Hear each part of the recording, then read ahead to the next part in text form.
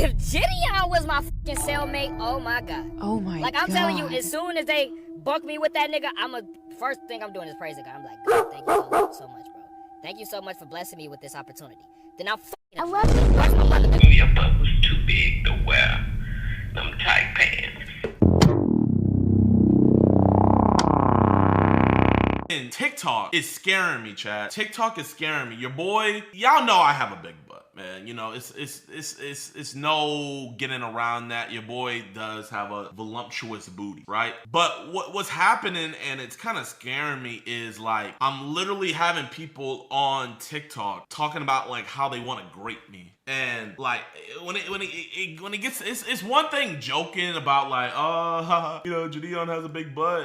You know, it's one thing to joke about that. But when we got people out here making multiple videos about how they want to grape me because of my big butt, like that's like, you know, I think that's a lot of cause for concern. You know, I'm gonna show you guys, you know, no homo, but like, you know, your boy, I'm like, you know, I've always had a big booty. Like even when I was fit Dion, people would say, yo, dang, like, bro, why you have such a big butt, right? And I don't mind people making jokes about my butt and whatnot. You know, it's fine, genuine. What I do have an issue with is when I have a grown man on TikTok talking about graping me, like, all the time. Like, that's where I have to draw my line. Like, so this dude, his name is Mr. Yam. Mr. Yam. And this is what he has to say about me. And keep in mind, this isn't the only video he's made about me. JiDion is so fucking lucky that I never decided to be a prayer bro, because I would be the Joker to his Batman. What the hell? What the hell was that? Did y'all hear that? Chad, am I tripping? Did y'all hear that? Okay, that was crazy. I would be the Lex Luthor to his Superman. I would be that nigga Green Goblin to his Spider-Man, bro. And he's never gonna catch me, bro. I'ma play fucking mind games with that nigga. You feel me? So JiDion, consider yourself lucky. JiDion is so fucking lucky that I never decided to be a prayer bro. Oh, that was his video. Okay, that was his video. Okay, so yeah, so there's that video, and then there's this one over here, man. Oh my gosh. If JiDion was my fucking cellmate, oh my god. Oh my god. Like, I'm telling you, as soon as they book me with that nigga, first thing I'm doing is praising God. I'm like, God, thank you so much, bro. Thank you so much for blessing me with this opportunity. Then I'm fucking I love you. If JiDion was my fucking cellmate, oh my god. Oh. Bro, man, like this is like, it's not even funny, man. Like, this is like legit concerning and weird. And I'm sure if I go through more, look, there's another one. This is the third video he made about me. We do this quite a bit. Oh no, you're good, man. JiDion, you're so fucking lucky you didn't bump into me, my nigga, because if you bumped into me, them shorts would have been off and that big ass booty would have been jiggling on his fucking dick, nigga. So you better be careful who you bumping into in these streets, because you gonna bump into the wrong nigga with all that ass. We do this. We do this. Yo, I have a fucking theory. I wonder, is JiDion secretly Saucy Santana on the fucking low? Look at the fucking similarities. They both bald, they both got a beard, and they booty both go boonda. So I don't know. Let me know, what y'all think? Y'all think that they the same person? Yo, I have a fucking theory. I actually didn't. If James Charles was my cellmate. Oh, okay. I just saw Jay. Bro, but like, this dude's whole content is just talking about what he would do to men. Fuck! JiDion got another one? Yo, what the fuck? Yo, what the fuck are we doing? We gotta start moving fucking tech, bro. You know, at this point, let's do a prank catch on fucking JiDion, my nigga. How about one of us act like we coming to go meet a little 12-year-old bitch, and then we go over there, we start jumping that nigga. What y'all think about that? He's knocking down our community, my nigga. How are we finna keep talking to fucking children, my nigga, if we got this nigga all on our fucking dick, nigga?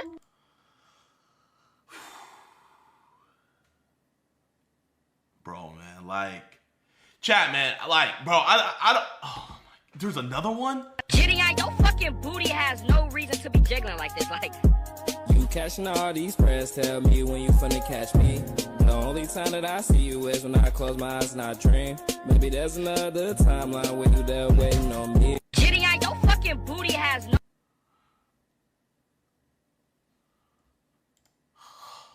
Bro, do I need to like file a restraining order? Do I actually need to like genuinely? JiDion, your fucking booty has no reason to be jiggling like this, like. You Cashing all these press, tell me when you finna catch. Shit, JiDion making only yan. Oh my, bro, man. Like, bro, chat, man.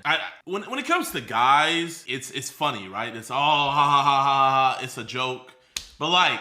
When do we get into the category of it's not a joke, right? Like, let me be Valkyrie, or let me be Cenat, or let me be any of these female streamers, and a dude made this many videos about me, right? Let me be any of those girls, and let a dude make those many videos about me. What would everybody be saying, bro? I'm a victim. Nah, this is wrong. Like, bro, but like genuinely, like I am actually scared for my safety, man. You know what's funny, chat? Ben, thank you for the sub. My mom, like sometimes like I would wear like tight pants, right? And it's not just to wear tight pants, it's just the pants were tight. And my mom, she would not let me leave the house. She wouldn't let me leave the house. She would say, boy, go put on some new pants before somebody be out there and stick you. That's what she would tell me. And like, I live by that every day where if something's just like, like bro, believe it or not, man, these are loose, bro. Like these are loose. And it's just like, I just can't help it. I just genuinely can't help it. W mom, no, facts. She didn't want you to get snatched. Your mom knew what's up. Bro, hold up. Let me. I don't know if she's up or not. Let me try calling her. Yeah. Hey, I'm on stream, but I was telling them, what would you used to tell me when I was younger and I would wear tight pants and I was like leaving the house? What would you tell me?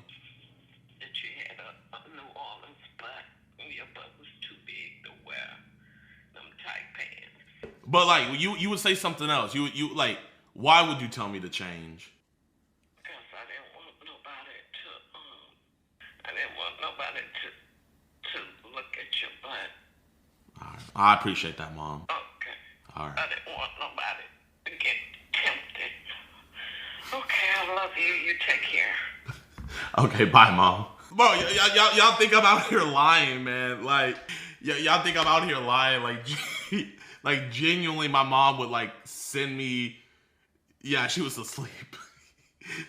She got PTSD. I pray your mom doing well. She's doing well, man. She was sleeping. What you mean, tempted? Like, if she was more... No, yeah, my mom, she would literally make me change, man. She would literally make me change. But, bro, but it's not even this creep, bro. Like, it goes way deeper, man. Like, TikTok is obsessed with my butt. Look. Starts to stick to you after you turn 25, bro. I start thinking of my nigga JiDion. Like, that nigga was built, bro. That nigga had the arms, you feel me? Appreciate that. Yeah, all that shit. We working Fast out. forward into this year, this nigga a fat, sloppy piece of... I won't say it like that, but he fat and sloppy, though. Like, on some bubble bath type of build. Bro. I still love you, though, JiDion, because that nigga be catching all these predators and shit out here. I don't know how the nigga ain't catch me yet. Whoa! Wait, hold on. Bro, I don't look like bubble bass. I don't look like bubble bass, bro. And then, bro, like, people filming their screens just talking about my build. JiDion build does not get talked about enough. Genuinely bubble bass. 2020 JiDion. JiDion, oh my gosh. Animan build. He lucky I ain't behind all that. JiDion lucky I ain't behind. Need to know what kind of squat he does. My auntie build. He still can't catch me though. How I'm gonna be moving in those pred videos. Bubble bass, auntie build, binocular. Oh my. First thing my mother noticed watching his videos for the first time. Bro, this is how bad it is. Not only did my girl's mom said I have a big butt, but my girl's grandma, her grandma even had a comment about my butt, bro. You know how crazy it is to have the gram say something about your build, right? And like, you would think, oh, all I need to do is just lose weight. Chat, it doesn't matter, bro. Like, even when I lose all this weight, right? Even when I was fit Dion, I still, like, I can't get rid of it. I just have a big butt. There's nothing I can do about it. Such a fat butt, bro. So I was watching one of JiDion's pred catching videos, and I couldn't help but notice that my eyes kept fixating on his butt. And you know, this isn't something new, right? Like, this has been happening since he was making prank videos. Like, his butt has always been, like, abnormally huge. And I just don't know why. right? Like even I have black friends, right? And their butts are pretty big, but I've never seen one as big as JiDion's, bro. And it's like not even just big, like it's curvy, bro. Like there's some like motion to that shit. Bro, why is everybody so obsessed? Bro, chat, I even have girls on TikTok like saying it is not fair that my butt is so much bigger than theirs. Oh my gosh, man. Bro, like, is this what girls with curves, like, do they suffer from, I'm not even suffering from success, because at least girls with curves, they can get things out of it, right? You know, you can get dudes simping over you, you could start an OnlyFans, or get dudes to buy things for you. It's like, all I get is just comments, right? And it's not even wanted comments, bro. Like, I'm not suffering from success, I'm just suffering. Do liposuction. But where am I gonna put the fat? You know, I just don't want this fat. Genuinely, after I lose this weight, if the videos are still made about my butt, I would gladly donate my butt fat to any woman, right? You're gonna have to pay me for it, right? Maybe $100 an ounce or something, I don't know. But if I get paid for it, I will donate it. Arms? I don't want booty juice in my arm. I did see another video of a guy talking about how big JiDion's butt was, and he said something stupid like, I'm gonna be a pred so I can meet JiDion and see his butt. And I'm like, bro, hold on. Let's take a step back here. What the fuck are you saying? What the fuck are you saying, bro? Let's not do that. That being said, bro, like, what is the, like, scientific explanation as to why JiDion's butt is so fat, bro? Like... You know the crazy thing about it, chat? You guys would think, like, oh, man, his mom and dad must have fat butts. They don't. Like, my mom and my dad, they're plank boards. Like, I don't know where this came from, man. I don't. So not only like am I an anomaly, like just out and about in society, but I'm also an anomaly in my own family. So it skipped generations. Are you saying I have generational yams? You know what I'm fearful of? I am so like I pray that this isn't inherited to my kids. I you know, give my kids my messed up hairline. Give them my list. Give them anything. Don't give them this. I don't want my kids to suffer. I don't, man. He wished he played center in football. Oh my. Fat all go to his butt, right? Like there are women out there who wish that all their fat went to their butt, right? And it's like, did he take all the genetics? I want to know. Anyways, guys, let me know if my butt is as nice as JiDion's, and let me know what the hell, bro. I low key got the JiDion build. JiDion. Every time I watch a JiDion video, bro, it's just in my face. Bro, I swear every time I see it, I get, oh my God. Bro, like,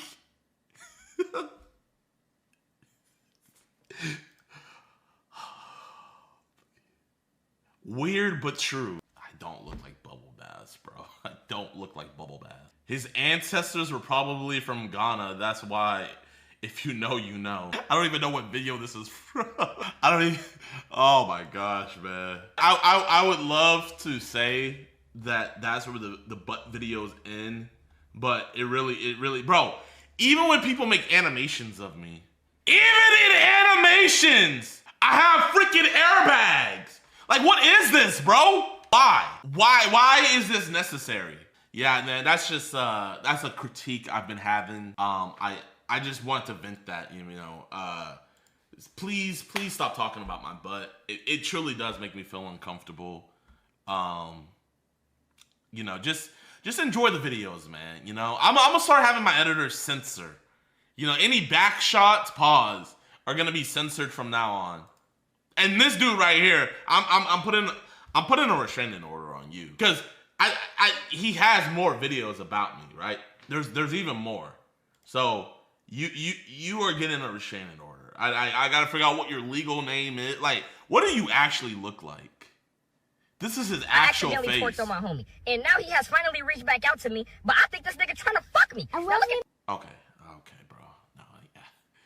No, this is the last time you're on this channel.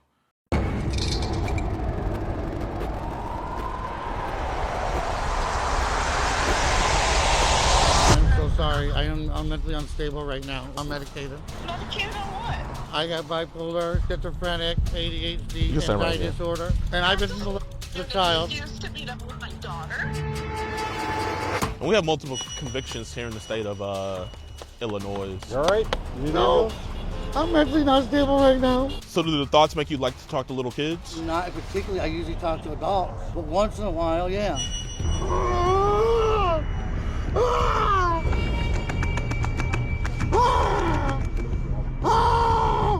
Okay? No! All right, well, we got My phone! I'll get your phone.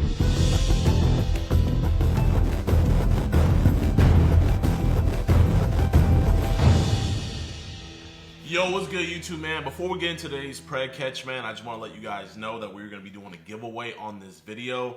If this video gets to 100,000 likes in 24 hours, I will be giving away this PS5 signed by yours truly. All you got to do is hit that like button and then comment your IG and what you thought about the video. So just put your IG, what you thought about the video, put your email address, what you thought about the video, all of that stuff. We'll be selecting a random subscriber to win this PS5 signed by me. So without any further ado, enjoy the video.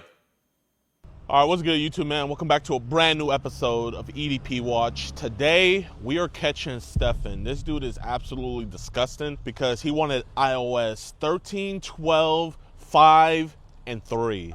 But we had also a 1 on the table, but he said iOS 1 was just too much. But this dude is literally disgusting. He is part of the Latter-day Saints missionary, and he was supposed to meet our decoys, but he ended up blocking the decoy last minute because apparently one of his friends got arrested for doing this exact same thing. So after he canceled on our other decoy, I guess he still wanted to hang out with somebody. So he hit up our adult decoy and asked her to hang out today. So not only does our adult decoy have to go and pick him up, but she also has to pay for his meal. So this dude is just a great guy, man. You know, if they don't do anything out here in Lake County, Illinois, you know, then you guys can take care of him. Ladies, he is single and ready to mingle. But without any further ado, let's catch this freak.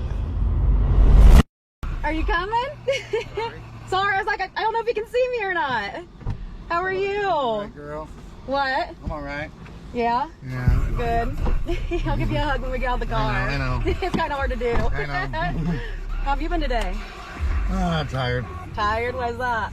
Just trying to get some shit around the house done. Oh, I am starving. I don't know about you. I can eat. I can always eat.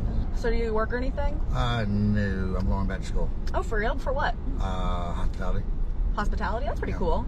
Let's see if I can park here. This car's kind of big. Oh, perfect. They're here.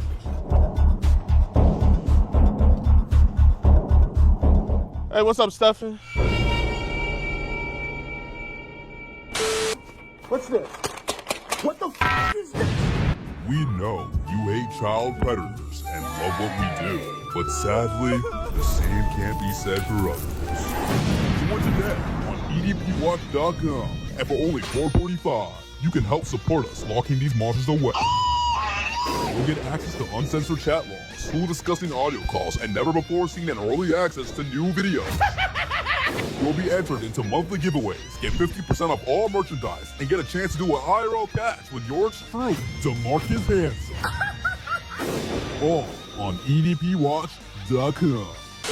Hey, my man, you don't have no knives on you or nothing, right? No. Listen, I want to talk to you about Bella and everything. This is their big sister. You know who I'm talking about? Yes. Okay. I'm not a cop or anything. I'm not gonna get you in any trouble. I know what happened to your friend, but I do think we need to have this conversation. So I said there was no intention of nothing afterwards, and there was no intention of anything. okay, but Blocked, nothing. I'm no in the streets, no. yeah, I know you blocked, but you know you did have them order Uber. They got mad. They let their sister know. I'm sorry about that. No, that's fine, man. I appreciate you apologizing, but you know, obviously, I think as men, you know, we gotta talk about this. You know. Sorry. So it's up to you. Do you want to talk inside or you want to talk outside? I want to go home. You want to go home? Here, you can go home. You can walk home, do whatever. I'm sorry. Okay. Yeah, I mean. There was no intention of nothing major going on and all that. Okay, so did you send them any pictures of your penis? No. Did he send them it? Okay, but you did say you wanted to f them, right? And originally, yes, but then changed the mind. Okay. So why would you want to fuck a 30-year-old? I've been abused. You've been abused? So, I mean, I understand. I'm sorry to hear that. I went through therapy on that, and I just realized something. I just got ties, and yeah. Okay. Can you tell me about the man? Because I want to get you knocked out of all of this. I have no. You don't have any. No. Find that hard to believe if we're trying to have sex with a 30-year-old. No, I have no. No. Has anyone ever sent you it and you have to delete it? No. No. So you don't have Telegram or Zangy or anything? No. So if you pull out your phone, I right? have Telegram, but nothing on there that stuff. No. I mean, do you mind me seeing? As far as I know, there should be on there. I usually don't go on Telegram that much. Oh, it's right there. I don't go on Telegram now. Is it cool if I see? So, because, I mean, I don't want to get scarred seeing that stuff, but I find it hard to believe because you asked her sister for pictures. Pictures with the intention of getting, but didn't get any, so didn't care. Because, I mean, do you live by yourself? Yes. You do? Are you still part of the LDS church? Yes. Okay. Because I'm part of the LDS church as well. And we don't take kindly to people doing this to children, right? And I mean, I'm pretty sure you know that you can get excommunicated. I didn't know that, no. I'm going through therapy on all that, yeah. Okay, so how long have you been attracted to younger kids? Probably since high school. Since high school? So what's... On and off, on and off. On and off, okay, so it's not... On and off. Could be talking once, and the next thing you know, 5 minutes later, I'm conversating. Okay, so what's the youngest age we're attracted to? Nothing really, it was just thoughts in the brain. Just thoughts in the brain? Yeah. Have you talked to anybody about these thoughts or no? I'm starting therapy. You say you're starting therapy? I'm starting therapy, yes. Okay, when you started therapy, what did you tell them? That I was abused, and we're working on it, especially my therapist. So who's this little kid right here? That's a friend of mine I met on Snapchat. That's her child. She sent us a whole group of photos. Okay. Did she send you anything happening to her child? No. So nothing happened to her child? No. Okay, so we know what cheese pizza means, right? No. You don't know what cheese pizza means? Like the pizza emoji. No. That's a thing for child. So why did you block the girls before you met up with them? Because I had second thoughts of turning around and not meeting up. So you knew it was wrong the whole time.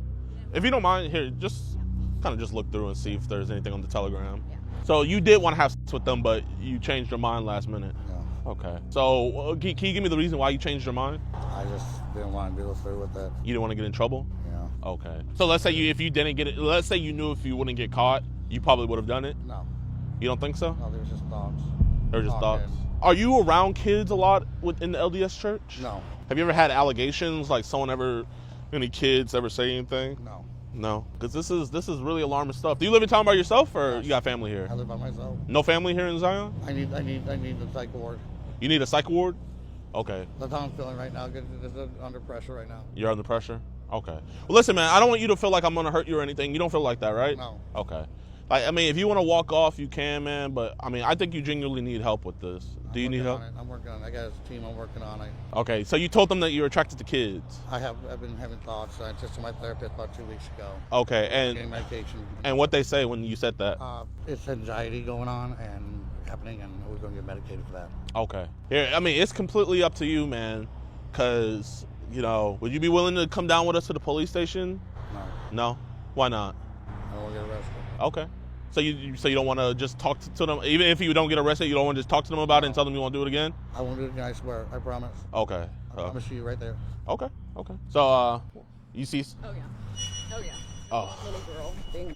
Okay, so you do have on your phone? I didn't know. Okay. It was in your files. I didn't know. Do me a favor. I would delete it.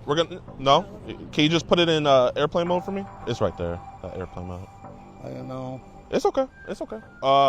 So she's just gonna hold your phone and we're gonna get this deleted, okay? Is that okay? My pocket if you want me to, so you see I'm not on it. Is it okay if she gets this deleted? Can she get this? Whoa, hold on. Ooh, hold on. Hey, you're not in trouble. I'm not a cop. Here, you see, you're scaring kids, man. You're scaring kids. Hey, shake my hand. Here, do you have anything in your pocket? No. Here, give me a hug, man. Give me a hug. Look at me, Steven. Say I'm not a monster. I'm not a monster. Let's order cupcakes, but you lied to me earlier saying no free, but that's okay. I didn't know. You didn't know? I didn't know. So what's the youngest age these monsters are sending to you? I don't know. That's the only videos I've ever had. Okay. But how old did the kids look in the videos? You can't tell sometimes. They're that young? You look 18. Okay. The way you develop. True, but that little girl, she looked like 5 know. years old. So listen, man, I mean, you're part of the LDS church, man. You know, we're big on forgiveness, right? But what does it take to be forgiven? Repentance, right? So do you want to step away from this stuff? Do you want to show true repentance? Because you can delete it right now, but you know what's gonna happen, Steven? It's still gonna be on your phone, it's still gonna be connected to you, and guess what? You can get in trouble for that. And you don't want to get in trouble for that, right? So do you want us to get it professionally deleted so that way you don't have to worry about that no more? I get it covered. You got it covered? Yeah. Okay, who's gonna cover it for you? I got a guy in Gurney. Okay, Gurney. Okay. So has he deleted for you before? No. Okay, so what makes you think he would delete for you? I don't know. You don't know? Do you have a laptop at your house? Yes. You do? Okay, so can you be honest with me? I'm not gonna go over to your house, but do you have on that laptop? No, I just got it's a brand new laptop to the government. Brand new laptop from the government? Yes. Okay. 2 weeks ago. So listen, man, you know, people that have they lose their government benefits. You know that, right? Yeah. And you don't want to lose your government benefits, right? No. So, like I said, it's up to you, but I want to actually help you out and get that stuff deleted professionally. So can I delete that stuff professionally for you? No. So you want to keep it? No. What do you want to do? I don't trust him with my fucking phone. Oh. I have dopamine issues right now. I'm dopamine feeding right now. Hey, what? Do you need some water or something? I have ADHD. You have ADHD? I do as well. With my phone like this is not good. Okay. I freak out like that shit. Yes, sir. Yes, sir. How often do you freak out? A lot. Okay. So this is the problem. Her mom, the little girls, their moms know about what's happening, right? And obviously, All talk, no attention. It's all talk, no attention? Yes. Okay. But the thing is, though, is even with the talk, you could still get in trouble with that, you know? Sorry, I didn't know. You didn't know? No. But you told me that the reason why you didn't meet up was because... I was scared. You were scared? I didn't know. I have things to do today. You had things to do today? Yes. What were some things you had to do today? I got to do some stuff for school. Oh, what school you go to? Culinary arts. Culinary arts. You cook? Yes. You a good cook? Yes. Okay. Well, here, man, that's good outlets that you have to do. But, you know, I'm kind of looking at the situation and it's Stefan, right? No. I'm kind of looking at it like you can't control yourself. I control it. You control it? You're working on it? I'll go home and call my therapist and talk to her right away. Okay. I promise you that. Want to give me my phone? Yeah, I mean, you could go and get it, but one thing I want to ask is the mom wants to talk to you. Do you want to talk to the mom? I want to say, no, I'm sorry. Huh? You want to tell her you're sorry? Person, no. I don't want to. No, I just want to say I'm sorry, that's all. Okay, I could call the mom and let you talk to her and apologize. I don't want to talk, no. Well, she said that if you didn't talk to her, that she was going to call the cops. Okay, I'll talk. I mean, it's up to you. I'll talk. You'll talk. Avoid the cops, yes. I'm going to call her mom. No, you get my phone. Yeah. With that, we're just going to set it on the ground for right now, okay? But we won't touch it either. I can't let my phone be away from me. We'll just set it on the ground. Is that okay? It'll just be right there on the ground. Okay. I gotta go home. I gotta pee. I gotta go home. You gotta go home? Well, the restroom in there. I gotta take my meds. Do you need a ride to your house? I can take an Uber. You can take an Uber? I can take an Uber. Okay. Well, here, listen. I'm gonna be honest with you, man. If you leave before we're done talking, I'm gonna call the police. So I would appreciate you staying, but obviously you can leave. Okay, well, okay. Yes. So here's the mom. Father, ma'am, I'm so sorry. I didn't mean to. There was no intention to do anything to your daughter or meet up. I'm so sorry. Can you also apologize to her about the feeling? I am so sorry about the whoever it is. I am so sorry. No, I need more than that. I'm so sorry. I'm mentally unstable right now. Really, I'm mentally unstable. I'm medicated. Medicated on what? I got bipolar, schizophrenic, ADHD, anxiety disorder, and I've been molested as a child. To meet up with my daughter. Did the guy that did he go to jail? No, we're working on it right now. I got a case going right now. You got a case going right now? The church, yes. Okay, so if you've been, why would you want to do that to someone else's kid? I don't know. It's just It's unacceptable. You don't put those diagnoses as an excuse to meet my daughter. I'm sorry, ma'am. I am sorry. I'm sorry for what? That you had a lapse in judgment because you've been diagnosed? Right? Is that what you're telling me? Yes. So I should excuse you for trying to rape my daughter because you've been diagnosed with all that? There's plenty of guys out there with those diagnoses that have never touched a kid. Give me another one. Give me another one. I'm sorry. I'm sorry. I won't contact nobody. I will delete my Facebook edit right now. You have all the messages saved, right? I do. Oh, you do? You haven't gone to authorities yet, right? No, should I? I mean, that's up to him. I don't know. Should she? No, I would never do anything like that again. You guys, I would never do nothing like that. We're here. I mean, I say don't go to the police with it if he lets us get rid of that. Wow. But, I mean, that's your decision. Do you think that's fair? I think whatever you say is fair. Okay. So I think that's a fair trade. Yeah. You let us get rid of the and then she doesn't go to cops. Can we shake on that? Just pull back up Telegram and then I'll get that done professionally for you. And then here, man, you don't even have to waste your money. I'll get you an Uber. But Mama Bear, just talk to him and let him know, like, just how much is this hurting you. Well, my daughter's gonna need therapy. I'm sorry about that. Yeah. Well, pizza's here. Stefan, you're not gonna talk to 5-year-olds anymore, right? No. And you did say you wanted to have sex with them? In the beginning, but there was no intention all in my brain. Okay, and there's on your phone, right? That by accident, I know how it got there. Okay, can we show the cop the that we're gonna delete? Yes. Okay. It was on there. What are we doing here? So he has on his phone that he wants to get deleted. Turn that off. I was just showing your body camera, so you guys have enough probable cause. What are we doing? Can you let him know who you were talking to earlier? You stop performing and talk to him? Figure out what we're gonna do here? Yeah, okay. You know what? Yeah, I'll stop performing. Right. So he was talking to a and 5-year-old trying to have sex with them, but then he canceled last minute, and he came over here today thinking he was meeting up with a real adult, but you baited him into coming Oh over my here? gosh. No. Yes, they baited me. Okay. Is that what happened? Yes. You know what? Here, forget all that. Yeah, he got on his I don't phone. need to see that. He got on trying his to phone. figure out what the situation Is this your phone? Yes. And this is the that's on your phone, right? I know that was downloaded. Back. Okay. But you were talking to a and 5-year-old saying that you want to them, right? In the beginning, but there was no intention at all. Okay. There was no intention, but you sent them an address for an Uber to come pick you up. Which was a falsified address. Okay, but you gave them a false address. Do you have an ID? No, not on me, sir. And can you let the officer know your passcode? Because they're going to have to take the phone to get rid of that. Now they cannot take it. What's your first name? Stefan Maggio. And we have multiple convictions here in the state of Illinois. You all right? You need No. I'm mentally not stable right now. All right, why don't you have a seat?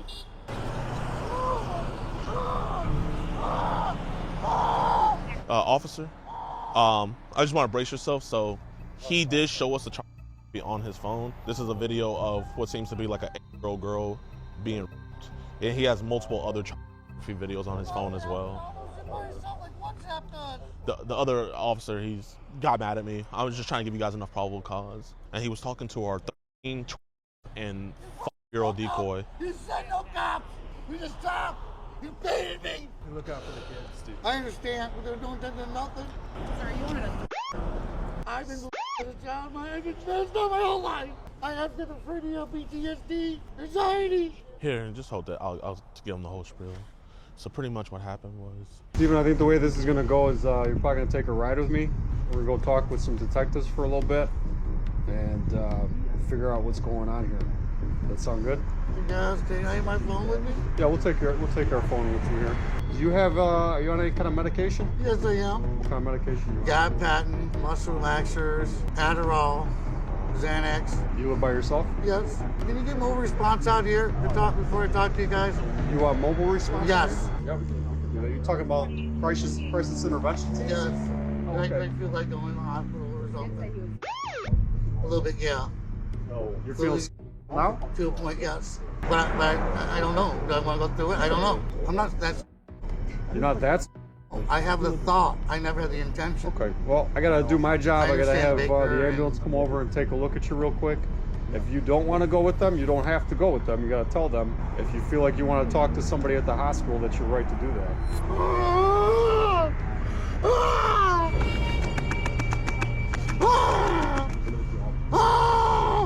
Okay? No!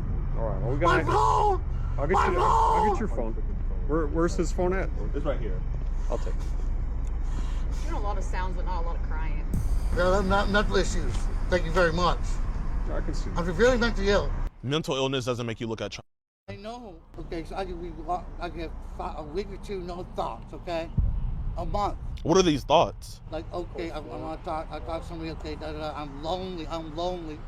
So do the thoughts make you like to talk to little kids? Not particularly. I usually talk to adults, but once in a while. I don't want you to think I'm. Dynamic situation. I need to get everything that I need to do. What I need to do here. First. Yes, sir. Sir, I don't want you to think I was just doing this for content. The reason why I was asking him those particular questions is because for you guys to ask those questions, obviously he has to be Mirandized. But if I'm asking those questions and he's admitting to that stuff, not only to get in on your body cam, but that's just giving you more probable cause to do your job. Sure. You know, we take our job very seriously, and you know, I appreciate you apologizing, man. Yeah. We're off to a good.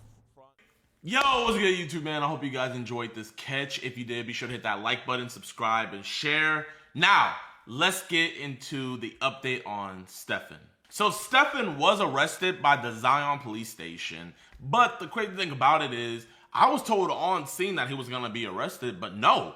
Even though the cops on scene, seeing the CP for themselves, or you know what, I'm not gonna even say CP, the C-SAM for themselves, they decided to, after they took him to the hospital, they let him go and let him go back home. And I had to throw a big hissy fit on social media, and I had to actually have the video go viral for them to finally do their job and arrest him. Like, I just don't understand how the guy admits to it and you see it on his phone, yet you let him go back home. You don't know if he's going back home deleting stuff. You don't know what he's doing. So, you know what? I'm going to just say it right here, right now. El Zion police station. I did not rock with that at all. But I am happy that he's arrested. Those are his charges right there. And also, I'm also unhappy with the fact that they could have easily got him with a bunch of solicitations charges, which could have just made his sentence even longer. But no, they don't want to do that. They only want to do the C-SAM, which is so stupid, bro. You should try to put this dude away for the longest. So, El Zion police station, but W for the fact that he's arrested, man.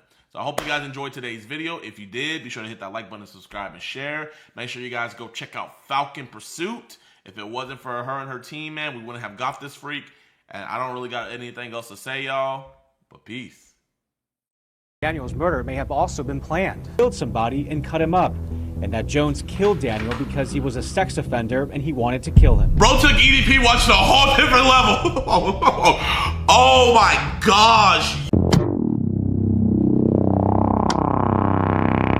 Bro, is bro the real life Frank Castle? Tonight, we are learning a possible motive in the murder of a 28-year-old Brevard County man. Palm Bay police found suitcases containing Coley Lee Daniels' body in an area known as the compound just a few days ago. The suspected killer faced a judge today, and new documents suggest Daniel may have been targeted. Shoes Patrick Perez in the newsroom. Patrick, you've been looking into these documents. What have you learned? Yeah, Jesse, according to this court document, Daniel's murder may have something to do with his status as a registered sex offender. Oh my gosh. Daniel's murder may have also been planned. New details are shedding light on a possible motive in the murder of 28-year-old Coley Lee Daniel of Indialantic. His accused killer, 19-year-old Lucas Jones, appeared in front of a Brevard County judge Thursday afternoon and is now charged with murder. Bro took EDP Watch to a whole different level. Oh my gosh. Yo, he took EDP Watch to a new level. Good luck. Thank you.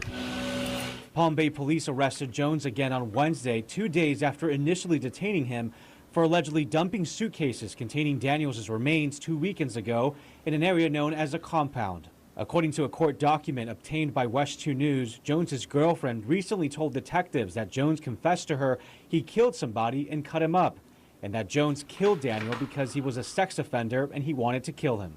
The girlfriend also claimed she didn't know how Jones and Daniel met, but knows Jones had printed a list of nearby sex offenders. Oh, Rob Mandel, the real-life Dexter, not connected to this case, says in cases involving alleged targeted violence, attorneys may look at factors like mental health or motive. If this is a targeted attack, well, why was it a targeted attack?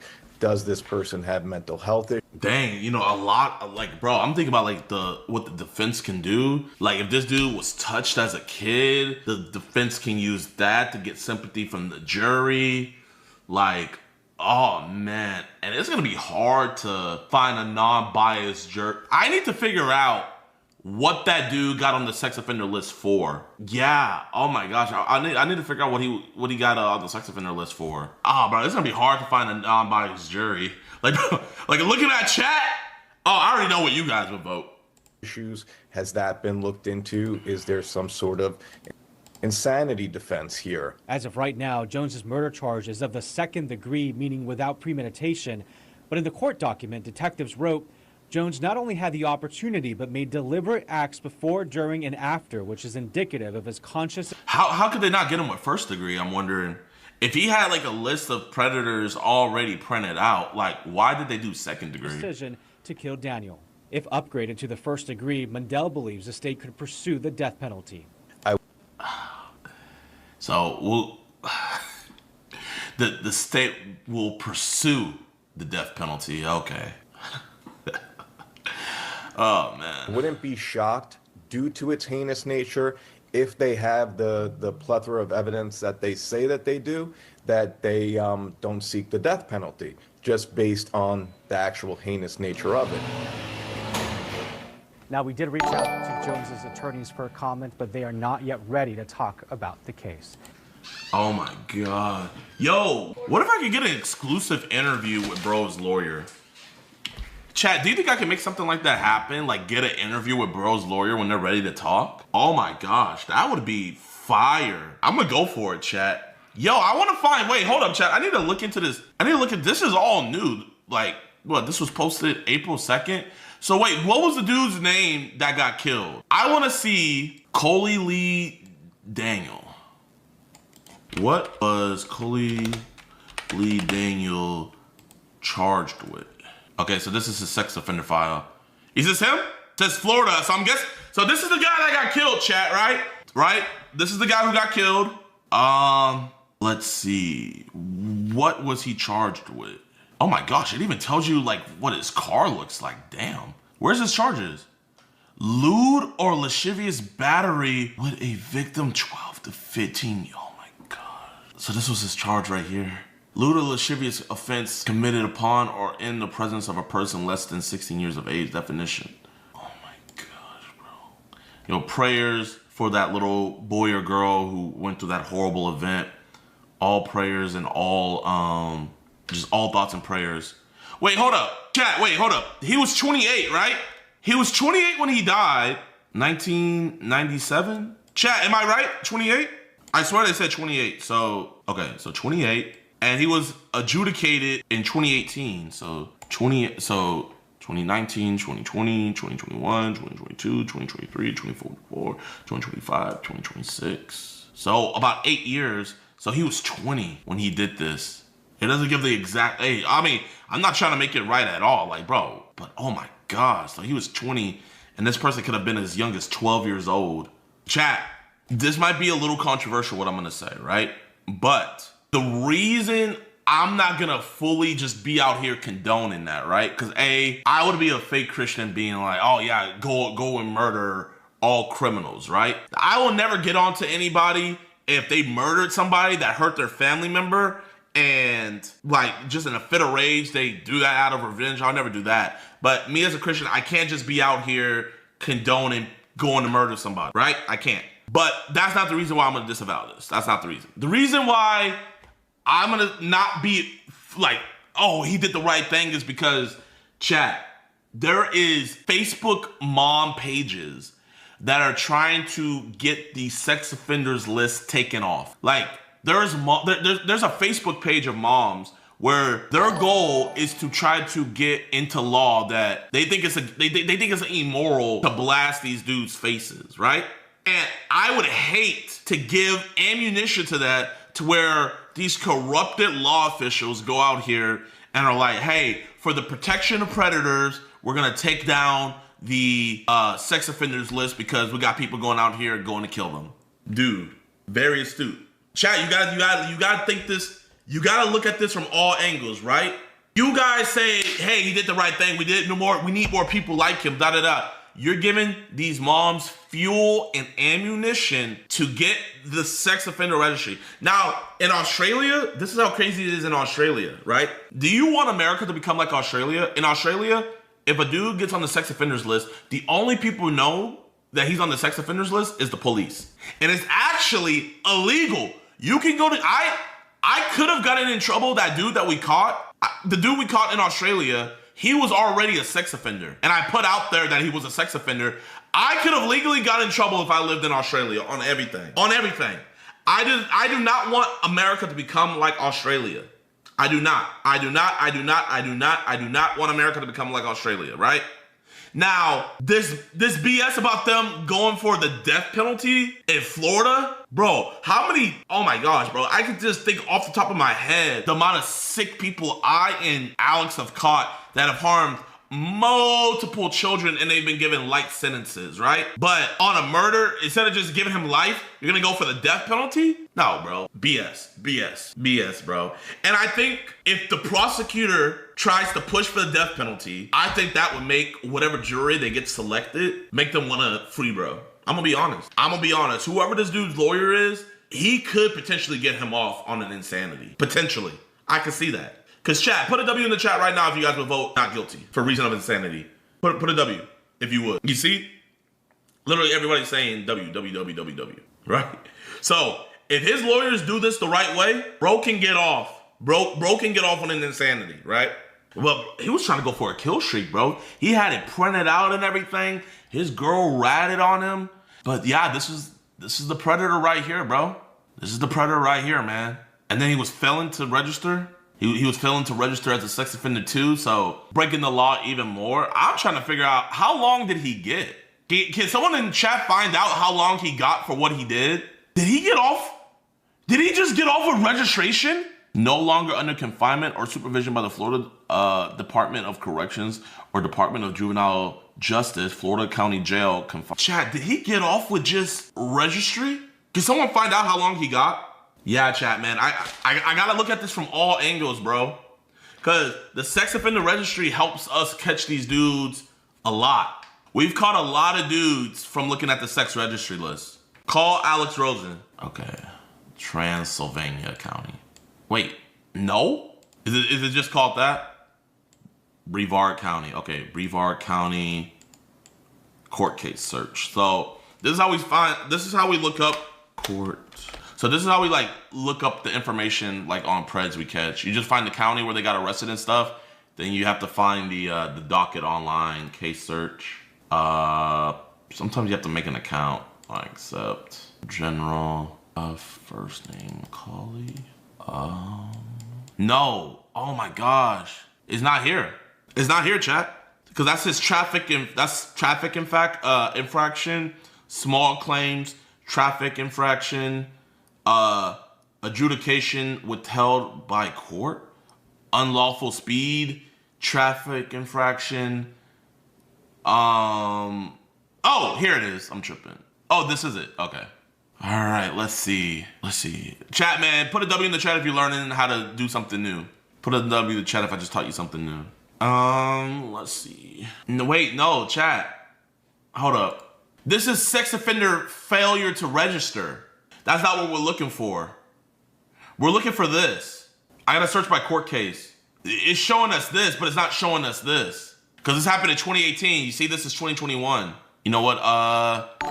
Case number. Bro, it's in the same jurisdiction, look.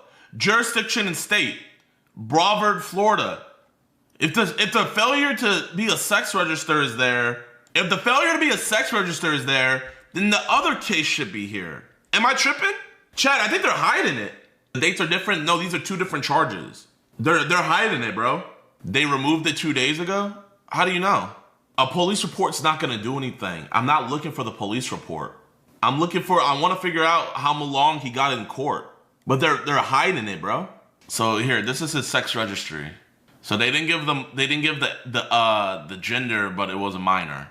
But looking at the photo, I wouldn't be surprised if it was a boy. The adjudication date was 10/29/2018. 10/29/2018. And this is his court case number, right? So look, this is the court case number for when he failed to register as a sex offender. 2111416, right? 11416. You see? Okay, so that's the case number right there. They took it off. They hid it. I think they hid it to hide the fact of how long they gave him. Because there's no other excuse. 1, 2, 3, 4. Because look, this is saying there's only 5 cases. Okay, you know what? How about this? I'll do this. This is what I'll do. What was his birthday? 12/31/1997. Okay, so that's his birthday, okay? I'm gonna push it back. I'm gonna push it back even further than 2017. I'm gonna push it to like 2012, right? And you'll see why. What? Did I spell his name wrong? Okay, I pushed it all the way back to 2012. Okay, 6. Okay, it went further. That's why. Here, sex offense, guilty. Okay, we found it. W's in the chat. We found it. All right, let's see what he got. So the filing date was February 21st, 2017. The defendant, Daniel Cauley Lee, the attorney. This was the judge. There was an affidavit, warrant for arrest, surety bond. So, oh my gosh, she let him bond out. Standing docket. Plea. Okay, so he took a plea. They gave him a plea deal. Wait, he pled not guilty? What? I'm so confused. Chat, can any of y'all make any sense out of all of this? It was a second-degree felony. Lewd or lascivious battery to a victim 12 to 16. Oh my gosh, they gave him a $50,000 bond. That is such BS. JiDion preaches heresy. Trust, repent, change your mind. JiDion, change your mind, JiDion, and trust fully in Christ's finished redemptive work. The rapture is soon, and you'll be left behind if you have never believed. So, you donated $10 to judge me on my shame. Hey, man. W-Mans, bro. Thank you for the 10. He was only sentenced to 36 days in prison, in jail, and he got credit. He only did 36 days for lascivious battery to a victim 12 to 16. Wow. Here's the judge right here. I think this was the sentencing judge. Charles G. Crawford. I think this is him. This is the freak that only gave him, I love showing these dudes, man. This is the freak that only gave him 36 days after he took a plea. Hey, you know what? At least now, he'll never hurt another child. That's the only W out of this entire situation, is he'll never hurt another child. 36 days. 36 days. Oh yeah. I could definitely see bro getting off with an insanity plea. Oh my gosh. So a guy kills a chomo. We're gonna go for the death penalty. That same chomo hurts a victim between the age of 12 and 16. He gets only 36 days. 36 days for harming a child. Seem fair to you, chat? Middle name grooms, literally. Chat, does that seem fair to you? The prices, the packages he can buy. You can get teens, you can get children, you can get packages, you can get mega files. What was the youngest age that you saw in there? The youngest I would say was like toddler, so pretty like 3. And what is the comment that he made about his 10-year-old sister? I hope she grows up to be a little hot anime girl. Everything is based around looks. Even the men are so obsessed with other men's looks that they will defend him just for being pretty. They don't care about pedophilia. They don't care about what we found. They literally will sit here and send us death threats because they think he's good looking. All right, chat. Now we are about to do an interview with Hollow's girlfriend, his ex-girlfriend. Her name is Liv. She has a life of her own. She has a story to tell. And I'm gonna be honest, chat. As much as me and Alex would want to take credit for this catch, this was all on the back of her. She had to go through the trauma of looking at those videos. She made the amazing decision to get cops involved. She did everything beautifully for this to actually be prosecuted, for this to actually be taken seriously. And I just feel bad for her that Hollow's fans are out here lying on her name, saying that she made everything up, you know, just saying, giving her death threats, all these horrible things, when she's the real victim in this situation. She goes on his phone suspecting that he's cheating, and she finds out that she's with a monster. So without any further ado, I'm gonna go on and call Liv. What's up, Liv? How you doing today, Liv? I'm good. How are you? Good. So everybody wants to know, you know, this is a crazy situation. You know what I mean? Like, I don't know if anything like this has ever happened in the looks maxing community before. Probably. Definitely not on this scale. Probably. But if you can, introduce yourself to my audience and just walk them through from like the beginning, like, you know, for sure. How you met him, how you got suspicious, and we'll just take our baby steps and walk it all the way through. Yeah. Okay, I can just give you my story. If you have any like questions, just let me know. Yes. Okay, my name is Liv, but I'm Via on TikTok. My full name is Livia. And basically me and him met online. He DM'd me through TikTok and we started to get to know each other. Then he came down to Washington, lived with each other for about 5 months. Then we flew to Florida, lived here for about 3, I guess. Everything had been, I mean, not great, but like, you know, not child content bad. But basically he was sleeping. I went through his phone, didn't find anything, and I was like, that's not right. Like, he's cheated on all his girlfriends. So I dig pretty deeper, and I look through Telegram and stuff, and I find an account, a couple of them, with inappropriate profile pictures. So immediately I click on it, and I find the prices, the packages he can buy.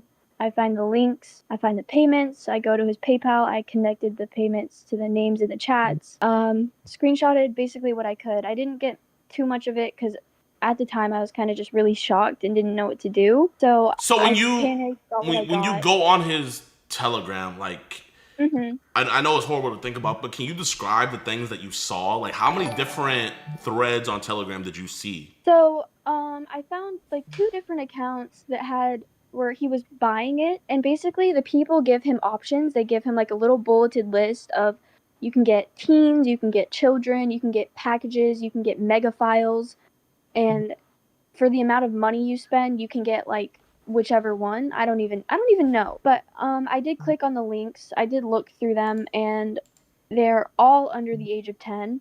They're all completely. So they were every single one of them. It was nothing like older. Everything looked prepubescent. Yes, okay, so there was one link that had an option for teens, but he chose CP. You can see it in the messages, yeah. What was the youngest age that you saw in there? The youngest I would say was like toddler, so pretty like 3. So you see all this horrible stuff. Do you know automatically what this stuff is?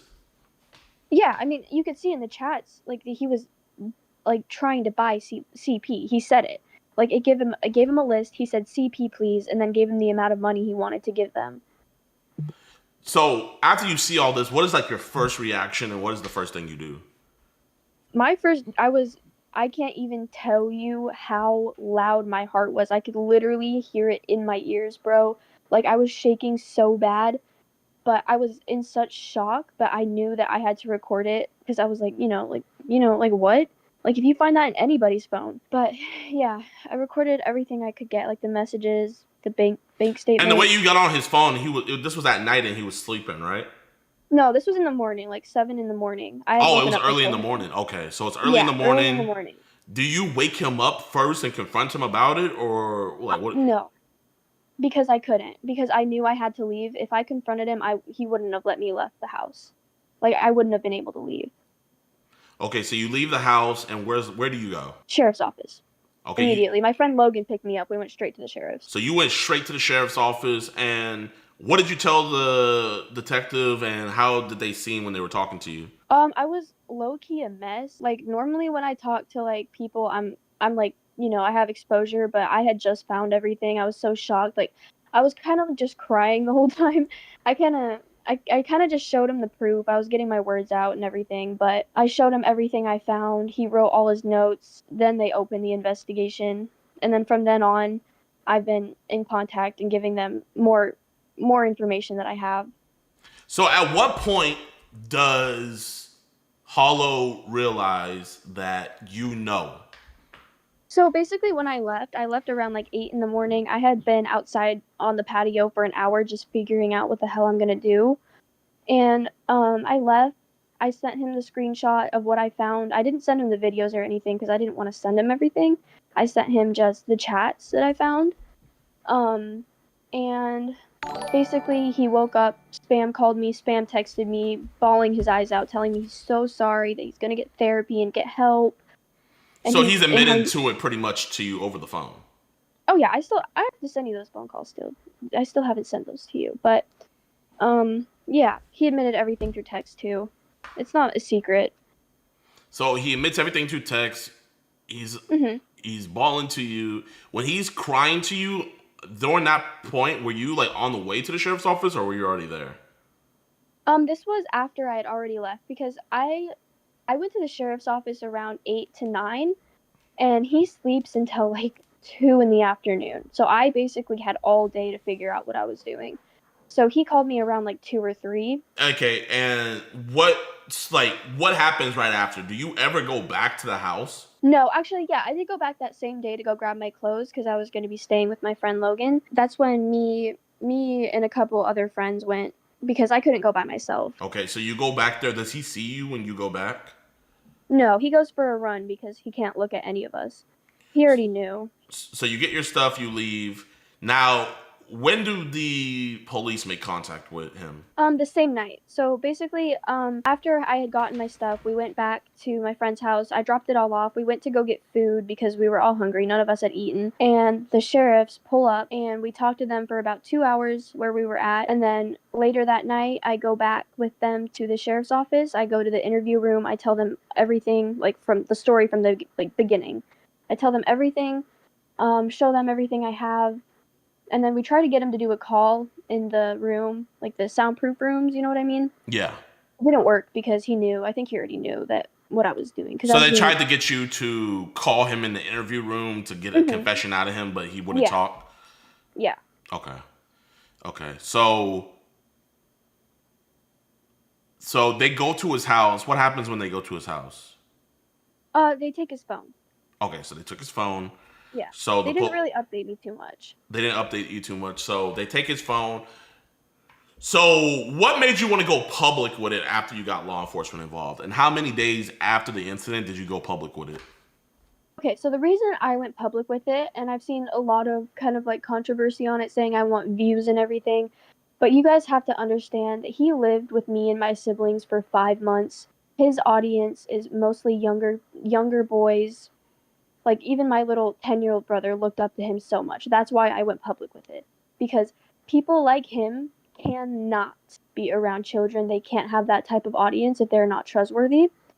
And I think it's important that people that do that kind of thing, it should be known. It absolutely should be known. You know what I mean?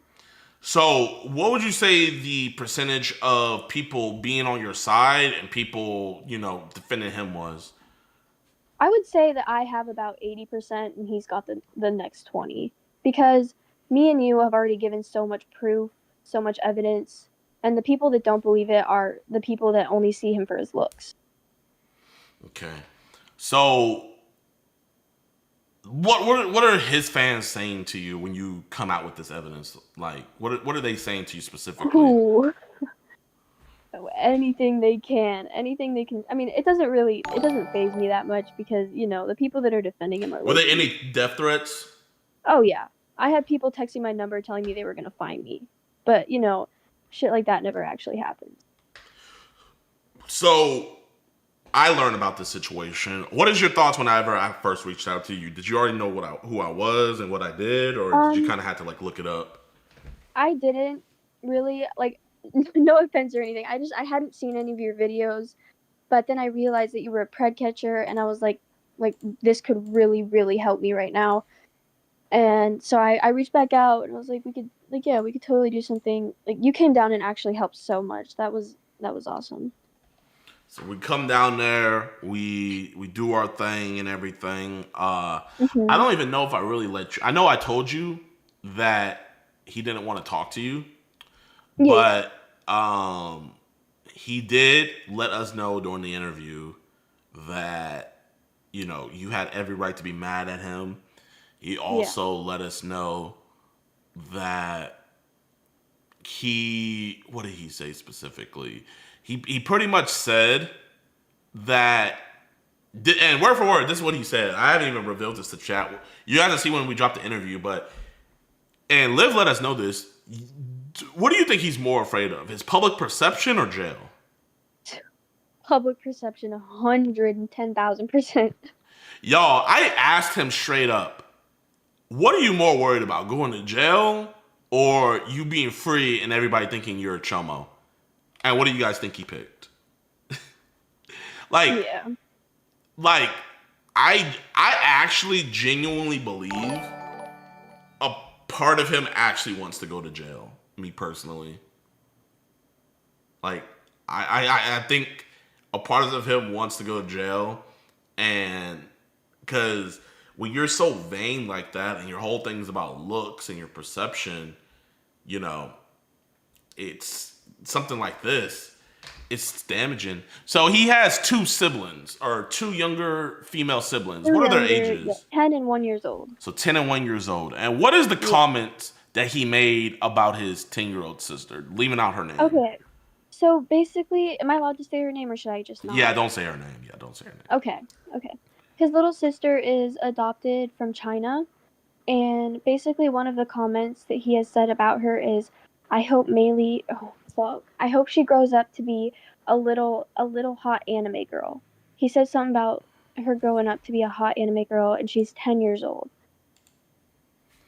Saying that about your own 10-year-old sister. Yeah. And this is another thing that is going to be new. What also did you see in his search bar of him trying to look up? Not related to children? Yeah. Okay, so basically me and Mason had just gotten 2 little baby kitties, and on the day we got them, or the night that we got them, I looked through his search history, because you can see the dates of when he searched it. He was looking up, like, cat torture videos, like, a couple times. Like, it wasn't just once. Like, he was trying to actually find something. I don't know. Like, that part was surprising, and then I found the child content, and I forgot about it completely. So, y'all, man, and he is still in possession of those 2 kitties right now. When we were at his house, I saw them walking around and doing their thing. Very, very, very, very scary situation with him having those cats. Yeah.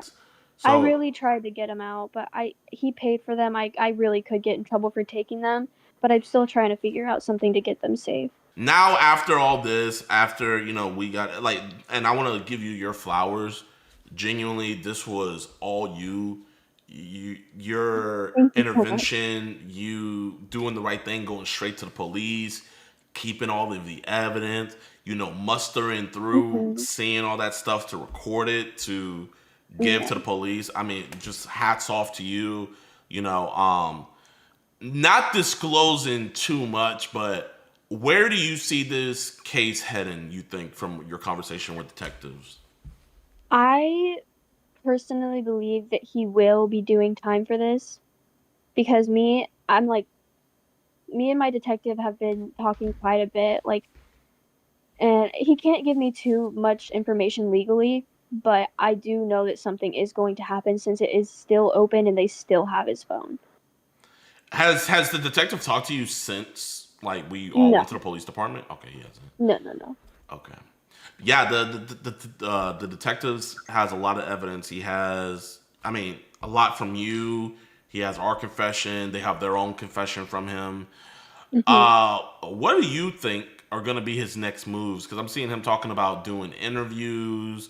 I'm seeing all of this. Do you think he's still going to be in the spotlight? Like, even after we posted all the stuff, he's still posting on his story. What do you think is going through his head right now?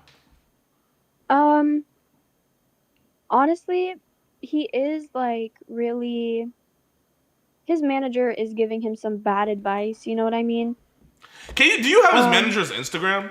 I know what his Instagram is. Yeah. Actually, text me that. So, chat, this is Rocco Well. He is the manager of Hollow. And he also is the person who recommended that Hollow post this disgusting meme of the price that he bought the CSAM for. Did he really tell him to do that? Yep. When I was talking to Hollow, he said that his manager, because I was like, what? I asked him, I was like, what made you want to do this? And he was like, bro, my manager told me we should just capitalize off of this. Rocco even said he was on our side and told us how disgusting it was. But you got to think about it. Mason's face was his paycheck. That's how we got his money. But, like, there's no coming back from this. There shouldn't be, at least. So this is the manager right here, chat. That's Rocco. And then this is his IG. So Rocco, you want to come on here, plead your case and everything? I know he's still managing. Hollow. So he told you that he's on your side. Yeah, he did. Wow. Because I have chat logs showing how they're making memes and telling people to make memes about the situation to dilute it. Yeah. Can I ask something? Yeah, of course.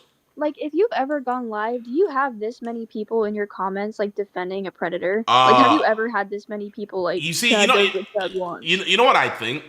You know, no, I've never had a situation like this. Yeah, What it's the community. what I think is happening, and I don't have proof, but I think there's a group chat where they're telling people in the, looksmax.org or whatever. Yeah. I think because I'm seeing the way these edits are doing. Because one thing I noticed, and you know what? I'm so happy you said that because I want to call this company out, right? Because there's this company where somebody, one of the main dudes who's posting all the memes and stuff. Mm-hmm. So before all the evidence came out that he really is guilty, he's been posting these memes. And at the end of every meme, he posts this thing called FaceIQLabs.com. Oh, is it a promotion? Yeah, and I've been noticing FaceIQLabs.com. FaceIQ. Yeah, I used to do that for you, Chad. They basically just do it for money because the amount of views you get depends how much money you get for those people. I don't know. I think they're using the situation right now to get money. Yeah, so what I know about companies is allegedly a lot of the times they have Discords where they have people make pretty much clippers. Yeah. And I'm not related. I don't know if they're part of it, but I do think that somebody in the Looksmax community is getting people to just make memes and stuff. Like this dude right here, he's a paid asset. This dude is 1,000% a paid asset. But I think that's what it is. No, I get that. I agree with you. But the apps, they don't really control who posts for them. I mean, they kind of do for when they pay. But okay, so basically I would post for you, Chad, and I would just promote their app. They don't really control what they post. So it's the person, it's not necessarily the app, but they're profiting off of this situation. I'm not saying that they're telling them to make this about it and defend him. I'm just saying I'm not saying that Face IQ is the person. I'm just noticing that a lot of these people that are making these videos defending him, they always have this ad at the end. And so if they have this ad at the end, that means these people are somewhere congregating. And I think somebody is, because there's a big effort for false information. When I was talking to Mason, somebody sent him the fake DM of you making everything up, and they sent it to him and told him to post it. Oh yeah, we found out who that was. Really? Who was it? I'm not sure. They posted it somewhere. It was some random kid. Yeah. I mean, everybody kind of knew that was AI. Everybody knew that. There's a nest for this somewhere, and if anybody has any information on where this nest is, I would love to expose it because this isn't just a bunch of random people just coming in being like, Chad does what Chad wants. There's a nest somewhere, and there's somebody behind it. Do you think Rocco could be involved in any way? Honestly, I don't think so. He doesn't have no pull like that? I mean, he probably does, but the thing is there's so many disgusting people that defend him that they're most likely doing it themselves to get views. I feel that. And then I just got word from somebody that the person that was supposed to be doing an interview with Hollow, they're not doing that interview anymore. Really? Yeah, they're not. So that person, a source from a source told me. Oh, okay, yeah. Bird from the Vine, but that person's not doing the interview anymore. They're seeing all the evidence and they just want to be. So whoever that person is, hey, W's in the chat, man. I appreciate that you saw how real this is and how disgusting this is. And so I just want to put that out there. Yeah. That's so good, because I knew that wasn't going to be a good idea for him. And, you know, I don't want him to have a platform to keep on lying on you. This community is really bad. It's not going to be like the rest of yours. Like, these people are so different from your, like, average people. Like, the black pill community or whatever. They're all, like, everything is based around looks. Even the men are so obsessed with other men's looks that they will defend him just for being pretty. They don't care about pedophilia. They don't care about what we found. They literally will sit here and send us death threats because they think he's good looking. So you said that there's like you were telling me about this yesterday. If you could tell my audience, I'd appreciate it. Yeah. There's like a ranking board for people who mog, right? Yeah. So where does Hollow rank? He's at number 25 now. Oh, he went down? Yeah, he went down to 25. Okay, so where was he before? Wait, where can I find this ranking thing? I don't even know, actually. You'll have to ask the chat or something. I don't really keep up with that stuff. So who was the person? Who was the person that was above him? That I'll let you tell the chat the story. Probably Zeta, I'm guessing, because he's like one of the OGs, I guess. That's well, you told me like... you told me someone about you told me somebody. There was someone particular that he was really jealous of. Yeah, Zeta. And what would he say about him? He's just always thought that Zeta looked better. Like, I don't know. Zeta was like mentioned so many times in his search history. Like he's never really jealous about people, but it was always Zeta. So Zeta mogged him, and he respected that. I guess so. Fair. And do you have anything else you want to say or reveal to my audience? I have not much. But, like, I've said everything I can. Everything's truthful. I haven't lied once. None of you guys are going to get to me by commenting on my looks. I'm just going to say that now. If I do say, I would say you mog. Thank you. I look pretty busted up in your video, but I honestly, at this point, I don't care. Like, I'm done with TikTok. My fiance outmogs everybody, though. No one can outmog my fiance. There you go. She's beautiful. Thank you.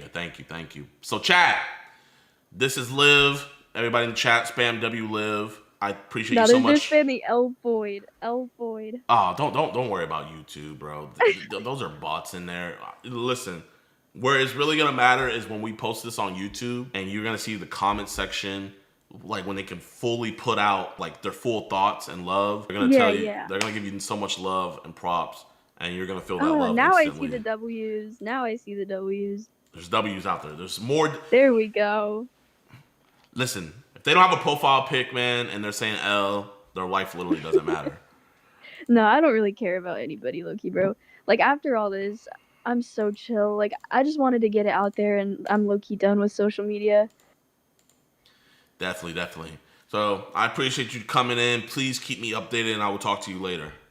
Of course. Thank you so much. Bye-bye. Peace out. So, chat, that was Liv. That was his ex that exposed him. That's really it for the situation as of right now. We are editing the video as we speak. We will have the video out to you guys shortly. I caught my now ex-husband in 2022 with CSAM on his computer. Her hair was the exact same color as our daughter's. And all I could think was, did he do something to our daughter? The only thing he said to me was he was going to kill me when he got home. Today, we are doing a very special interview. This is Miss Sherry. I'm going to let her tell her story. She is a strong survivor. I've caught a lot of husbands, and when their wives hear that they have CSAM on their phone, they react in totally different ways than Miss Sherry did. I'm Sherry, and I caught my now ex-husband in 2022 with CSAM on his computer. How many images of CSAM on his computer did he have, Miss Sherry? There were hundreds. I didn't find all of it myself. NCIS ended up finding way more than I did.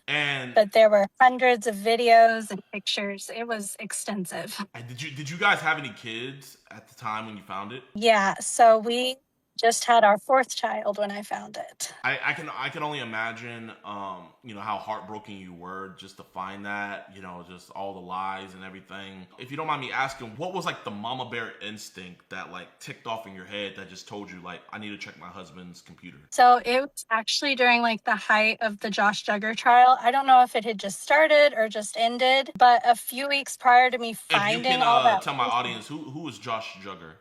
So We were both from Arkansas, so this was a big case. He is from 19 Kids and Counting. They had like a TLC show. He was well known where we lived in Arkansas because we lived nearby there. And he was one of 19 children. They had this show because they just kept having children. And they were very devout Christians. So it was very shocking when he got caught. He got caught with so much. And I remember telling my husband about it because I was shocked that this had happened. It was this huge scandal at the time. And the way my husband reacted just seemed really off. So Josh Jugger got caught with a bunch of CSAM. You tell your husband about it. How did he react when you told him? So the way he reacted, he wasn't very shocked, but the reason that kind of made me step back and go, what is that? Is I brought up how we needed to be really careful about how we worded things with our kids so that they would know the correct terminology if something ever happened to them. And instead of him agreeing with me, he looked at me and said, nobody's going to do that to kids. And I remember being really weirded out by the way he said it. It was almost like he was annoyed that I wanted to protect our kids. Did you keep on trying to press forward the conversation, or did it end off after he said that? I would try to bring it up for the next week or so, and he would just immediately shut it down. He didn't want to talk about it. He told me it was weird that we were even trying to talk about this. And did you ever have any signs before with your ex-husband, where, I don't know, maybe you saw him maybe looking at a kid or just something off, or was there anything ever? I mean, looking back, I've looked over all the images we took of the kids when they were babies, and him holding them, trying to see if there was anything nefarious that I missed. But to be honest, I didn't see any signs that pointed to him wanting to harm children because he seemed so indifferent towards children. Even our own, he wasn't the best at being a dad. He was kind of uninvolved. Really? What do you mean indifferent? He wasn't very attached to our own children. He didn't go out of his way to play with them. He wasn't trying to play with anybody else's kids. He just seemed one of those dads that he had kids, but he wasn't much of a dad to them. Was he the one, did he want kids? Did you guys want to have kids together? So we did want to have kids together. The question of when was kind of the big thing. I did kind of push him to have our first kids, but after that, he always seemed like he wanted more kids. So after this conversation you had with Mark, what made you say, hey, I want to go on his devices and just see kind of what's going on? Did you go on his devices looking for CSAM, or? No. So he left for this wedding in New York, and he was very adamant that I was not going to attend with him. And so when he left, I thought, well, okay, he might be cheating or something. And I just got it stuck in my head that I wasn't going to be able to sleep because I was not allowed to touch his computer whatsoever. And so if anything was going to be there, it was going to be on there in my head. Did you guys have fights before where he might have saw you near the computer and he was get away from my computer? Anytime, yes, pretty much anytime he was on his computer, he would shut the door and lock it, which looking back on, that's a huge red flag. But at the time, I was just well, he was a super serious gamer. He didn't want me bothering him while he was on because he'd be on Discord with his buddies and he didn't want them to hear me and the kids. So I just kind of excused it as that, not realizing that it was likely because he was doing all of this illegal stuff. So he leaves for the wedding. You have in your mind that he's probably cheating on you, and you know that the evidence is probably on his laptop. So did you already know his password, or how was it that you got on his laptop? He had it to where on his computer that after you had guessed his password wrong so many times, it popped up with an option to log in through his Microsoft account. And I took a guess that he might not have changed that password because I did know our password for our utility bill. And so I thought, well, maybe it's the same one. And I put it in and it worked. Wow. So you got into his computer. Where's the first place you go? His images folder. To be honest, he made a string of mistakes that led to me catching him because I don't think I would have ever found it had it not been he had apparently downloaded more images right before he had left.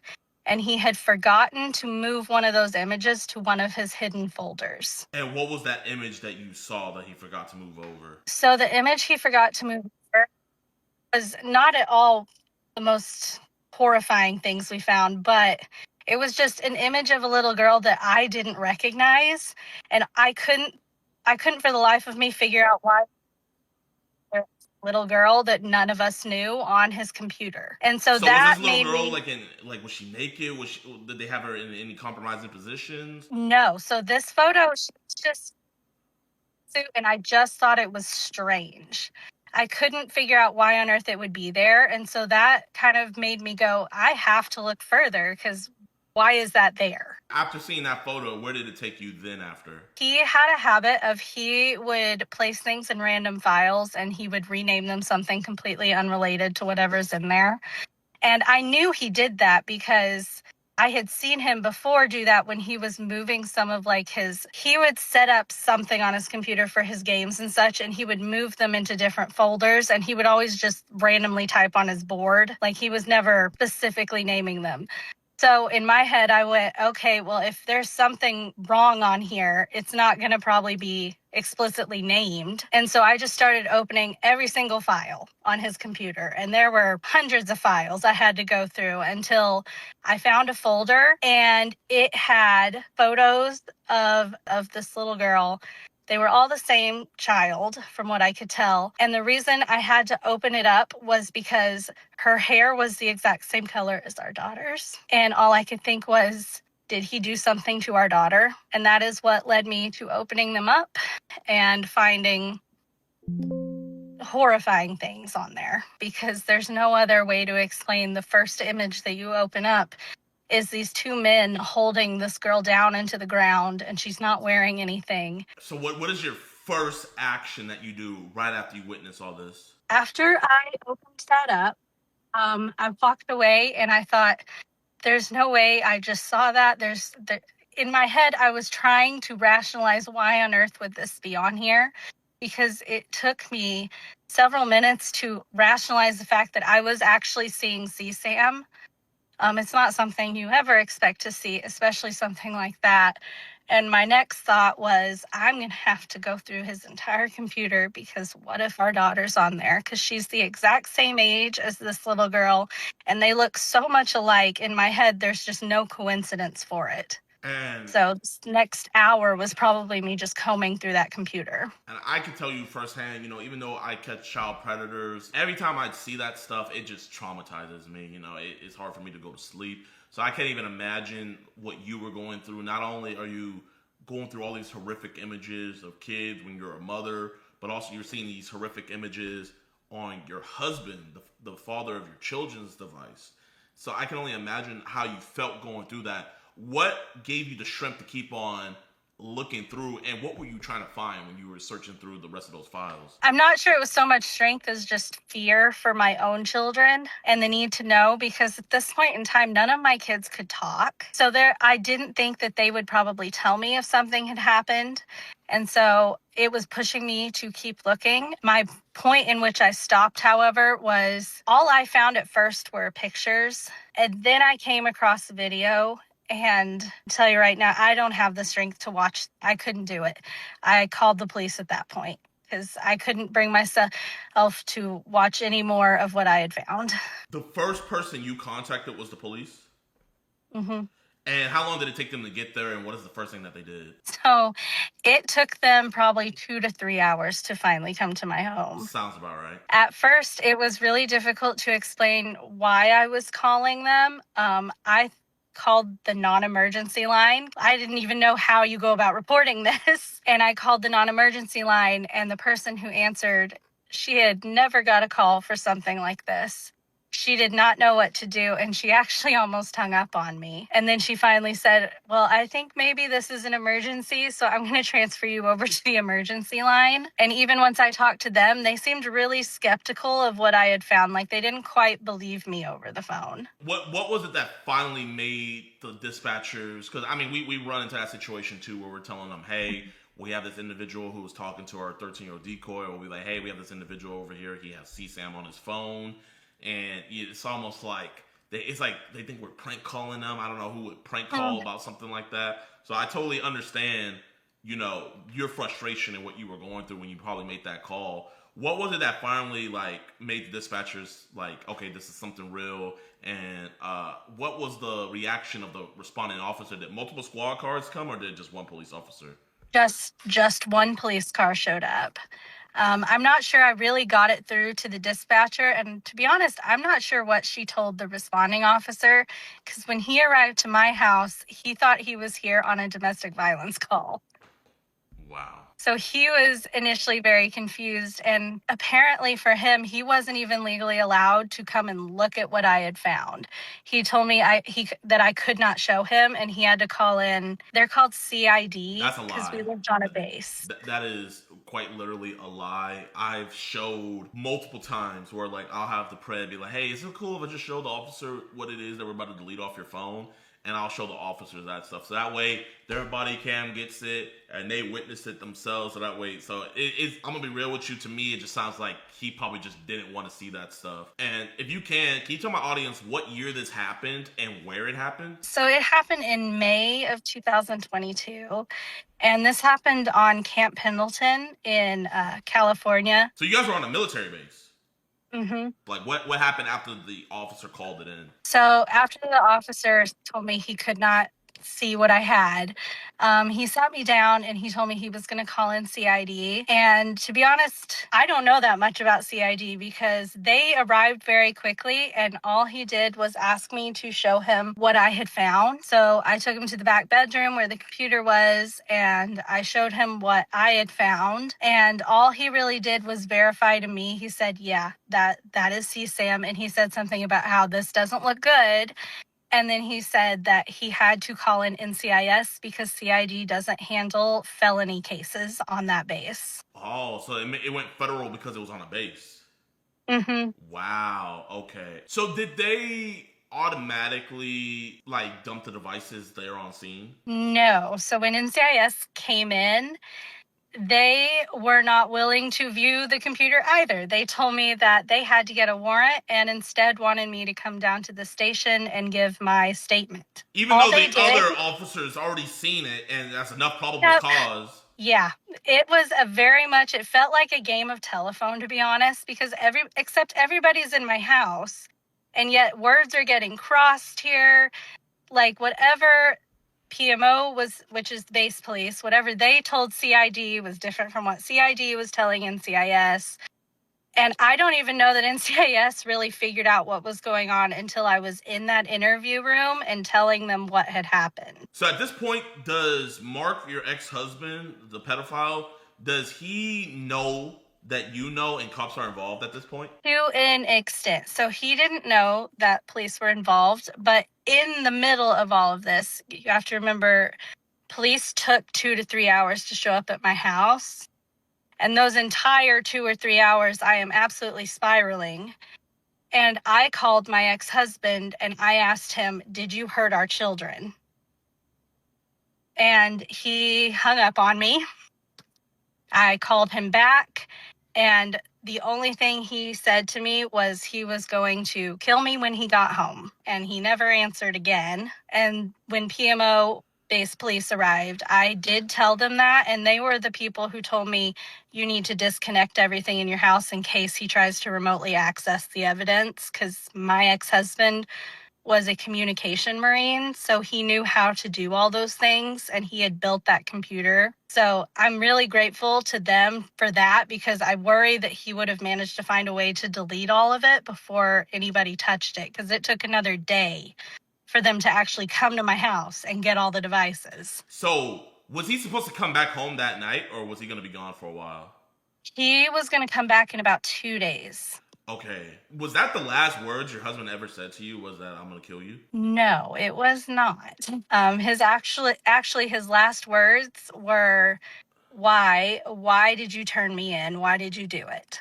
Those were his completely last words he's ever spoken to me. One thing I want to say right now, going into this, I want to say you have no idea like how strong you are, because we put a lot of women in this impossible situation that you found yourself in, where they have to, you know, it's either do I go with these random strangers who are saying my husband has all this CP, or do I stand by my husband? And a lot of the times they choose their husbands, and you did the bravest and the most motherly and the most human thing possible. So I know you might not feel like what you did was a big deal, but trust me, genuinely, from someone that does this and has like been the orchestrator of these situations for a lot of families, you doing what you did not only saved a lot of kids' life, but your own kid's life, and possibly even your life. So, genuinely, I have to give nothing but props to you and just let you know how strong of a woman you are. And so, was the devices left there that night? Did any police officer stay at the house, or did you have to stay home by yourself? I had to stay home by myself. Granted, I didn't even get home. That interview that they brought me back to the station for lasted 6 hours. So by the time I got home, it was 9 p.m. and they told me they would try to have officers back at my house early in the morning. And the devices were still in there? Mm-hmm. Oh my gosh. Because how far was he from you guys when he went to this wedding? So from us to him, he was in New York, so other side of the country. Okay. So we were safe in that regard. But I mean, anything he could have booked a flight and came back. Right, like he could have done anything, you know. So I mean, so I know that was you probably didn't even get any sleep that night, did you? I did not. I actually ended up sending my children to stay with a neighbor because I was a little concerned. They did tell me that they were going to have police driving through our neighborhood all night. But in my head, I was like, how is that going to help? They don't even know what car he's driving. He could be riding with a friend, because at this point, nobody knows what's going on besides me and the police. What's going on the next day? The next day, CIS showed up with a full, our entire block was just covered in vehicles with NCIS. They were outside, inside. They were pretty much everywhere. And they turned over our house, which means they pulled everything out of the cabinets, shelves, everything. They were looking for any devices that I might not know about. They were looking for hard drives. They were looking for thumb drives. Anything that they could link back to him, they wanted to take back to the station and look over. And did they find anything else? Any other devices that you didn't know about? I think what I found was about 10 images and 2 videos. And I thought that was the extent of it. But later on, I come to find out he's got hundreds of images, hundreds of videos, and it's been accumulating for over 5 years. And that's just from his devices in the house. There's no telling him what was all on his phone. They dissect all the things. They find hundreds of images and videos of CSAM. Where is he at this point? So he was flying back from New York to California, which presented a whole other issue because NCIS wanted to use me as bait to make sure he came home. And at that point, victims advocacy had become involved, and they were the ones who told them it wasn't safe for them to use me to do that. So how did they want to use you as bait? Did he not know that cops were involved? He did not. He did not suspect that I would turn him in. I think he was very shocked to come home and find out that he had been turned in. How did they want to use you as bait? They wanted me to be the one waiting at home, and they wanted me to call them in when he arrived at our door. So they wouldn't even have been inside the house? No, they wanted me to let him come home. And I declined because we had guns at the house that he knew how to use. He'd built them himself. And I felt very unsafe. And I don't quite know what the rationale was because they saw the death threats he was making. So they knew that he, wasn't coming home to be nice to me. But they really were worried that if they let him know of their presence, he was going to either run or he was going to hurt himself. Why can't they just hide inside the house and then right when he comes inside, why did, oh my gosh, man, this, and I don't mean to, make this about me, and I'm not. I just want to, and they tell us we're not the trained professionals. And you have trained professionals trying to use a woman to bait out her criminal, professionally trained in the military husband, and they wouldn't even be in the... Did they tell you how close they would at least be? They told me they would be driving around the block so they could be there in minutes. And all I could was it's not going to take him minutes to hurt me. And I'm really glad, we did eventually convince NCIS they ended up getting a warrant in which they were able to go to the airport and they picked him up at the gate. I don't know why that wasn't their first thought to do, though. I don't know why the victim's advocate had to make that suggestion to them.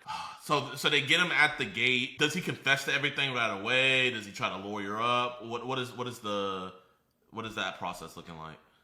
I am told that they have the issue getting a confession from him. By that point, I mean, they had all the evidence. When they asked for his phone, he handed it in. I think he was really shocked that all of this was happening, to be honest.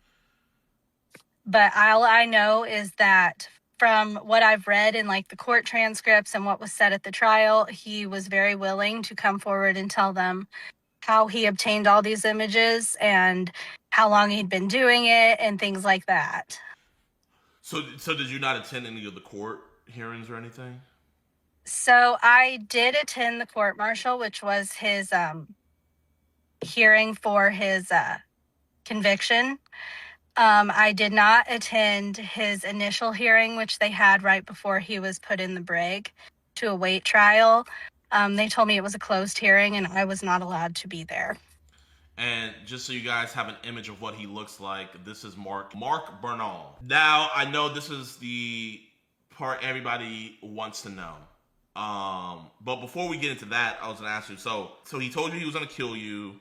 He was sending multiple threats and stuff. Was he texting you on the plane, saying more things like how he was gonna hurt you? The only texted me after he had told me he was gonna kill me was while I was in that interview with NCIS, they wanted his flight details and they asked me to get those. And I warned them that he would get an alert on his phone if I tried to log in to his email to pull the flight information up. And they insisted I try it anyway. And when I did, sure enough, he texted me, and I don't even remember what all he texted. It was a little bit deranged, and he was just yelling at me for logging into more of his things. And NCIS did see that, and they told me I could stop at that point. Oh my gosh, I wish you knew those. Do you remember the officers' names that worked? I do not. I just remember that one of them was a woman and one of them was a man. Did they do a forensic interview over your kids? So they did not. In fact, that was when he was finally arrested. NCIS told me that CPS would now be involved because of what he had done. And CPS came to my home and they did a quick interview with the kids in which they tried to talk to them. And then they realized my kids were nonverbal. And so at that point, she told me that they weren't going to proceed with a forensic interview because if there's no solid evidence that he did anything to them recently, they said it wouldn't pull up anything useful for them to use in court. And there was no images of your kids on his devices? No. Okay, thank God. So no images of your kids on his device. He was arrested. So did he take it to trial or did he take a plea? He took a plea deal. Okay. So he took a plea deal. And can you let us know how long? They found hundreds of images of CP and hundreds of images and videos of CP, right? Mm-hmm. Yeah. So they found a lot of things. And how long did they give him in that plea deal? So the plea deal, I think it might work a little bit differently in court martials than civilian plea deals because in the plea deal, it was a set amount of this was the minimum they could give him and this was the maximum. And this is my bad for interrupting. This is a federal case, right? Mm-hmm. So think about chat with this being federally. This is like the time that they give, they have to serve that time. It's not like good behavior and stuff. So I just want to let them know that. So this was court martial. What did they decide to give him? They ended up giving him the minimum sentence, which was 2 years. And what could have the maximum sentence been? So according to the plea deal, the maximum we could have gotten was about 5 years. So you already given him a sweetheart deal of 5 years, but you didn't decide, you know what, let's give him an even more sweetheart deal. And did he have to do the entire 2 years? No. So they ended up letting him count all of his pre-trial credit towards that 2 years. So he got 171 days knocked off immediately because that's how long it took to finally get to the court martial. So he was in the brig for 171 days before he was sentenced. And then he gets 2 years and he was out walking around Camp Pendleton within 8 months. And did he get dishonorably discharged? He did. So he got dishonorably discharged. I'm guessing he lose all rights to ever see the kids, right? You would think, but no. He still has rights to see the kids? So currently, we had to go into a custody battle. The moment he got released from the military, he came after me for custody. I have a restraining order against him, and that protected the kids from having to see him during the custody battle. But during the custody battle, the judge herself said them being biologically his might protect the children from being harmed by him.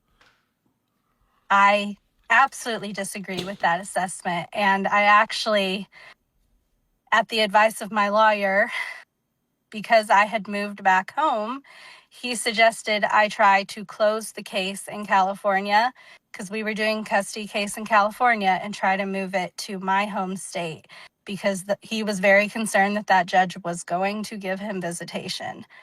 And so that is what I did. And once we moved it to my home state, the next judge still let him fight for custody. But thankfully for right now, he's lost his visitation rights, but he got to keep his parental rights. Here, I'm gonna let you know this. Genuinely, so are you still in a custody battle with him? Yep.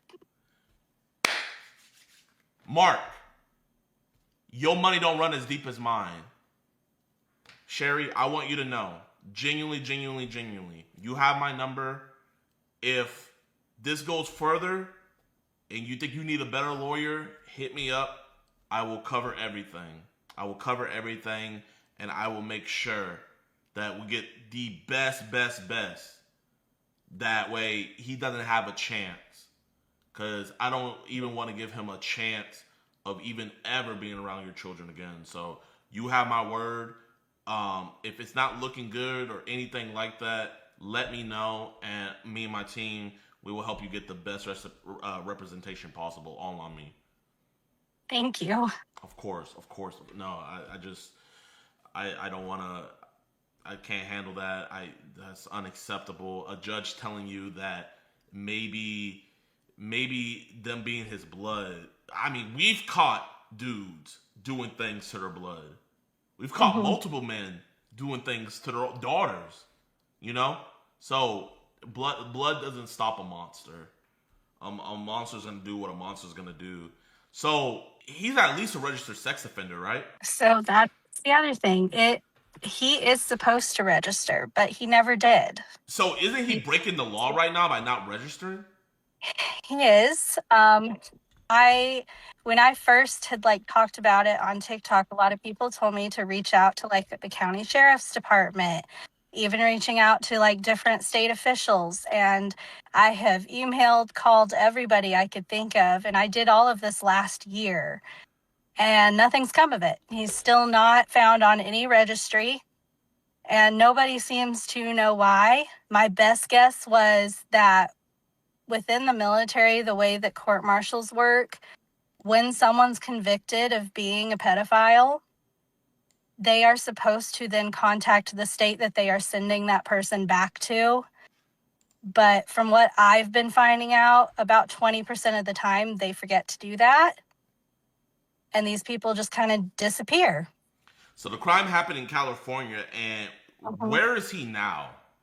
He is in Arkansas. He's in Arkansas. That's where you guys were from, right? Mm-hmm. Okay. So he's back in Arkansas. Does the community, is he with family or is he staying by himself? To my knowledge, I believe he lives with his family. And how was his family throughout all of this? Were they on your side or were they on his side? So at that time, it was just his mother. His dad was never really a part of the picture, but his mother ended up being his character witness. And so she sided with him. She told me that because she did not know that I was in the trial that day. So she had actually texted me not knowing. I had just listened to her talk on the phone about what a wonderful person he was.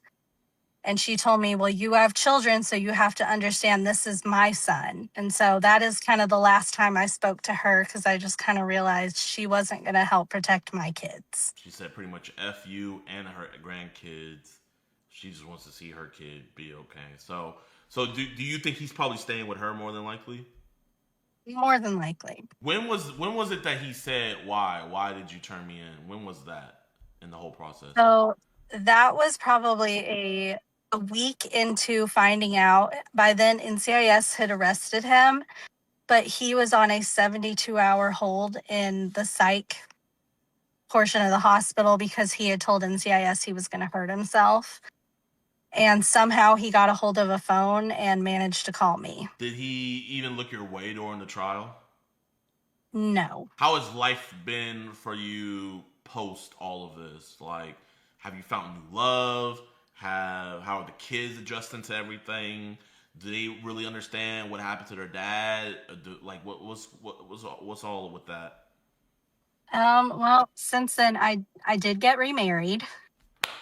I moved out of my home state because I didn't feel safe being in the same state as him, especially because we're from a super tiny town. Like, everybody knows us. We were going to run into each other at some point. Yeah. So I moved away. As far as my kids, I try to be careful on what I say about them because, part of this is their story and it's theirs to tell someday. But they are doing okay right now. All of us obviously got into therapy. My youngest son, thankfully, he doesn't remember his dad. He was just a baby when all this happened. So he has no recollection of him. And for the rest of the kids, they've gotten better over the years. Our daughter, now that she's older, she understands more, and she's kind of the one who carries a lot of this. As far as anything else, really, the hardest part has just been how hard it is to move forward when, like, family and friends, they would prefer moving forward meant we just never talked about it again. And it's really hard to explain why I feel such a need to not let it go in their eyes.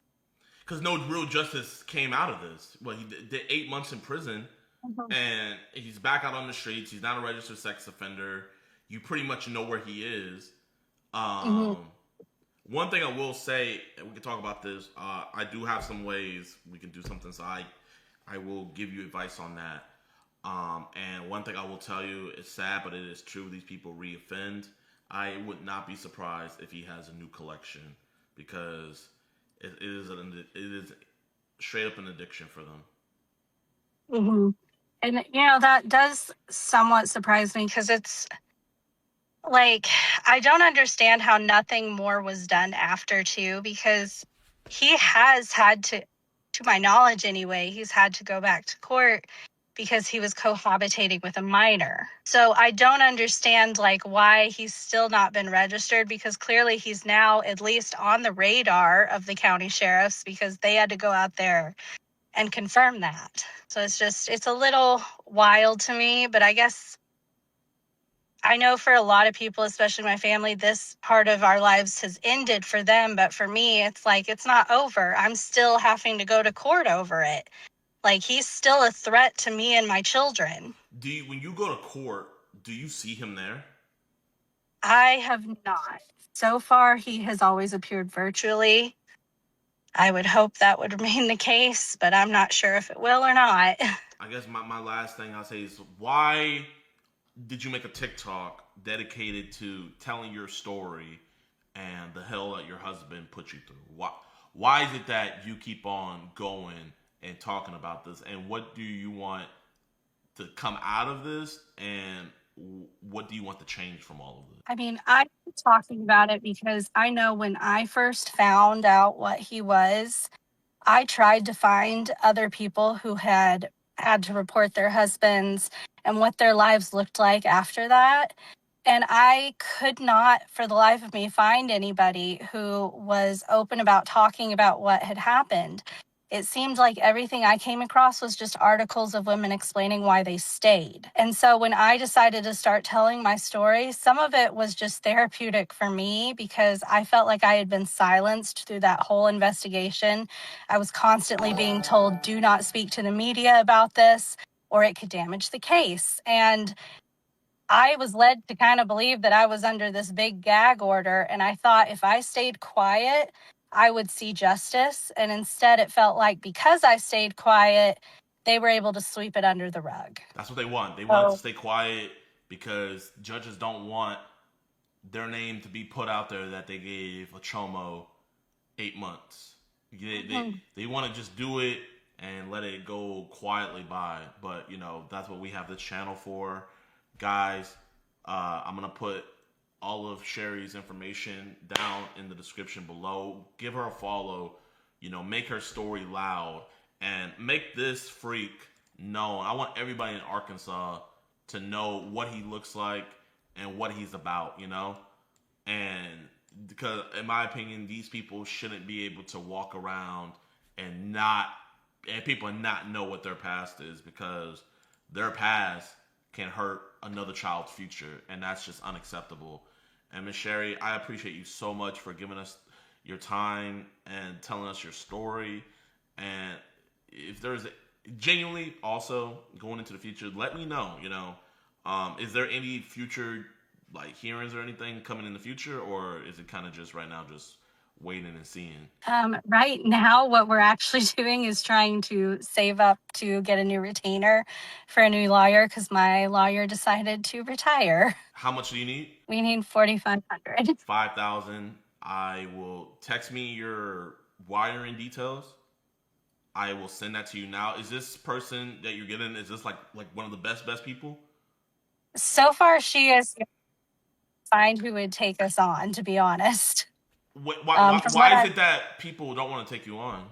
So where we live, I think a lot of it has to do with there's just not that many custody lawyers as there are here in the state I'm in. The other part is just how difficult it is, because I am seeking to terminate his parental rights. And that's a really aggressive move, especially in a state that really values 50-50 custody, which in theory is great. But when it comes to situations like these, it's really hard to go against kind of that status quo, even though there's all of this evidence that he's not safe. It's hard to prove, but is he not safe with his own children? Text me the state. All right. Before you decide that she's the person, let's really look into details on, you know, because I don't want you to just get her because she's the only person willing to take it on. You know what I mean? I want you to genuinely get the best person. We could do more research to figure out who is the best person in your state. And I have another woman where we caught her husband, and she had a nonverbal autistic daughter, and we helped them out to where the man literally gave up his right. Like, he did not want to take it. He gave up his right. So I will get in contact with her, and if you want, just so you can have more people to talk to, because she went through this exact same thing. The difference is that she was already divorced from him, but you know, you know, it's like she went through this. Cause it's like, I would love to get you in contact with her, so I will send you over her number. She's an amazing woman, and you can just have someone to talk with. Right now, the judge that said maybe because it's his kids he won't touch them, is that the judge that's still on this case, or she's not on that case no more? So it is not the same judge. The current judge we had, I hope that she is who we will continue to have. She was pretty good. She is willing to give him the chance to prove that he can be involved in his children's life in a meaningful way. Those were her words in our last custody hearing, were, can he meaningfully be involved in the children's lives, and will it benefit them? Does he have a good lawyer? Thankfully, this last time he was not even represented. So I'm hoping he doesn't obtain another lawyer before then. His big thing has been he pushes and pushes with filing and court dates. A lot of it was just he kept continuing and continuing. I mean, just to get it to where he didn't get visitation rights, he pushed that whole case out over 2 years. And it was just, I think his end goal, honestly, has just been to kind of bleed me dry. Well, listen, Mark, you can't bleed this dry. You know what I mean, Mark? Like, Mark, just know, you can keep on doing it, but she is going to have the financial backing of me and my audience. So, Mark, you know, let's go band for band, Mark. Let's go band for band, and let's see who gets depleted first. Because I promise you, we are not going to let it be her, because she is not going to have to even use her own money. So I just want you to know that. We're going to make sure that you find the best lawyer in your state.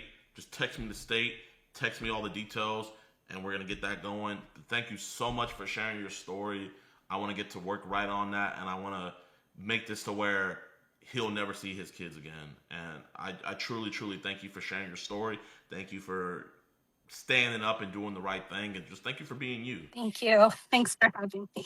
Of course, you have a blessed one. Well, me and her would have a lot of arguments about things, especially over like me being trans. So she'd be like, "Okay, you're not a real boy," and blah blah blah, and all. I'm just thinking about Pinocchio.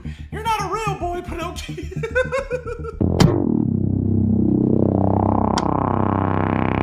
Yo, what's good, YouTube, man? Welcome back to another video, and today we are watching another EWU body cam video. This is a crazy title. He titled it, "Teen Kills Mom After Being Misgendered." I have no words. Let's just get right into this, man. This guy, he broke into the house. He's dead.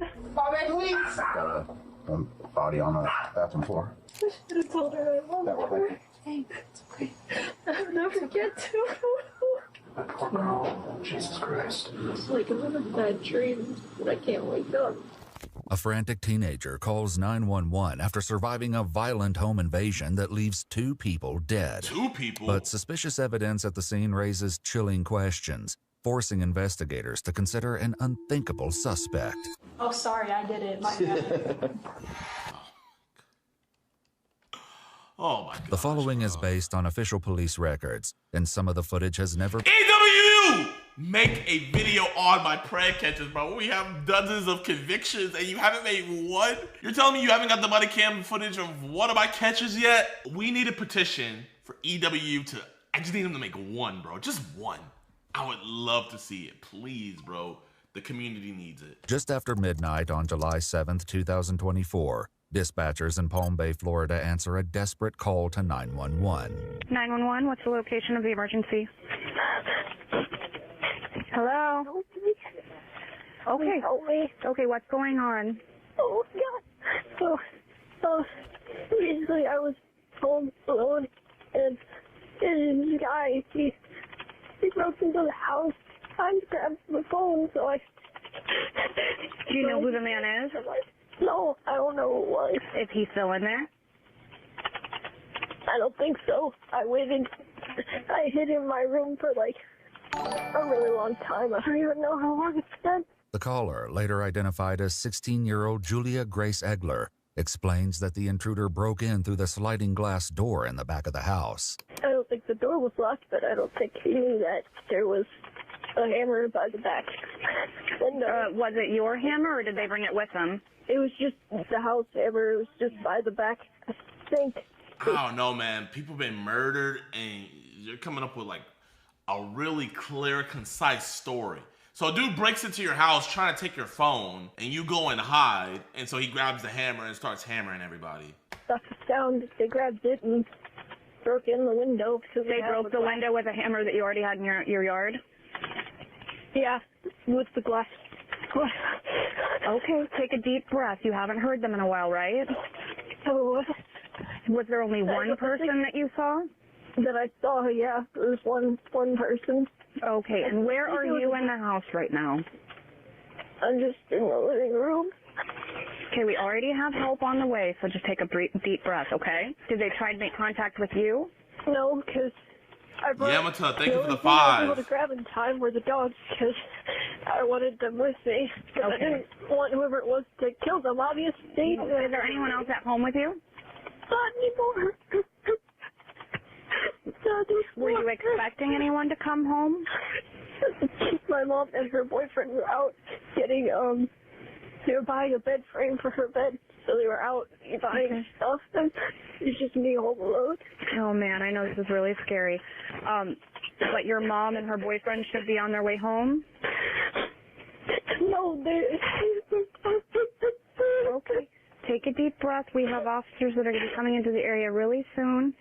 And I'm going to stay on the phone with you just in case, okay? With officers on their way, the dispatcher takes steps to ensure the home is safe for them to enter. But a simple question changes everything in an instant. Do you still have your dogs with you? they're just still in my room. I didn't lift them out because I didn't want them getting blood all over their paws. Right. Well, did you say blood all over their paws? Yeah, cause... Is there blood inside your house? Yes. Whose blood is it? Is it your blood or is it the person who broke in blood? Are you injured? Oh, I'm fine. You're fine? No, so I'm fine. it's the person who broke in. It's their blood? Where is it at? No, I don't know if it's their blood or not, but I don't think it's theirs. It's my mom. From what I heard when I was hiding in my room, I could have warned her. It's all my fault. If I had been able to grab the phone, then... No, nothing is your fault. If someone broke into your house, nothing is your fault. Now, I just want to confirm, do you know if anyone is hurt at your house? Officers with the Palm Bay Police Department arrive and greet Julia at the door, seemingly unaware of the grim scene waiting on the other side. She already sounds sus. How you doing? What's going on? Why is there blood on the floor? Because they're... Huh? No, bro. Oh my gosh, bro, man. Bro, what's it called when an actor sucks? A raspy? Give her a raspy, bro. Bro, she has a 14-year-old TikTok boy's haircut. What is that called, bro? What is that haircut called? I call it the sombrero, the bucket hat fade. Why do girls, when they turn lesbian, they gotta get a little boy's haircut? And it always looks like, it's not even like a cool haircut. It looks like they went to supercut. You okay? Are you okay? Are you bleeding? No. Who's bleeding? Come outside. Come outside. Come outside. The Mason, exactly. That is the Mason cut. Someone came in. 252, can we have medical respond? We have blood on the floor. Who's bleeding? Where's your mom? Stay here. Stay here. Hey. Hang on. Bro, I don't even see no tears. Somebody stay out here with her. Have a seat. You ready? I got doors to the right. Got a body. You okay? I don't know. I mean, physically, I guess, but... The Jacob Centurious. Shut up, Julia! You killed your mother. You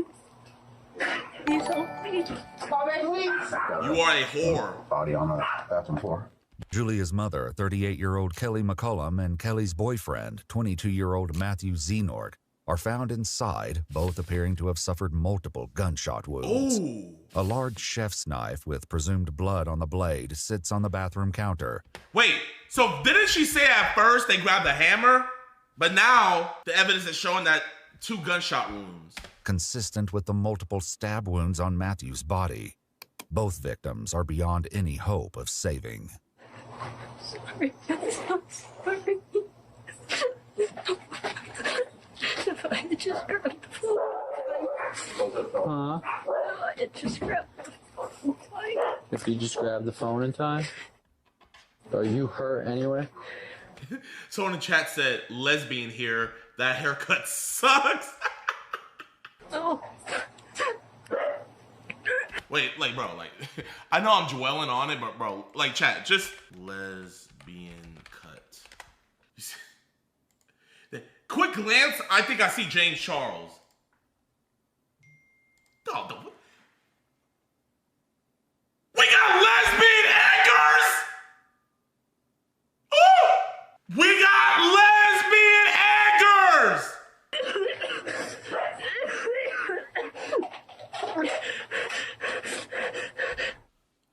Leggers. Is there any arguments or anything tonight?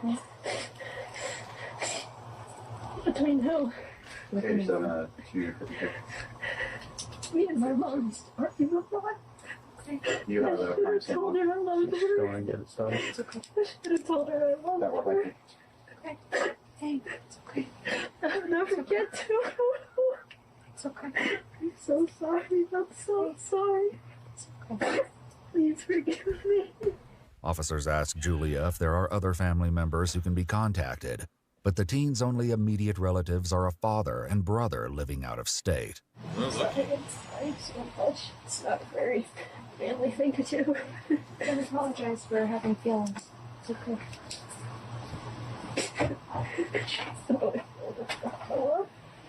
If you need to throw up, okay? Nobody's gonna judge you for that, right? There's, Absolutely not. there's absolutely no judgment here. Just love, okay? Jesus Christ. Yeah, she's sobbing. I should have said I love you more. She knows her mom's dead already. She said that they got into a fight tonight. Nicole's talking to her, so probably calm her down a bit. Let's hope. Julia is moved farther down the driveway, kept out of earshot as officers discuss the details with a sergeant who has just arrived on scene. Kitchen floor. Signal in the bathroom. He's got shell casings in there and also a butcher knife in there. Okay. Outside the back door, there's an axe with a sledgehammer. Okay. Where he busted the door in. Okay. There's shells, not spent, but there's rounds outside the back door, which look like the same ones that are in the bathroom. Okay. There's like 3 or 4 empty shell casings in the bathroom. Okay. The sergeant relays this information to an arriving detective, along with a Chat, man. When I say this, bro, this is for men and women. If you get fat while on the force, you're relegated to desk duty. We got super YNs out here. Tell me how she's gonna catch a super YN. Tell me how. How? Until you get your weight back in order, you cannot go on field duty. You either work inside of a middle school, high school, or you're a traffic officer. But we can't have this, bro. The damn bulletproof vest is about to shoot off and kill somebody. And it's not because she's a woman. I'm talking about every fat officer out there. harrowing theory. Shell casings are by him. Looks like murder suicide. You can see where he busted in through the screen door in the back. Yeah, some axe back there on the floor. Does They're in the juvenile live here? Yeah, she's the daughter. She's the daughter. Female, but not the male. I don't believe so. I don't know. And there is history of DV. Yeah, I guess there's history out here. Just curious, when was our last call out here? I can go check the history. We had a signal late here a couple weeks ago. She was signal late a couple weeks ago. 116 Monday. 3 months earlier, on April 8, 2024, officers had been called to the home for a domestic dispute between Kelly and Julia. Footage obtained from this incident reveals a troubling history between them. So my daughter, I'm having a hard time with my teenage daughter. Yep. Hey, your teenage son! Freaking bigot. She's been Baker-acted twice in the last month. She took theirs and would not give them back. I said, no. She would not give them back. She started to drink. I have her phone. Yep. She's obsessed about, and She's punished. when she was drinking alcohol, I took the phone, and she's like, give it back. And she barricades her room. Well, let me out of her room. I said, let me out of your room. On the thing, she grabs this off of me very fast, starts to run towards the door. I didn't want to touch her, so I grabbed the back of the hoodie. Again, he's a witness. I'm like, I grabbed the hoodie, and she fell on her butt. And she goes, you choked me. And I said, I didn't mean to choke you. I'm sorry. I grabbed the hoodie because you were running out the door, didn't know where you're going with the cell phone. Kelly explained that Julia went into the bathroom and locked the door. The officers went inside to ensure Julia's safety. You haven't made any kind of statements tonight wanting to hurt your mom, or I guess you guys got into. Didn't she say earlier that, like, the intruder tried to take her phone? So she's telling, it's like there's always, like, a half-truth. So probably what ended up happening was her mom took her phone, she spazzed out, and she freaking said, I freaking hate you, Mom! I'm gonna kill you! And she actually did it. She killed her mom and her mom's boyfriend. Oh my God, that's one hell of a way to go out. Your own kid killing you, bro. Oh my gosh, I'll be pissed. To an altercation, and were you drinking beer? I don't think so. No. You don't think so? No. It's a yes or no? No, it's a no. I'm just an ugly crier, so it's probably why my face looks red or whatever. Well, no, she said that you, like, I guess, possibly grabbed a beer out of the fridge. I think I just grabbed it to just be like pre-14-year-old haircut. Look at me, kind of. Yeah. I've done that. After ensuring Valentine Julia with was the okay and 50 unharmed, super the chat. officer expressed his Appreciate concerns, bringing up another past incident. We just don't want it to escalate to the point where we start making irrational statements or actions towards ourselves or someone else, right? Because obviously that's when we get called. I mean, what happened last time that we came? You had to go to the hospital, huh? Yeah. Yeah. According to police records, during the previous call, Julia was sent for a psychiatric evaluation after taking too much Tylenol. If you're going through anything, I'd rather you talk than bottle it up. Because the moment you bottle it up, you're just going to keep piling stuff on, and it's just going to blow up, right? That's usually what happens. I don't want that to happen. But now, 3 months later, a full-blown tragedy has just taken place, and detectives must work to figure out exactly what happened. Julia explains to a detective that it was still light outside when an intruder came to the back door. After seeing him, Julia claims to have grabbed the two dogs and fled to the bedroom. I was in my room and it was so loud. It was so loud. And then What was loud? It was so quiet. Silence. It was so loud. What was so loud? It was quiet. It was just using keywords, bro. Talk. Like yelling? No, I think I heard gunshots. Won't look. Okay. And when I heard those, I knew. I think the detective already knows what's up. That died. I can feel it, you know? I don't know if that sounds stupid, but I just... So how long ago did you hear these gunshots? Like, hour-ish, maybe more. I couldn't tell how much time passed. It just felt like so long. The silence was so loud. What did you see when you came out? It's in there now. Just a bloody mess. And then my boyfriend. They came home and killed them. Who killed them? I don't know. I had just been braver, faster. I should still be here right now. The detective learns that Julia spoke with Kelly via text while she and Matthew were out of the house. But after reading this conversation, something clearly doesn't add up. You guys are having conversations, but you said it was light out when someone started breaking into the house. But these text conversations are happening at 9:15 p.m. I'm not exactly sure. Maybe I was... Oh, your story's messing up. Maybe it was like sunsetish. I don't know. At 9:15. But the confusion doesn't end with Julia's unclear timeline. Inside the home, officers struggle to make sense of a crime scene that becomes more puzzling by the second. So he must have been shooting as he came in. I think... But the casings are in the bathroom. Yeah, but there's a casing right, or there's a... Right. He could have picked the casings up. I think he was waiting for her. Her backpack's there, her shoes are off. Right. Like, she comes in, takes her shoes off, sets her backpack down. She's gonna have to be shot on that right-hand side. Walks in the door, and then he comes out. He's sitting over here. Yeah. Mm-hmm. While there are multiple shell casings and unspent rounds of ammunition throughout the house, there's no sign of a gun anywhere. Is there guns inside the home? Yeah, there was. There was? Where did it go? I don't know. How do you know it's not there anymore? I don't know. I went into my mom's room and before I called 911 because I wanted to see if he was still here or not. Okay, what did you do when you were in your mom's? Bro, when they ask her what he looked like, I guarantee you she's gonna say he's black. I don't know why, but if they ask her what the guy looked like, she's gonna say he's black. Watch.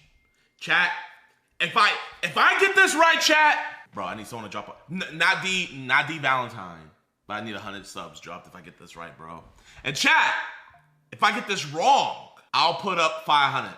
I'll give 500 to chat. All right, chat, let's rock it. Let's rock it, okay? All right? Bro, I'll put it 500 on black. She has this lockbox where she kept a lot of my things.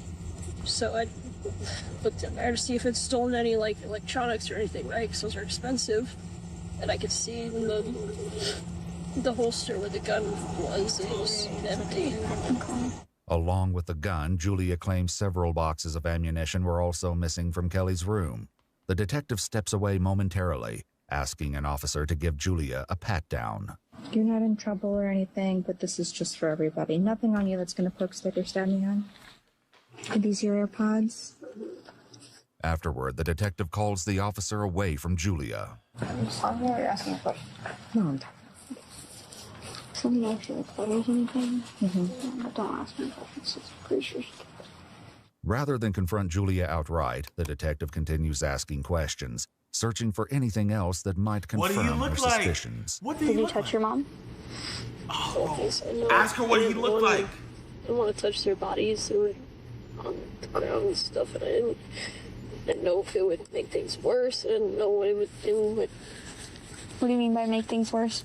Well, I didn't know if, like, it would hurt, or if, like, I was, I don't know, put her through more pain by, like, moving her, and I don't know. Okay, was she breathing when you saw her?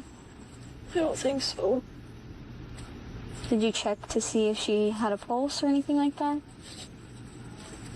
I didn't touch her, so no, but I didn't hear her breathing, and there was a big pool of blood, so I just assumed, yes. It's all black guy. So you just what?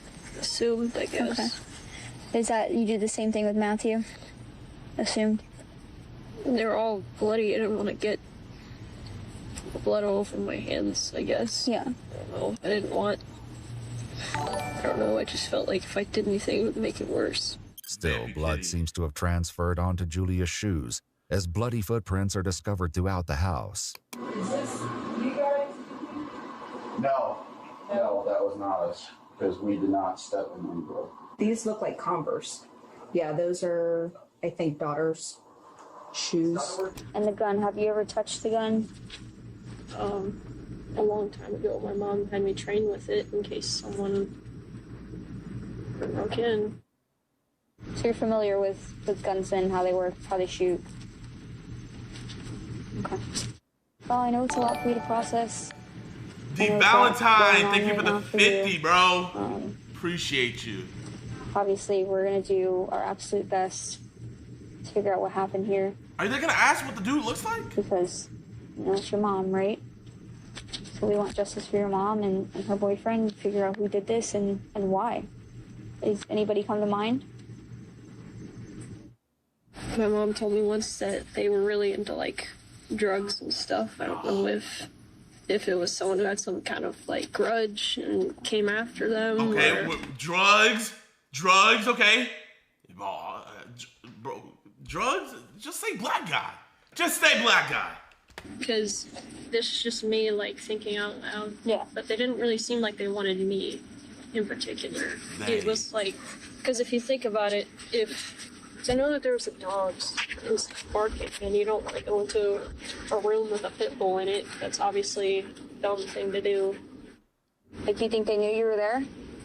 Well, I think they saw me, but I don't think they... I don't know. I didn't really pay attention to... Chat, I feel it coming. I was mostly focusing on getting my dogs and me out of trouble, right? Because I've had them for years and love them with all my heart. So why do you think it is that he didn't come after you? The dogs. By Julia's account, the killer smashed through the unlocked sliding glass door, took Kelly's gun and ammunition from her bedroom, waited for Kelly and Matthew to return home, shot them both, and fled. Bruh. All while leaving behind a potential witness who could have identified him. Bruh. It's a tall tale, but whether there's truth to any of it remains to be seen. For now, the detective leaves Julia in the company of an officer who keeps a watchful eye. It's like I'm in a bad dream, but I can't wake up. Shut up! I can't even begin to imagine. I'm sorry. But I wake up tomorrow. You know what, chat? Like, I'm not gonna lie. If I knew for a fact that she killed her parent, I would troll. I'll be like, oh my God, I'm so sorry this happened to you. Whoever this sick bastard is that killed your parents, I promise you, I will find they/them. And I will put they/them underneath the prison cell. They will be extinguished from this earth. Do you hear me? I will find out who did this, and I will bring justice. Don't worry, we will. Oh, bro, I would be trolling like crazy. She'd be like, it was a black guy. My mom's a few seconds to say good morning, honey. Did you sleep? I'm going to jail. Why would you go to jail? I can't put me anywhere else. That's not what happens. Talking about While jail. a search warrant is secured for the residence, Julia is taken to the police station and left in the care of 2 officers. Wow, what a night. It's been busy.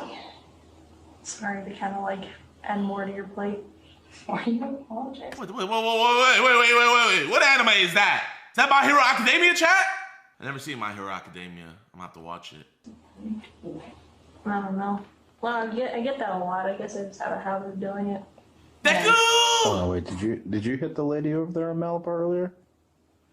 That's where I was at. Somebody got hit by a car. Was it you? Okay. You apologized, so I figured I'd ask. Oh, sorry, I did it. My bad. Wait, it was you? Yeah, it was. Yeah, I'm the criminal here. An officer then collects Julia's shoes, giving the teenager a pair of booties and a snack. My mom loves these. Shut up! Talking about your mama, bro. You killed your mama. I'm sorry, man. By morning, Julia is still waiting for detectives to begin questioning. Officers assigned to Julia's care deliver breakfast and put on a popular anime called Death Note.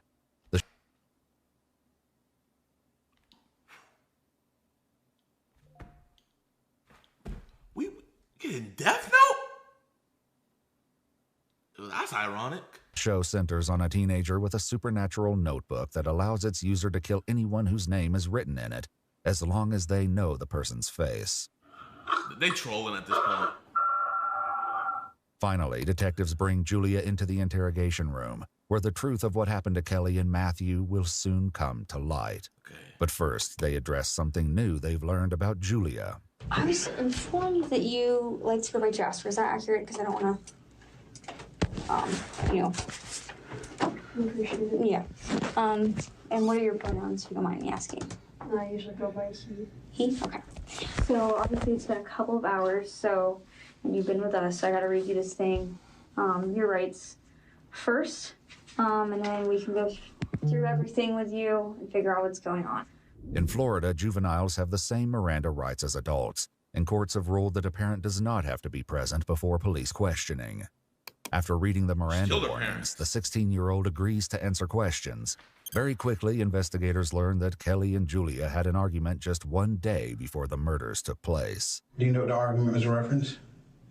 I think I wanted to go to like the party or something, and she didn't remind me about it, and I was mad at her for just going without me. I think something along those lines. I hate it. But you wanted to go out and have a good time too. It was like a birthday party?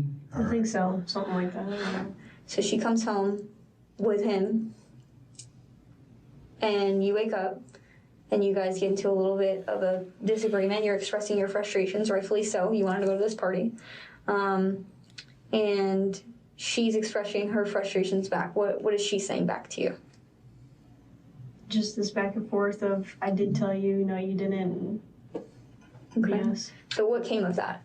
I think she took my iPod and my phone, but before she left again, she gave it back so I'd be able to text her. According to Julia, when the devices were confiscated, Kelly would put them in the lockbox in her bedroom. So I looked in there to see if it's stolen any like electronics or anything, right? Because those are expensive.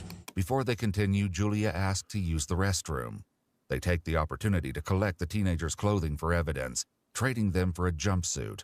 When questioning resumes, they press more about the ongoing disputes with Kelly. Well, me and her would have a lot of arguments about things, especially over like me being trans. So she'd be like, "Okay, you're not a real boy," and blah blah blah, and all, you know, the whole.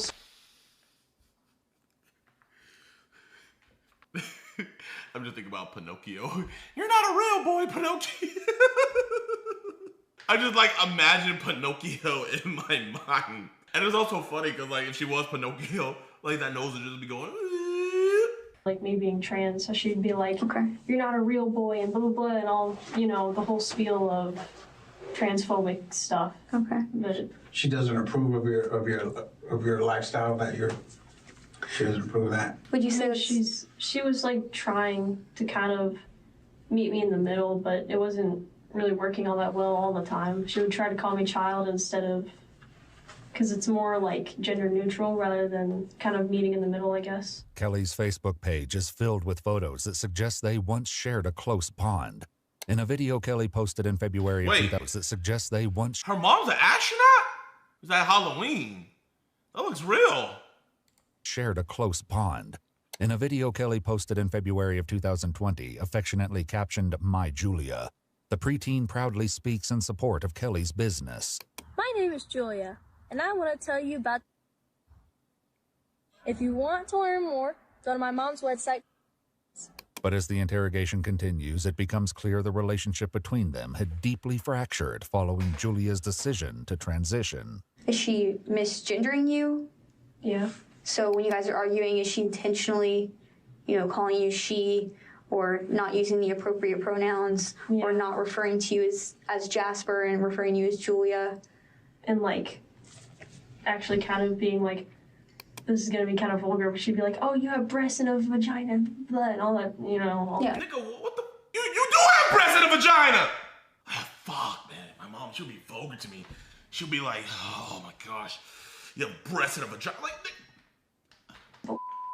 kind of shoving it in my face, and I'd yell back, "I know, you don't think I know that?" Because obviously it's kind of painful, because she would always say that, "Oh, they're dumb and stupid like that. No, it's not real. Even if you get the surgeries, it's not real," and things like that. Is that something you guys had discussed, getting surgeries and whatnot? A lot, yeah. And she'd be like, "Oh, I don't want you to sew on a fake like that."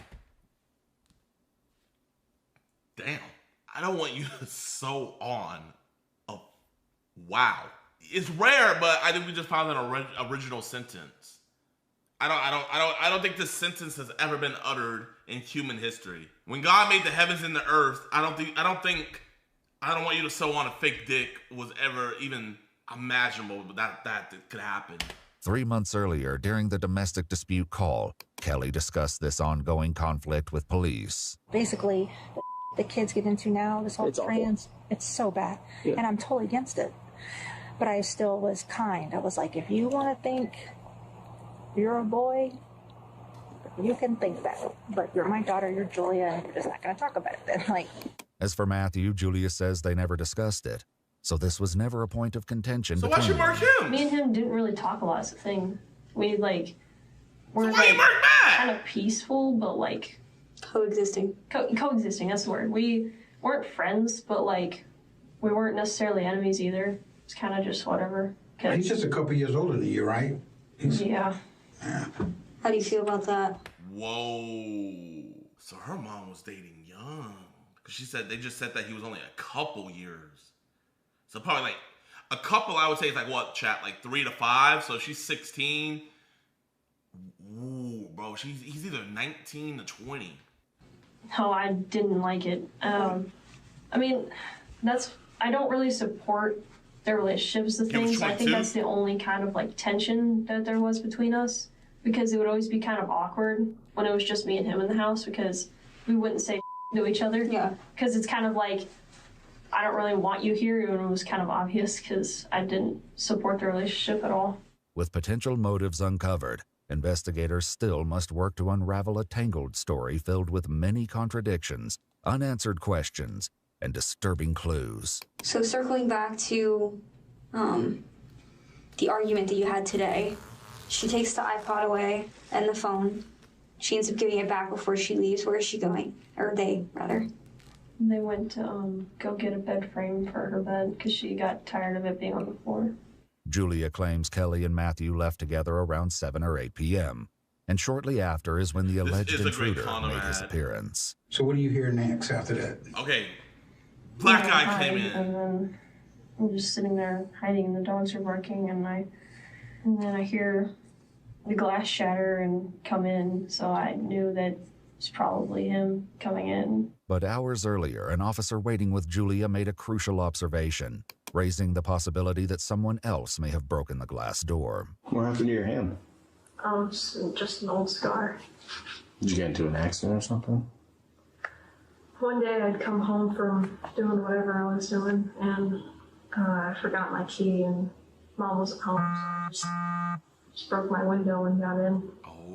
You punched the window? There's no rocks or anything outside? Not that I could find, but it's not like it's like hurting or anything. It's just still recovering, I guess. According to police records, the glass from the back sliding door was found on top of Julia's bloody footprints, as well as Kelly's leg and Matthew's cell phone, meaning the glass had been shattered after the murders took place. Though the detectives are aware of this fact, they allow Julia to continue the story. After a while, when he's walking around, I can hear him like ask him what it looks doing like. something, and then there's like a lot of like banging, and I hear like wood cracking and stuff. I think he kicked down the door to my mom's room. Julia says nearly an hour passed with the intruder in the house before Kelly and Matthew arrived home. How did you know it was them walking through the door? I don't know, I guess I just assumed, because I think I heard their voices, or kind of, I couldn't say, like, tell what they were saying, but it sounded like them, so I assumed it was them. And that's when I heard the loud, like, banging that I assumed was, like, gunshots or something, and yelling. Who was yelling? I think Matthew was yelling. And what was he yelling? I think it was something along the lines of, like, stop or something. Have you heard gunshots before? Yeah. And did it sound like gunshots to you? Yeah. Okay. And how many gunshots do you think you heard? Like 5, 6-ish, maybe. But once again, Julia shared something with the officer in the lobby that suggests the 16-year-old was much closer to the gunshots. All right. Yeah, I don't know what's up in my ears, kind of messing with me. Did you get hit in the ear or something lately? Some things happened and some loud gunshots, so yeah, I think that's what's making this ringing. Bro, rat it. Hopefully I don't have tinnitus now. Yeah. Rat it. How close were you to the gunshots?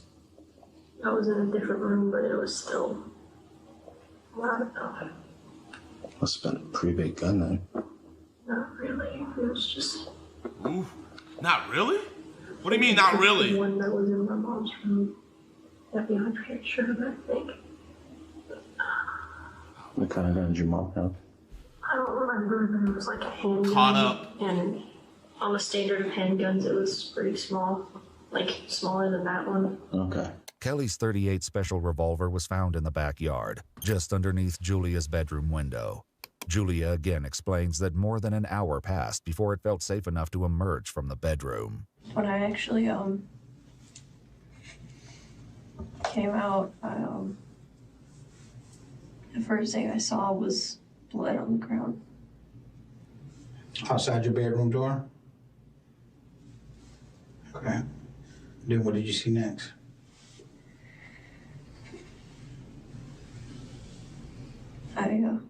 I looked to the left, and that's when I saw Matthew on the ground. Did it look like he was breathing when you looked into the bathroom, Matt? I think I feel bad for. I feel bad for the mother as well. But like, damn, bro, Matt just trying to, be the dad that stepped up. You feel me? Matt just trying to be the dad that stepped up, wasn't causing no problems, and then just gets murdered, bro. He's like gurgling. Okay. Despite signs that Matthew may have still been alive, Julia didn't call for an ambulance. And I remember at some point I went in my mom's room and saw that the door had been like, kind of looked like it had been like busted in. Again, I was checking to see if anything had been stolen, and I saw the lockbox where I assumed my mom kept most of my devices when she took them, and again, devices are expensive. Such as? Like my iPod or my phone that my dad had shut off, things like that. Okay, so you saw those in there, so they hadn't been stolen. Are these your AirPods? And that gun that your mom has, the one that was missing, have you ever touched that gun before? That's what I used to get trained for my gun certificate. With Julia's account conflicting with evidence found at the scene, investigators confront the teenager directly. To be quite honest with you, we don't believe that this is how this happened, okay? All right. We've looked over this crime scene, and there's things in this crime scene that's not adding up with what you're saying, okay? Because I don't believe the story about someone coming into the house. We looked at your surveillance camera, okay? We don't see nobody coming through that back door. We see your parents coming home through the front door. Dummy. We see bloody footprints inside the dining room area in front of the sliding glass door underneath the glass. That blood should be on top of the glass. I'm asking you straight up, okay? Are you the reason why did you hurt your parents today, your mom and Matthew? And if you did, was there a reason why you had to do it?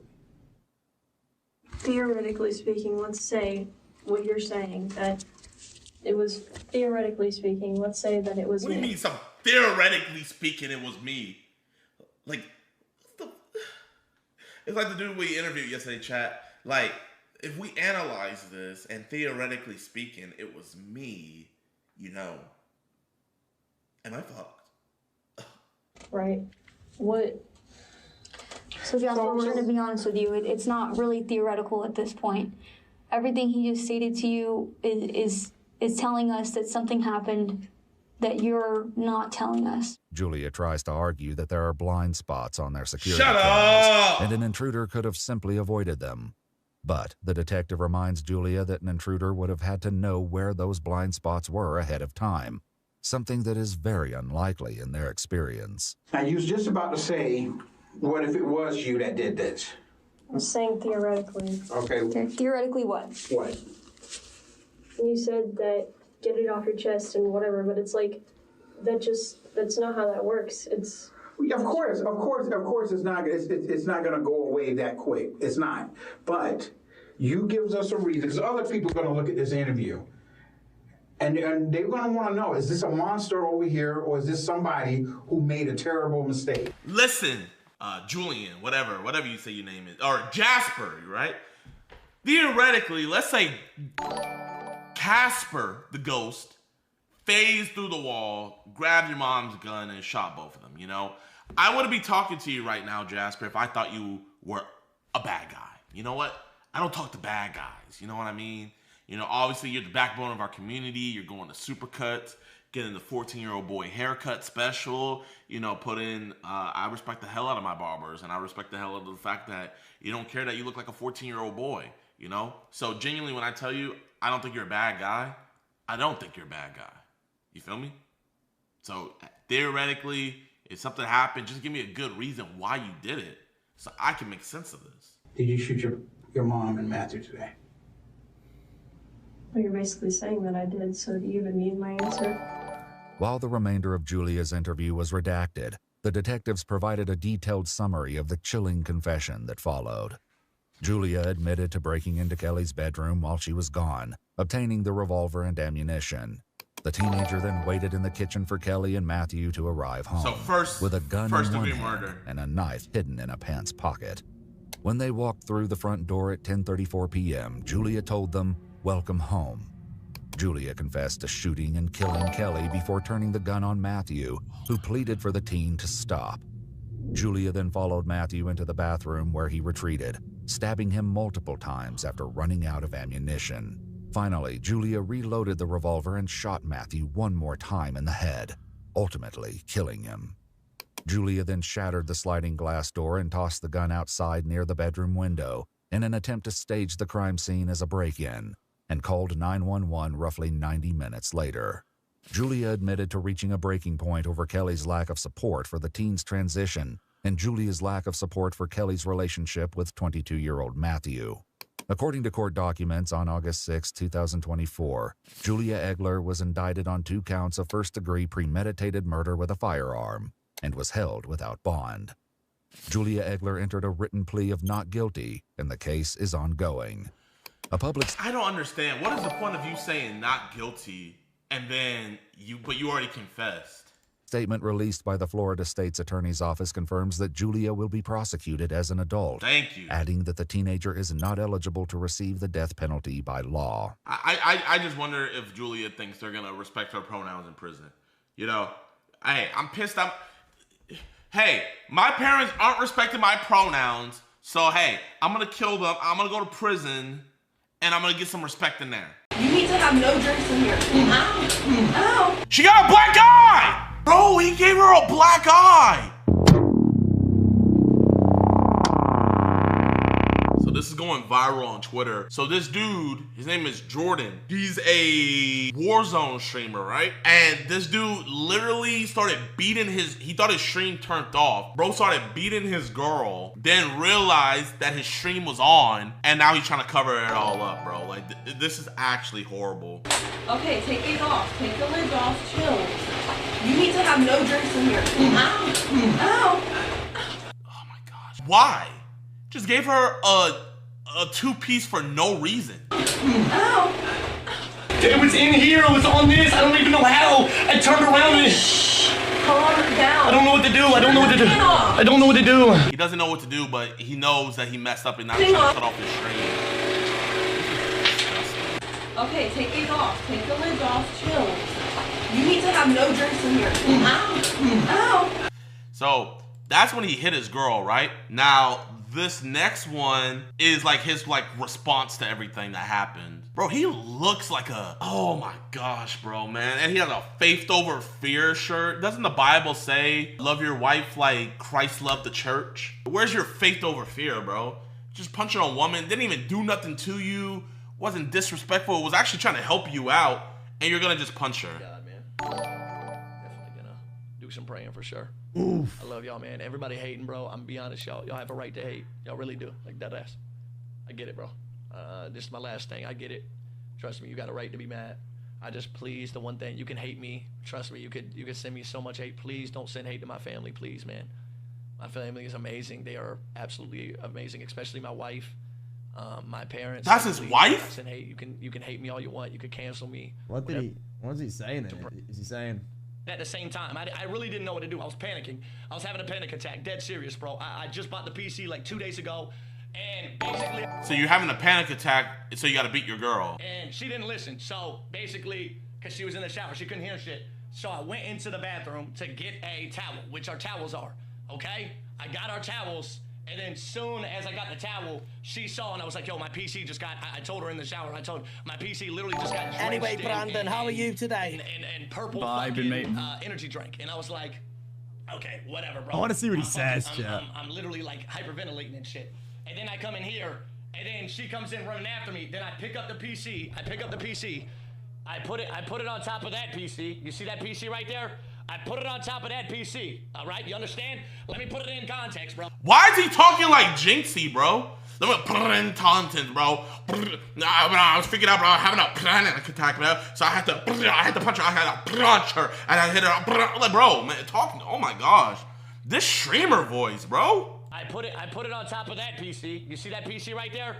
I put it on top of that PC. All right, you understand? Let me put it in context, bro. So when she's standing there, I'm putting the PC on right here. Hold on, let me see. Wife, can you come and record this, please? Wife. Oh my gosh, you beat her and now you're making her work for you. Wifey. By the way, I just wanted before I'm talking about come here. Before I'm talking about everything else, like if I ever did hit her, which she got a black eye, bro. He gave her a black eye. It's like I know this couple dynamic, bro, man, and I know you guys know what I mean by that. It's like, I could tell that this dude, he's very self-conscious. He doesn't feel the best about himself. I know he's the type of dude, if he got money, he would be cheating on his life like crazy, bro. He would be cheating, and she's pregnant. You hit your pregnant wife because something was going on with your PC. And you're talking like Jinxie. Yeah, that's 50 years. is insane. I would never hit my wife, and she's pregnant. She would have. Oh, she has a black eye. It looks like you can see like the fucking mark in her face from where he fucking apparently hit her, you know?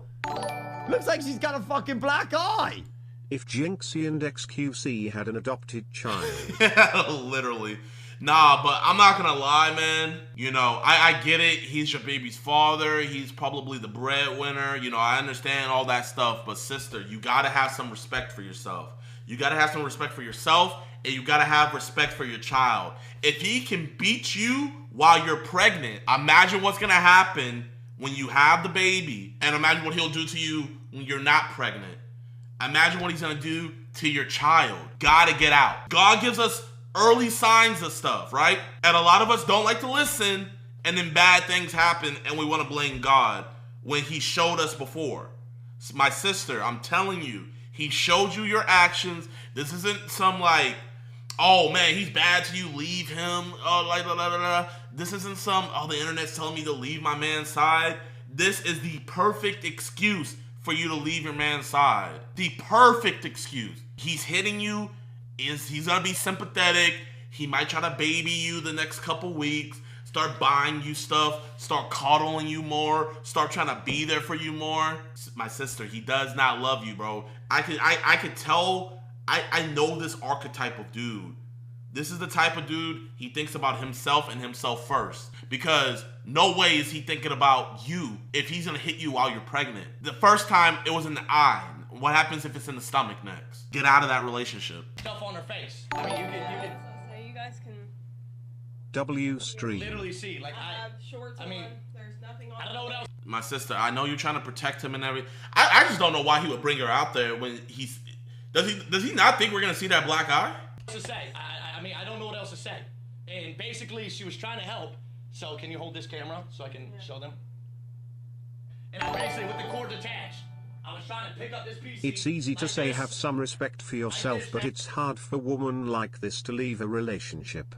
Most relationships like this have a lot of manipulation involved. I understand that totally. I understand that. I know it's gonna be hard, but you know, she has to do it. This isn't some stuff where it's just her. She has a child now. Anything that's gonna happen in the future, this was her warning. If she stays and something happens to that child, it is just as much her fault as it is his fault because she stayed. She needs to leave. She needs to leave. Oh, is that a piss bottle? Oh my God. And I was putting it on this PC. You understand? On this PC that I just had. Okay. I think it just shut down on accident. Whatever. So you put it on that PC. She was trying to help me. She was trying to help me right here. It flipped up. I was laying down. Okay, so where did the punches come in? Nobody saw anything. Like it was insane. This. So like this. So where are the punches? Then it got on her fingers. Then it got on her fingers. You saw it. It was in the corner of the screen. By the way, nobody saw anything. Like it was insane. Man saw me use one arm. So is he saying that her finger got caught under the PC? I feel like you're judging, bro. You don't know the full story of everything, so quit judging. I'm judging. Okay. This is what I'm judging on. You need to have no drinks in here. Ow.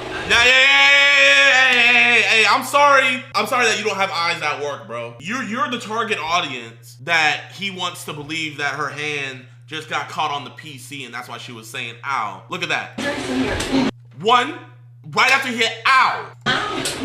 Two, ow. The only time you hear that sound is when meat hits meat. That's not no metal. Even if it was something no. He hit her. And you're saying I'm judging. He hit a pregnant woman. Coming up with this lame excuse. Motion and thought I hit her. Like, it's insane. It's insane. Listen to his story, chat. I'll show you the clip. Hold on. She had her fingers right here. She had her fingers right here, and she literally, that's when she was like, she couldn't get it on the PC. Lying. I pushed her, and she... Where's the faith over fear? Where's the faith over fear, Jordan? He literally was saying ow because of the fucking shit was on her fingers. It was... Okay, so this is what I'm trying to figure out. Then why are we hearing smack? If the thing was on her finger, why are we hearing noises? After we see you doing motions like this, we're hearing noises. Bro, man, this is some pred level explaining going on. And whoever subbed this day, unless it was a recurring sub, bro gotta get out of here, man. It was literally on her fingers. This Lies. I don't know how much it weighs, but it was on her fucking fingers like this.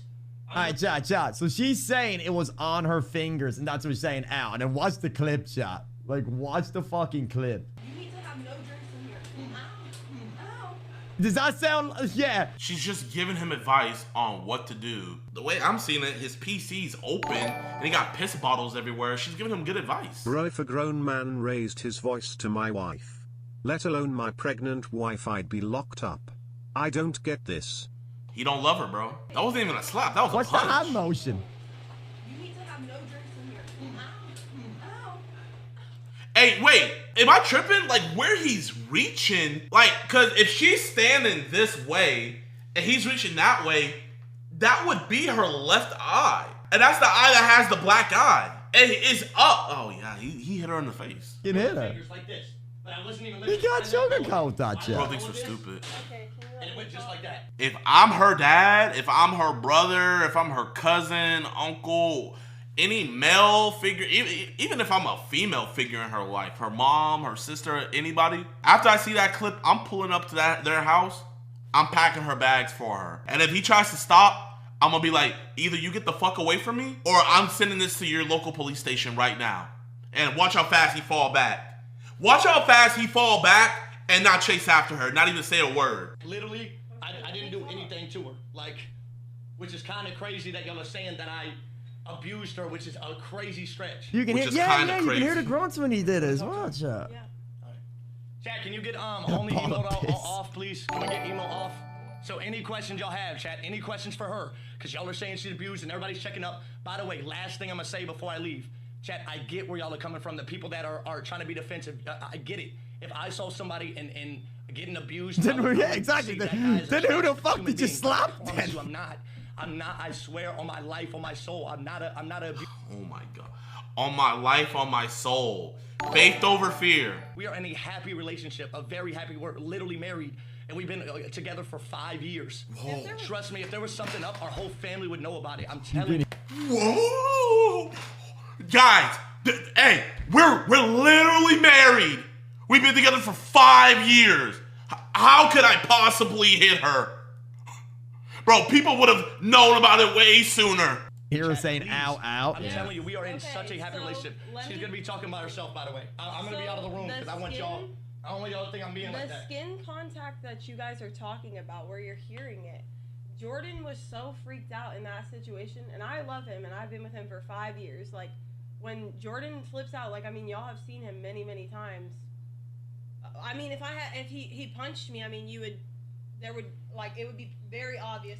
Yeah, it would be very obvious. She probably put some makeup on there too. I'm very pale. It'd be very obvious if he, like, literally hit me or something. So. Someone in the chat said you're an idiot too. She's an idiot right now. She is an idiot right now. And when I say that, I'm not saying that like as something derogatory. She's purposely making herself stupid. When you're in an abusive situation like this, your brain does that to you, you know? Your brain doesn't let you think critically or clearly. She is desperate and sad. It's a lot, bro. She's purposely putting herself in a psychosis. She's purposely doing this for herself. But not willingly, though. I mean, bro, if you're with someone for 5 years, you're gonna try your best to be with them, you know? You're gonna try your best. I get it. She's not in a clear headspace right now. She's thinking stupid. That's why I said before, she needs a family member or a friend, someone on the outside to think clearly for her. Sometimes when we're in situations like this, like if you're going through relationship problems or something like that, you can't just think about it yourself.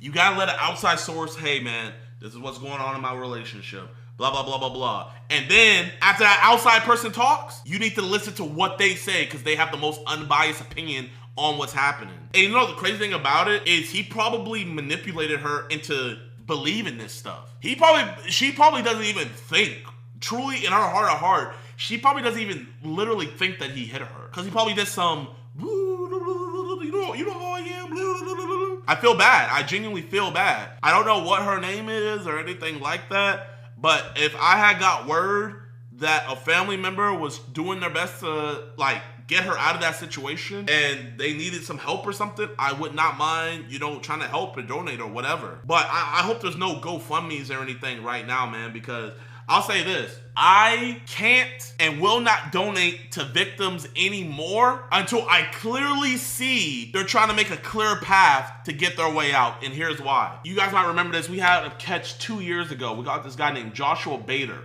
And his wife, she was really sad, everything. She was like, I don't know how I'm gonna pay our rent, blah, blah, blah. You know, with him arrested.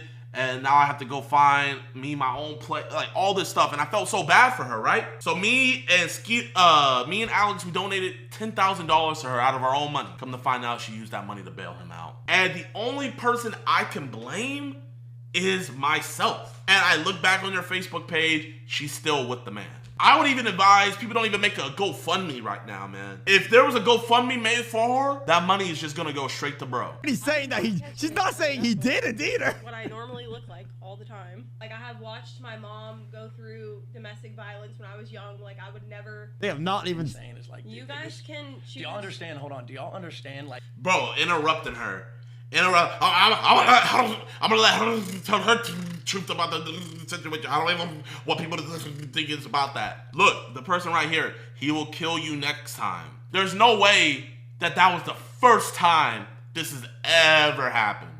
In 5 years, he did it so casually. So this is something that's probably been going on for years. I wouldn't be surprised. A family member needs to come in and get her. If she doesn't want to be got, don't save her. But keep a close eye on that kid, and you find out anything happened to that kid, boom. Because the thing about it is, with domestic violence cases, if you have no victim, you have no case. There's a lot of times where like cases are about to go to trial, but then the victim will change their mind and be like, actually, no, I don't want to press charges on him anymore. And they have to drop the whole case. literally, like. Oh, he got banned. Yo, he's gone. They got him. Is he banned? Yo, I think he's done. I think they got him. No, he didn't. Or he took down the VOD or something. Wow. He took down the VOD. Wow. Was he gone? He took down the VOD. Ooh, something's up here, chat. He ended it. Yeah, the VOD. It looks like the VOD's gone. Yeah, he took down the VOD. Oh my gosh. Is he still out here? He still has his YouTube.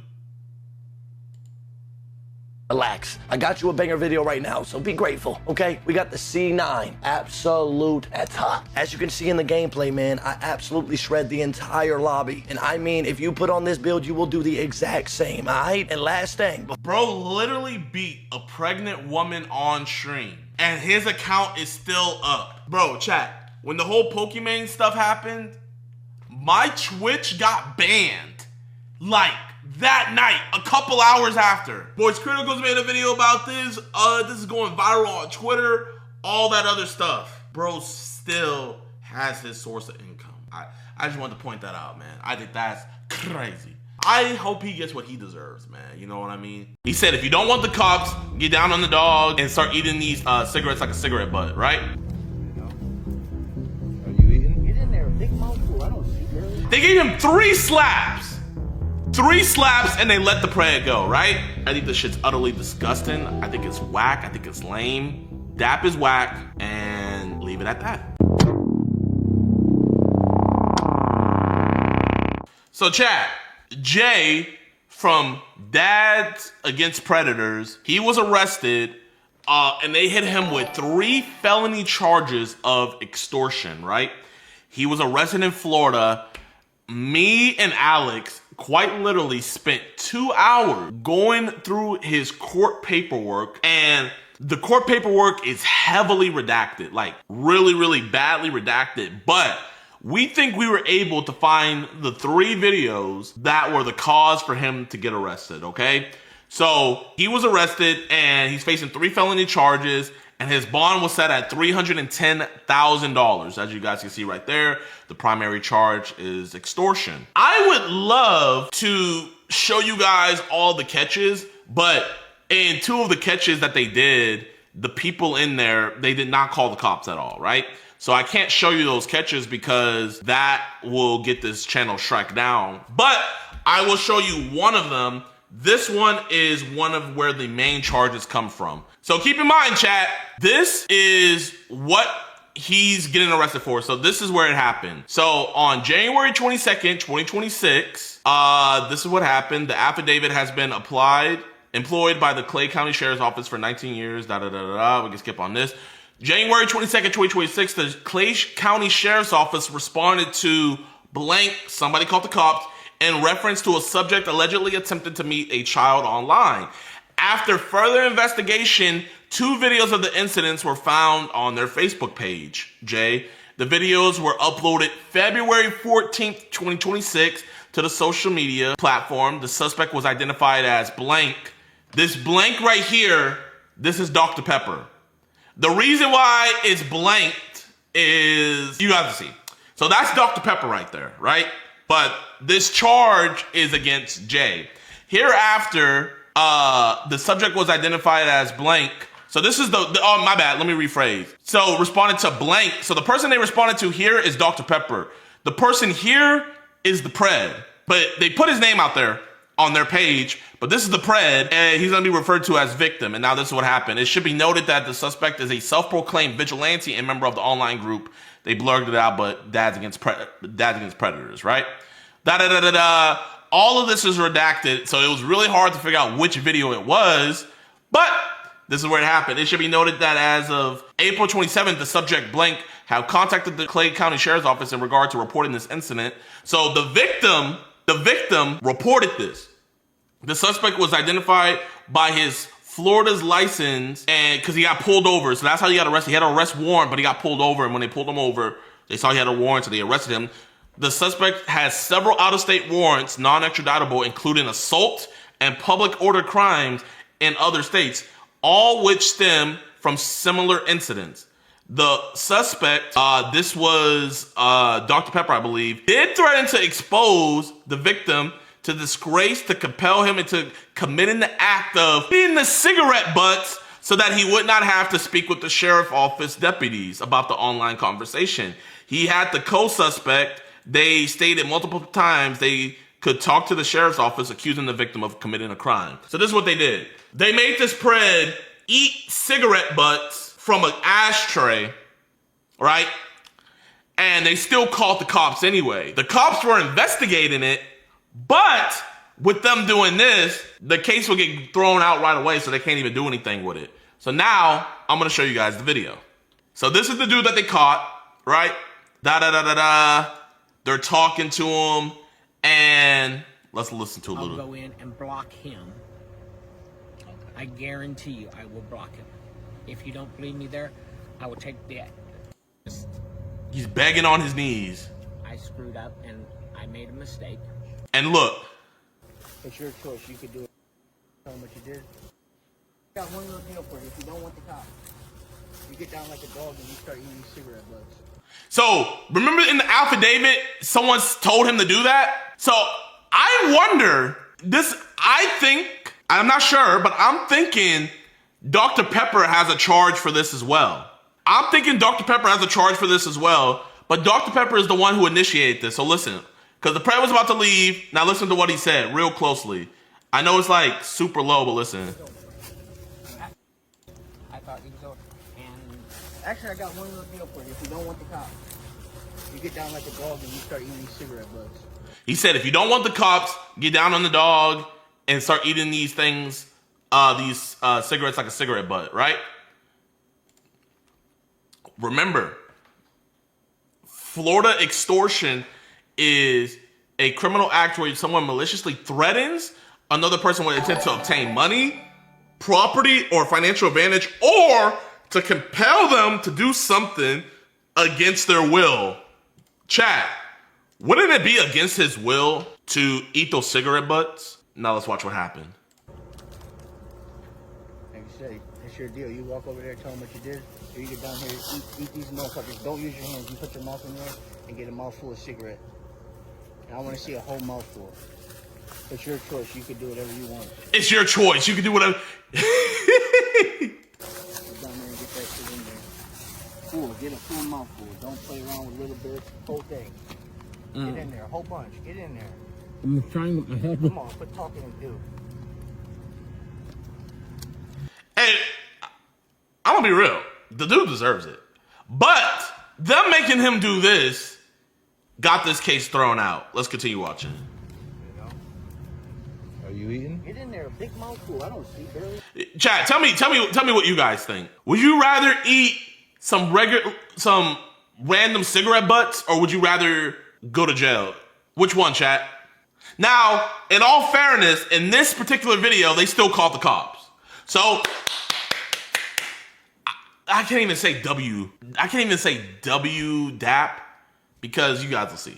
Annie, grab a big one. Well, like it's a fucking ribeye. Bite in. But chat, they deleted. Why did they delete the video? Chat, why would they delete this video? Chat, I thought we didn't care about catching charges. I thought it was all about exposing these monsters. Why would we take this video down? Alright, now get up. So they made him eat it, and they still called the cops. Be honest, it's all honesty from here on out. This is your moment. He first texted me, and then I text him back. And yet, and at the time. So here's the police presence. I want to make sure I show you guys police presence. That's a sheriff office. That did call the cops. I told you shut the fuck up. So he was going to meet the child here. He wanted to be the bottom. He wanted to get fucked and suck dick. You know, he wanted to come to the kid's house originally, but the cousin's there. So we were going to meet here and, you know, make some things work. We didn't have a full plan afterwards. We just knew we were going to have a little fun. Do you have, is there any? We didn't have a full plan afterwards. We were just going to have a little fun. So all of this, right? They get the Pred's information and everything. But I want to show you guys something. Because in the video, they did give him the chat logs. They did send the chat logs over, right? But chat, pay attention to the affidavit. Pay very close attention. So so January 22nd is when that happened, right? They responded. They came out. But now look at this. The videos were uploaded February 14th to the social media. So that means they didn't give them the video. They didn't give the police the video of what all they made him do. And while the police were investigating this, probably trying to figure out how to charge this dude, them posting that video, seeing that they committed extortion, throws the whole case out the way. So not only did their stupidity get this case thrown away, them posting the video get this case thrown away. So this video was so important to post that it didn't matter getting the case thrown out. But now that you're facing upwards of 40 years for extortion, now we want to take down the video. Why not stand on it? Chat, tell me if I'm wrong, chat. Why take the video down if you see nothing wrong in what you were doing? That's not even extortion. It quite literally is the definition of extortion, bruh. Quite literally in the state of Florida. State of Florida is commonly known as blackmail, is a criminal act where someone maliciously threatens another person with the intent to obtain money, property, or any financial gain, or to compel them to do something against their will. Do you think somebody wants to eat cigarette butts?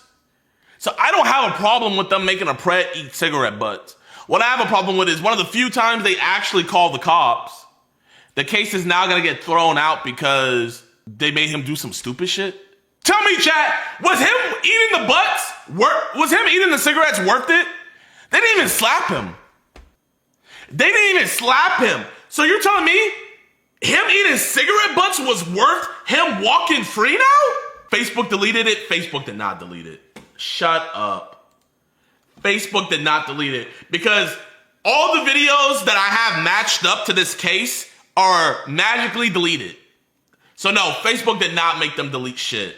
They got way worse videos on their channel or on their Facebook page than them having a pred eat freaking things. So that's the first one. Now, everybody, so W or L? Was it worth it, W or L? W for yes, L for no. Okay. We're in agreement. Everybody's in agreement. L. Now, I'm going to show you guys the other videos, right? Because there's more charges. So, I talked to Joshua. He's a member of DAP. I talked to Joshua, and so if you look at the court hearing, so his next hearing's on May 26th. Not only is he's out on a surety bond, but not only that as well, chat, he also has an ankle monitor. Let me find that. Notice to appeal, order here, right here. Order requiring electronic monitoring. So chat, tell me if this was it worth it making a pred eat cigarette butts when if you didn't make him do that, you probably could have got him arrested, charged, all of that, right? He probably had CP on his phone, probably could have been even more charges.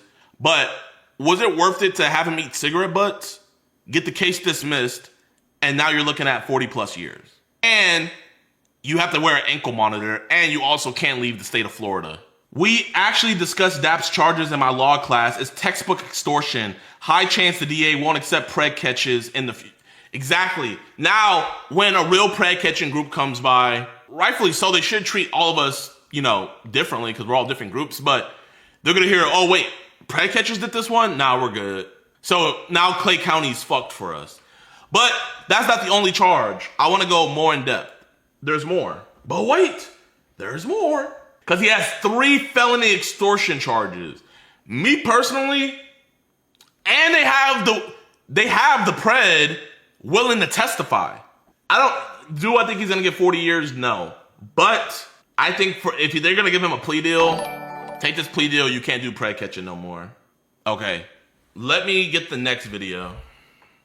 So I can't even really show you guys this, but they pretty much just pulled up on this dude, dragged him around, and dragged him and beat him outside of his house. Never called the cops in the video. Never. Not one cop was called in this video. Now, I wish I could show you guys, but since there's no police presence, I will get flagged. So, I'm going to show you guys the affidavit report for it. I'm going to show you guys what he's being charged for this one. So here. So this is another charge. He was charged with extortion and battery. So he extorted the pred and he beat the pred. So this case is completely dropped, right? Now let's talk about it. Oh, wow. There's a motion to determine confidentiality of court records. Are they trying to hide the court records? I don't think they want people seeing all this. So here, your affidavit was assigned, Okay. So here, on March 27th, 2026, the Clay County Sheriff's Office was advised of a video circulate. So listen, chat, listen to this, bro. Listen very carefully to what you hear. On March 27th, 2026, the Clay County Sheriff's Office was advised of a video circulated. So if they were advised about it, that means that this was never reported to them. Because they would have stated if they came out like in the other one, they never came out to this one. They didn't come out, they didn't investigate because they never called the cops. So the only way the cops found out about this is somebody reported it. Or they found it themselves on social media. But it looks like somebody reported it, right? Now look at this. The video was shared on several Facebook pages titled Brit Hurdle. I have the video. I can show you guys. From Fleming Island, Florida, and was shared from Facebook page J.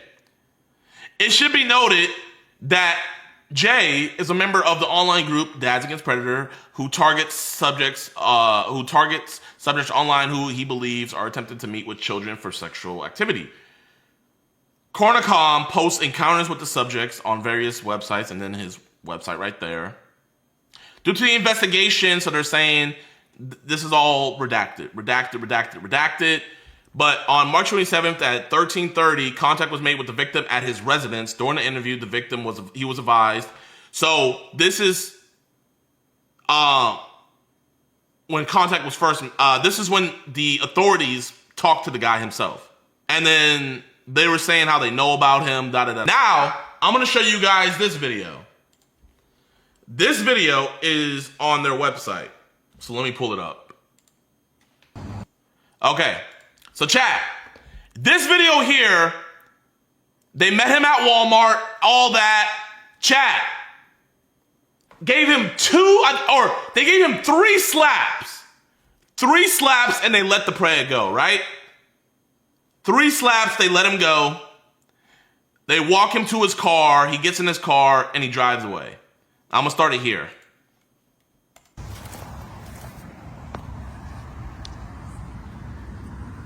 So they slapped him. He gets in his car. He's driving away.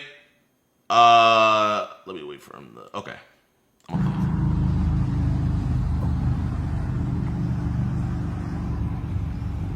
At your Middleburg Walmart. The police would not have arrested him. They would have let him go. Yep. But he just got his ass smacked the fuck up, didn't he? Damn right. Damn right. The police would have not arrested him. They would have let him go. But he got smacked the fuck up, right? Damn right. So they're straight up admitting in this video that they called no cops. They called no cops. That's why in the affidavit it says that they were advised about it, circulating, da-da-da-da-da. Middleburg Walmart. The police would not have arrested him. They would have let him go. Yep. But he just got his ass smacked the fuck up, didn't he? Damn right. Damn right. 3 slaps. 3 slaps. Was that worth it for y'all, chat? No cops called, and now he's facing extortion because they said in the video, either you let us slap you, or we're gonna call the cops. So they bluffed him. They literally bluffed him because they said in this video that no cops would have came. So they bluffed him and said that they were gonna call the cops when they were never gonna call the cops. And they just slapped him. So it should have been, should we slap you or should we just let you go? Like, which one do you want? We're trying to meet a kid.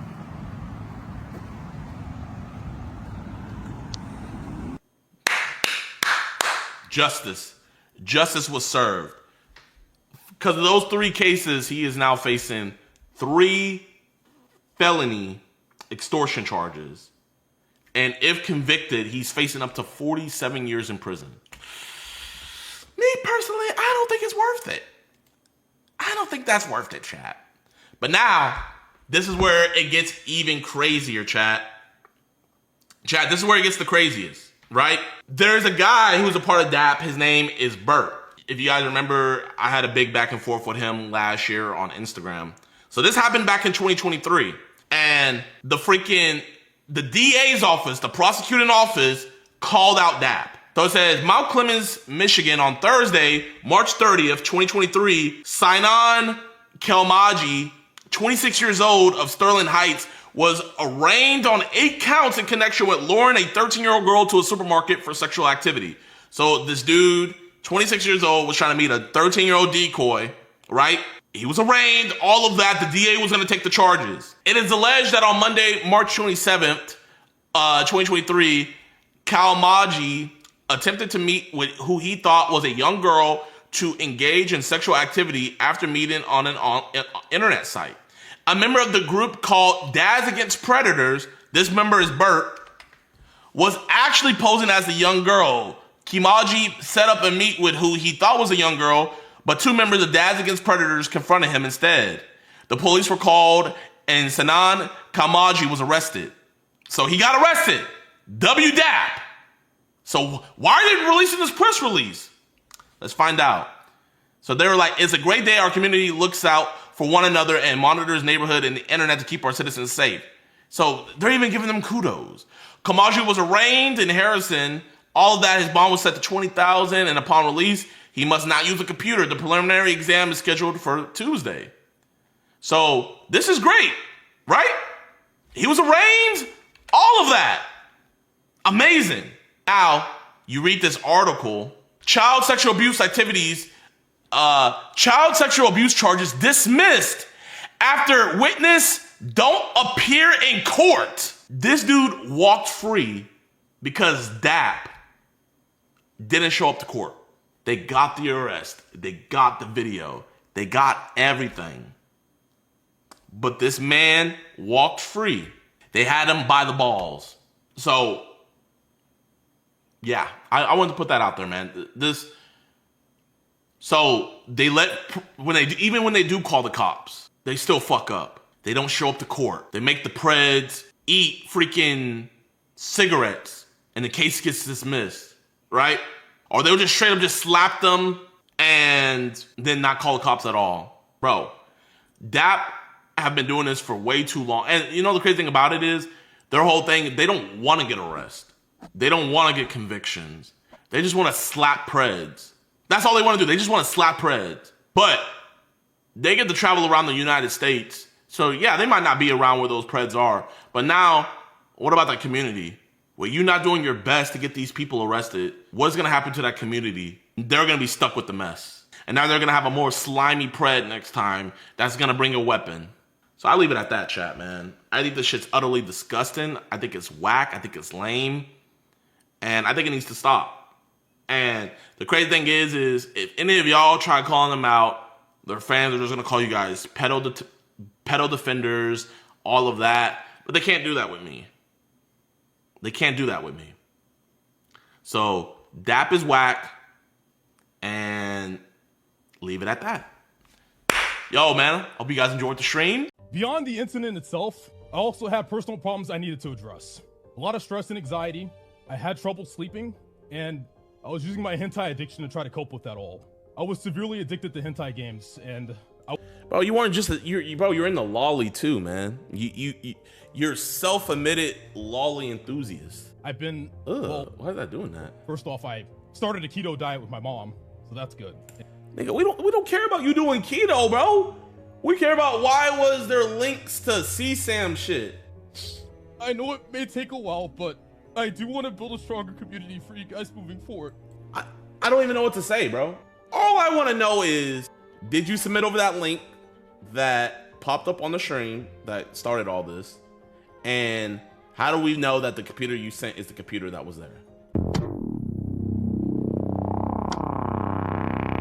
Lakari is back to streaming. No way. What? You're lying. Oh, he streamed 19 hours ago? Oh my gosh, Lakari is actually back. You won't let me die? Not only is he back, but he's gaming with through people. and through. Just acting like nothing happened. Shit. I mean, bro, you gotta make money. Bro, let's be real. You know what I mean? Like, we all knew he was gonna come back.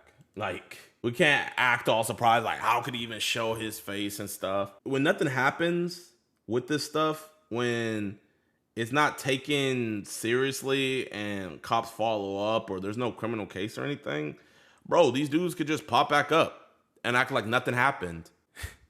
You know what I mean? That don't mean we're gonna forget, but bro, yeah, he's gonna have people still support him. All of that, man. That's most definitely gonna happen. You know what I mean? It's just, I'm getting videos made about me talking about how I am worse than 10 hollows combined. But then you got people like Lakari, you know, oh, no, you know, they don't need a video made or nothing like that. We're not going to talk about that. But, you know, with me, oh, no, we got to talk about JiDion. JiDion is the epitome of evil. Crazy, crazy, crazy, chat. Lakari response video? He made a response? Okay, I think this is the video. So Lakari made a response video on his return to streaming. Let's see what he had to say. I do want to say, you know, a lot's happened. And before we start the stream, though, I do want to address them. I want to talk about, you know, where I've been, what happened in January, and, you know, kind of what I've been doing and stuff. So I want to start off by saying the way I handled that situation in January was terrible. I ended up showing you guys a link that suggested some pretty questionable content. And you were all definitely right to be concerned about that. I should have taken the situation seriously, but in the moment, I panicked. I ended up making a bunch of stupid excuses and downplaying the situation. For that, I take full accountability. I'm sorry. It was very dishonest and I fucked up. Damn, man, he needs to go to apology school 101 like me, man. Like, you know what I mean? The blinks are too long, all of that. Like, gotta do it like me, man. Torrenting a 2D hentai game and the text documents came in a zip file alongside the game. Inside the link was malware, scams used to steal credit card information, and pornographic videos ripped from Pornhub. I want to make this clear. I don't condone or consume exploitative or illegal material of any sort. Now, this is a very serious situation. So, I submitted all of my hardware to Exhibit A Computer Forensics for a full independent investigation. Okay. But, so on April 10th, 2026, retained Exhibit A Computer Forensic to conduct a comprehensive, following an incident that occurred. So, hold up. So the incident occurred January 22nd, but you submitted your computer for a forensic evaluation in April 10th. Not only that, but like, A, you're the one who submitted it. You know what I mean? It's not like you didn't give it to no police or anything. You picked the place, you gave it to them. And B, how do we even know that it's the same computer? As you can see, the report is on the screen now. The key finding is that no illegal material was found on any of my devices. If you guys want access to the report and the FAQ that comes along with it, you can type !forensics in the chat. So, sorry. Beyond... I mean, bro, that's all cool and everything, but like, how can I ever know that this computer is the computer that all that stuff popped up on? You know what I mean? So it took you 4 months to say, hey, you know what? Let me give it to these people to get this forensics thing done. Beyond the incident itself, I also had personal problems I needed to address. A lot of stress and anxiety. I had trouble sleeping, and I was using my hentai addiction to try to cope with that all. I was severely addicted to hentai games, and bro, you weren't just you're in the lolly too, man. You're self-admitted lolly enthusiast. I would download and collect them every night after stream, like 20 at a time. And this time away has really given me the chance to get my shit together. I completed a 30-day outpatient program, and I've been seeing a therapist consistently for the past 6 months. I genuinely want to be better and do better. I'm working really hard to build healthier routines. I've been... why is that doing that? First off, I started a keto diet with my mom, so that's good. Nigga, we don't care about you doing keto, bro. We care about why was there links to CSAM shit. All forensic analysis was conducted on a submitted computer system. No illegal... Yeah. I bet. I believe him that the computer he gave to this forensic evaluation center didn't find anything. What I want to know is, how can we ever know that the computer you sent is the computer that was on that stream? Like, we'll never know. And I've been working out consistently with my nephew, helping him out with his football stuff. He's got into football, and me and my brother, he's going to the same school as my brother and stuff, so that's cool. But other than that, you know, a lot of you guys have been here for like 5-10 years. You've been watching and supporting my stream for a very long time. And it makes me really happy you guys are here. It makes me happy that you guys are here. And, sorry, I didn't expect it. This is my whole thing. It's like, bro, why break down like this and get all sad like this? What is the reason to take 6 months off? If you have a regular wanking thing, whatever. Okay, whatever. If it was all regular, why do we need to take 6 months off? I get emotional. But to say... You see, this is what I'm trying to figure out. Did you submit the link? Did you submit the link that was found, that popped up on stream? Did you submit that link? That's the question I have. The least, it's really put into perspective how lucky I am to be able to entertain all of you guys for a living. With that said, I do want to focus on moving forward with the changes I've made. I want to stay consistent, and I actually want to be a better person this time. I'm going to continue to work on myself and become better. I want to build a stronger community, stronger than the one we had before, so we can play games like we used to, have fun and meme in the chat, and just shoot the shit. So, thank you guys for sticking around and giving me a chance. I know it may take a while, but I do want to build a stronger community for you guys moving forward.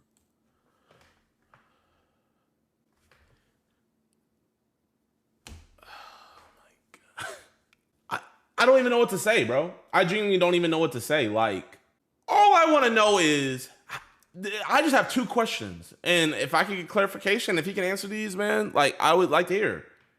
Did you submit over that link that popped up on the stream that started all this? And how do we know that the computer you sent is the computer that was there? Over 250,000 images manually reviewed. I'm gonna take a 5-minute break and then we'll start the stream. I'm sorry. I missed you guys a lot. Sorry. I do want to say. So it's like, bro, like, so you're crying. I was torrenting a 2D hentai game. So you torrented a 2D hentai game, and inside the link was malware, scams used to steal credit card information, and pornographic videos. only God knows if he had anything on his stuff. You feel me? Only God knows. Like, I'm not gonna lie, that shit looked real suspect to me. But, you know, freaking, if he really did submit his stuff and that really is his drive and that was really all his stuff and all of that, you know, like, more props to him, and he's worked on his porn addiction and stuff like that. Cool for him. But yeah, man, I don't know. This situation's weird, man. Let me see what XQC has to say. Only XQC's opinion matters. Submitting devices for analysis should automatically settle lingering concerns, while others scrutinized details from the publicly discussed report and raised questions about specific technical findings and timelines. These users argued they were not. The investigator really saw CC Cleaner was downloaded on February 26. Volume shadow copies missing from before February 26 and said all clear. Whoa. Why weren't there any volume shadow copy backups before February 26th? Whoa. Fully convinced by the conclusions and continued to voice doubts. A separate group focused less on the investigation itself and more on Lakari's admission that he struggled with an addiction to adult-themed content, with some dismissing it as a trivial issue, while others argued that behavioral addictions can have serious impacts on mental health and should not be minimized. Overall, the conversation reflected two competing perspectives. One side viewed Lakari's return as a sincere attempt at accountability, rehabilitation, and personal growth, while the other remained unconvinced and continued to question aspects of the evidence and explanations surrounding the original controversy. Following Lakari's emotional return to streaming and his public explanation of the controversy that led to his hiatus, another major voice in the streaming world weighed in, XQC. During one of his recent broadcasts, XQC reacted to Lakari's statement that he had voluntarily handed over his hardware for an independent forensic investigation, which reportedly found no illegal material on his devices. However, XQC argued in the following. Now, this is a very serious situation. I submitted all of my hardware to Exhibit A computer. Yeah, but who gives a f about the hardware though? Like, bro, we saw the screen. Buddy, we saw what was on the screen. Facts. I don't understand. We saw that you're doing workarounds to not downloading it. Yeah. We saw. Literally. That's what that was. We're literally. Because I look at it like this, chat. Like, you know what I mean? Like, I could see if while he was streaming and it popped up, and he never told anybody that he's into like this hentai and freaky stuff, and that stuff popped up, and that's why he was ignoring it. I could see like he didn't want people to know like he was into that stuff. But he already admitted that he was into all that stuff, and people already knew they would make fun of him. Yeah, he would joke about it, yada, yada, yada, right? So if that's all that stuff was, why was he acting so weird after that screen got exposed and ignoring his chat for hours? That's what I'm more curious about. Like, you really saw actual. I mean, these are things that he has on his shit, so he could open it like elsewhere. Who the f cares what's on the current computer being given 4 months later? What does that prove? Many commenters echoed XQC's skepticism, arguing that the timeline between the original controversy and the forensic review left unanswered questions in their minds. Some claimed they remained unconvinced by the report and believed there were still aspects of the incident that had not been adequately explained. Others argued that public behavior shown during the controversy carried more weight than the subsequent examination of the devices. On forums and social media, several users also suggested that 4 months was a significant amount of time before any hardware review took place, with some speculating that this reduced their confidence in the findings. Those opinions reflected personal skepticism rather than verified evidence. At the same time, others pushed back against the continued scrutiny, arguing that independent investigators reported finding no illegal material and that speculation without new evidence should be approached cautiously. Some also criticized what they saw as internet culture's tendency to permanently judge creators even after they attempt to address controversies publicly. Hailsman Gold gives his final ratings for every World of Warcraft expansion ever made. Oh, bro, I don't give a fuck with it.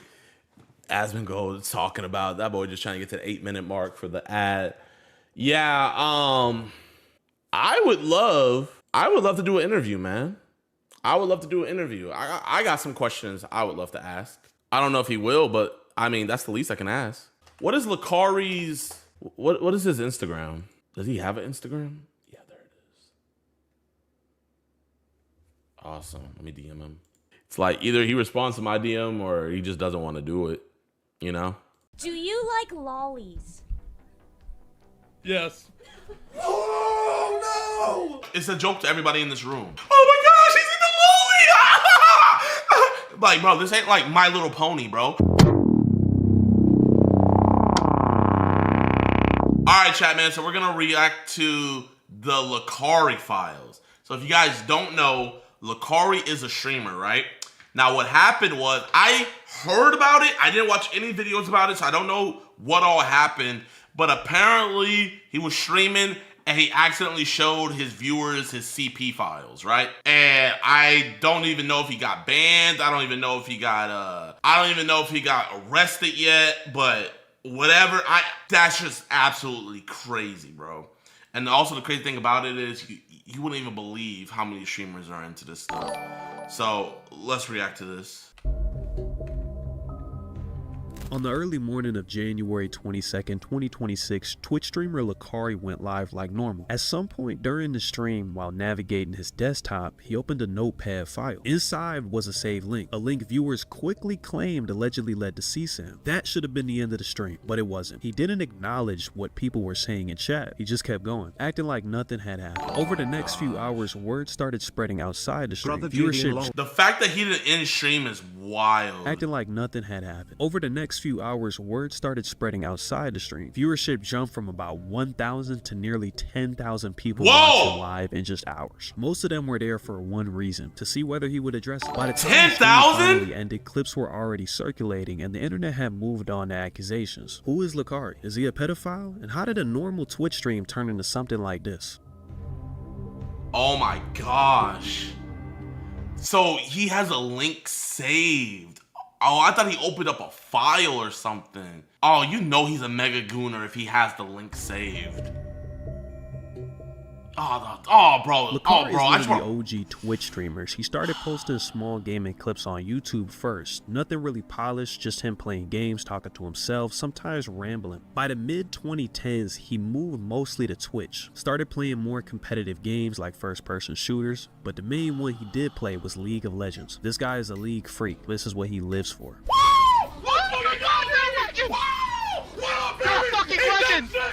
He was also friends with figures like Miskiff, Asmongold, Emaru, only to name a few. They usually appeared in each other's streams, did events, crossovers, and occasional collaborations. That exposure also helped him reach even more viewers without having to change his style. You're here because you want to be here, right, Sure For? No, Lakari said he would let me see the lolly folder. Behind every joke is a little bit of truth. For you guys that don't know what lolly is, Alexa, what is lolly? A lolly is a sweet treat, usually a hard candy. Alexa, stop. Lolly is a Japanese term for a young or young-looking female anime/manga character, often used to describe characters with juvenile physical traits. Is an abbreviation for lolly. Okay, so pretty much what it is a character that looks like an 8-year-old girl, but they'll say that, oh, she's actually 3,000 years old. So she's actually like beyond the age of consent. But it'll be an 8-year-old character and they'll draw them doing sexual stuff. That's what it is. And I'm gonna show you guys this. I'm gonna be putting it on a list to show you guys how bad this stuff is. Watch. All I'm gonna do is just type in lolly. All I'm gonna do is type in lolicon, right? That's the whole thing. Look what pops up. Caution. Child sexual abuse content is illegal and harmful. Get confidential help. All I typed in is lolicon and you get this. So if you're getting this from Google, that should let you know in of itself, it is wrong, it is horrible, it is disgusting. And I actually had some lolicon people on Twitter get mad at me for catching one of their own. I might make a video about it. But yes, that stuff is disgusting. So let's go back real quick. You're right, Sure For? No, Lakari said he would let me see the lolly folder. All I'm gonna say, man, is there's always some truth in jokes. I have to mention that Lakari also built a rather distinct online persona. He was a self-proclaimed god-tier gooner, who by his own admission was interested in lolicon content. Do you like lollies? Yes. Oh, no! Bro, chat, did we not just look up and we got this notification? Everybody in this room is just cool with it? It's a joke. It's a joke to everybody in this room. Oh my gosh, he's in the lolly! Like, bro, this ain't like My Little Pony, bro. Oh my gosh, he's a This isn't no brony stuff where it's just a joke. I don't care what anybody says. If you're into lolly, you are no different than one of the CP guys I catch. In my eyes, you're no different. Because why are you wanting to consume that content? For them to think that this is a joke and this is all funny? But not like wait, ain't that the cat abuser? that. For those unaware, lolicon is a term that comes from Japan in the 1980s. Short for Lolita complex, it refers to media, mostly manga and anime, that depicts sexualized portrayals of fictional underage characters. It became a recognized subgenre in Japanese comics and animations in the late 1980s and early 1990s. Often controversial even in Japan. I mean, it's about kids, so why would it not be controversial? Over time, it spread internationally through fan communities and online distribution. Legally and culturally, it exists in a gray area. Some countries ban possession of it entirely, while others restrict only real abuse. Unbeknownst to Lakari, lolicon is actually banned in Texas as of September 1st, 2025. Texas is CP, bro. There's no other way around it. It is CP. And they think it's funny. Are you into who freaking said all that? Let me go back. Who asked? He was a self-proclaimed god-tier gooner, who by his own admission was interested in lolicon content. Do you like lollies? Do you like lollies? Yes. Oh my gosh, I can't believe that. Chat, did you see that, chat? Somebody clip that. Oh no. But not like that. For those not what other way can you like it, bro? What do you mean not like that? Are you addicted to OnlyFans? Are you addicted to Bonnie Blue videos? Yes, but not like that. Like what do you mean not like that? He still has illegal material on his computer as of September 1st. I guess this never raised any real suspicion from those around him or his chat. I mean, people in these communities are known to be freaks. Not everyone, of course, but chat. I mean, people in these communities are known to be freaks. A whole folder, bro. A whole folder had to be, bro, man. Bro, you know what? I think for my next decoys, we just need to be in a Twitch streamer's chat with a profile pic and just see how soon. It'll only be a matter of time. Not everyone, of course, but yeah, I mean, a lot of these guys, man. By 2020, his audience had grown a lot. Streams that used to pull a few hundred viewers were actually pulling a few thousand now. All of that sets the stage for the fateful day of January 20. Bro, like, in groups like this, man, it's just always just one black dude, and he's always like the weird black guy, man. I just never see a normal black dude in groups like this. You know what I mean, chat? It's always that black guy where, you know, and then when it's like, what do you mean I'm racist? I have black friends. Token? No. Well, at least Token from South Park, he's cool though. Token's cool. Second, where Lakari would go live for the last time. K feeds. Let me at least add a way to the list of champions that I like.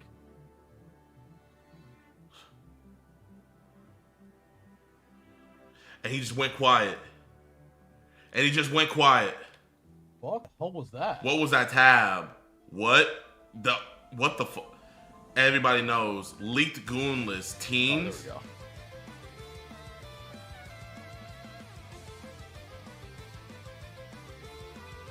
Oh man, what? Just ignoring every chat.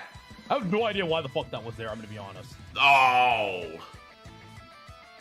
Viewers of the stream would immediately clip and go back to check what they had just seen. Some people took it among themselves to actually visit the link. What it contained was seemingly 1,700 files worth of, but not limited to, family nudism, JBT, bestiality, of course, lolicon material. Instead of ending, Lakari. Wait. What is JBT? Hold up. What is I've never heard of JBT. Jailbait? What is jailbait? Jailbait is a slang term for a person using a minor who is below the legal age of consent for, oh my god, but appears to be older. I'm gonna have to make a video about that, man. This video is just pissing me off, man. JBT, bestiality, of course, lolicon. I don't know why, bro. Most CP dudes I catch, they're in the bestiality. That's why you should not watch corn, bro. I always say this. I feel like recently every stream, if you get into corn and stuff like that, it will eventually lead you down to this rabbit hole every single time. Material. Instead of ending, Lakari would stream for multiple hours on end after the incident, assuming he could just play it off and stream through it. Meanwhile, his chat for hours was spamming things like release the Lakari files, you're a PDF. Pedophile, pedophile, pedophile, pedophile, pedophile, pedophile, pedo. You hit r/Sean. Every Redditor in America is going to wake up to the undeniable proof that you're a fucking freak-ass pedophile as vile as you look. Pedo, pedo, pedo, pedo. You know he's stressed. Even one of the mods left this message. End your stream, dude. This isn't funny. This isn't a joke or something you can laugh off. I hope that this somehow was a mistake or a virus, but it's looking real bad. You need to get help. I'm unmodding myself and unassociating with you. W mod, man. A mod with actual self-respect. A mod that's not coming up with excuses. Xenoda, W. That is a W mod. That one mod did the smartest thing, and in doing so publicly, they got 5K witnesses showing they aren't complicit with them. As Gold texted Lakari whilst everything was still playing out, saying how he should have had a different PC for that stuff. Asbin messaged me and said, bro, you need a separate PC for that. What the What do you mean by that, Asbin Gold? Asbin Gold's like over here like, rookie mistake. Rookie mistake. Amateur. Supposedly, Zach didn't know. Okay, info just came out, and the clip I saw had the names and everything censored. Obviously, I wouldn't have said this if I knew what the content was. If you didn't know what the content was, why even comment and say you should have a different computer for that? How are you gonna just text somebody, oh, you should have just had a different computer for that, but yet you never knew what the content? That you're lying, bro. Like, this is the clearest lie ever. For the severity of the situation, thinking that it was just normal goon material. Your message really bad timing. It was. I didn't even know what it was. Right? I see, like, okay, I thought it was like some random porn, and it's like, then I wake up this morning and I'm like, oh fuck, right? But yeah, that's how it is, right? You should have another computer for just random porn. I'm just trying to think this through. You should have another computer for just random, regular porn, right? If you stream, yeah? I don't know. Yeah, you don't do that on your work setup? I'm gonna give a benefit of a doubt. I'm gonna give it the whole benefit of the doubt, and it was just horrible timing to say something like that. You know what I mean? But I think this should be a lesson of, before you say stuff, you need to know all the angles, because it can make you look either really good or really bad. That's some horrible timing. You know, I'm gonna give the benefit of the doubt. I'm gonna give benefit of the doubt. And as always, didn't do the research. Well, I guess in this case, maybe I shouldn't have. As the situation escalated, Lakari would eventually offer an explanation. He claimed the link that had been saved to his computer was due to a virus, suggesting the files weren't something he had knowingly downloaded. So a virus just happened to be on a notepad when you were using that same notepad to do whatever tier ranking list you were doing. Okay. Or accessed himself, despite there being multiple tabs open relating to it. He would proceed to crash out even more as the stream went on, going through all stages of grief. Meanwhile, the internet was dragging Lakari all over the place, which definitely was deserved. Moist Critical would drop his response to the drama, debunking Lakari's claims of any virus. I'll open Notepad, brand new, the quick, wow, brown fox jumped over the lazy log. I've never had a link in my notepad. Hold up, chat, let me see. Do you guys see any links? Have you guys ever opened your notepad on your Windows device and there was a link on there? Even when I had viruses, I never had anything like this happening. I have clearly not saved. I have not done anything here. I have just typed into this, and you can see that the title matches the text in the document. Now, if I was to close out of it, I haven't saved or anything like that, but if I open Notepad again, it's still there. Even though this is not a document or anything that I have saved, because it will save sessions. In Lakari's case, the text didn't match the title, which means he most likely had a separate title for those sections. And also, he said that he deleted it. If I was to, like, delete this, if I told this, don't save, delete it, Notepad would not restore it. At least I don't think there's any way for it to, but maybe Lucari's working with a prototype notepad that refuses to let anything die. It saves all work no matter what you tell it to do. I find it unlikely, but I guess it's possible, potentially. Actually, here, let's play with that idea again real quick. Let's say Lucari went, I'll just go the quick brown fox jumped over the lazy log again. I haven't saved it or anything, but let's just go ahead and pretend that I came here and I said don't save. But once again, to show the whole process, I'm not going to do that. I'm just going to close out of this. I'm going to reopen it, and it's still there, because it does save sessions like that. But if I came over here and I explicitly said don't save, and now I exit out of this, it will no longer open. Same thing happened with the So- Atriox situation. I find his claim very hard to believe. Chuko, Lucari's ex-girlfriend, tweeted, Lucari and I broke up over 1.5 years ago. When we dated, I asked to see his porn folder because I heard allegations. I did my due diligence when I suspected something was amiss. When I couldn't find anything crazy, I stopped suspecting. Clearly, I was wrong. The worst I saw was NTR hentai, but now I know he could have hid the worst of it. I don't know why people keep associating me with him when he has a new GF, and I'm getting rage baited into a response, so here it is. Yeah, man, I mean, if she's the ex, and I know this is gonna sound controversial, right? I think couples should be allowed to look at other couples' devices. I believe that, man. I believe that. I am a big proponent of, if you have nothing to hide, you shouldn't have anything to worry about, man. Because imagine how many children could be saved if the woman or the man, or even the man too, if the woman or man went to their significant other's device and saw big old red flags. If you have nothing to hide. Because, bro, not only that, is so many other things. Like, what if they're cheating on you and the person that they're cheating on you with has an STD or something? You know, it's, bro, if you're going to be in a committed relationship, you should know all ins and out of the person you're going into that relationship with. Because imagine 10 years in, you guys have a family together, all of that, and then old black dude with a do-rag comes knocking on your door telling your husband that, oh, hey, man, I don't think you're a bad guy. Now what? What? I bet you would have wished you looked through his phone and stuff like that. But you know what? Hold up. Wait, hold up. Actually, I'm not. Wait, is that the same girl from earlier, chat? Okay, so that's her there. Was that the same girl here? You asked him right here if he liked Lolly, and he said yes. That was your red flag right there. You should have known from then on out. This is what you get for looking it up. And she asked him, do you like Lolly? He said yes. And you're still with him? Yeah, buddy. No sob story from me. I don't feel bad. You got your red. I'm the type of guy, when a woman or a guy gets his red flag, when they get their red flag and they don't eject themselves and something bad happens, hey, that's on you, buddy. That's on you. Because I heard he was clip farming. You really think you okay.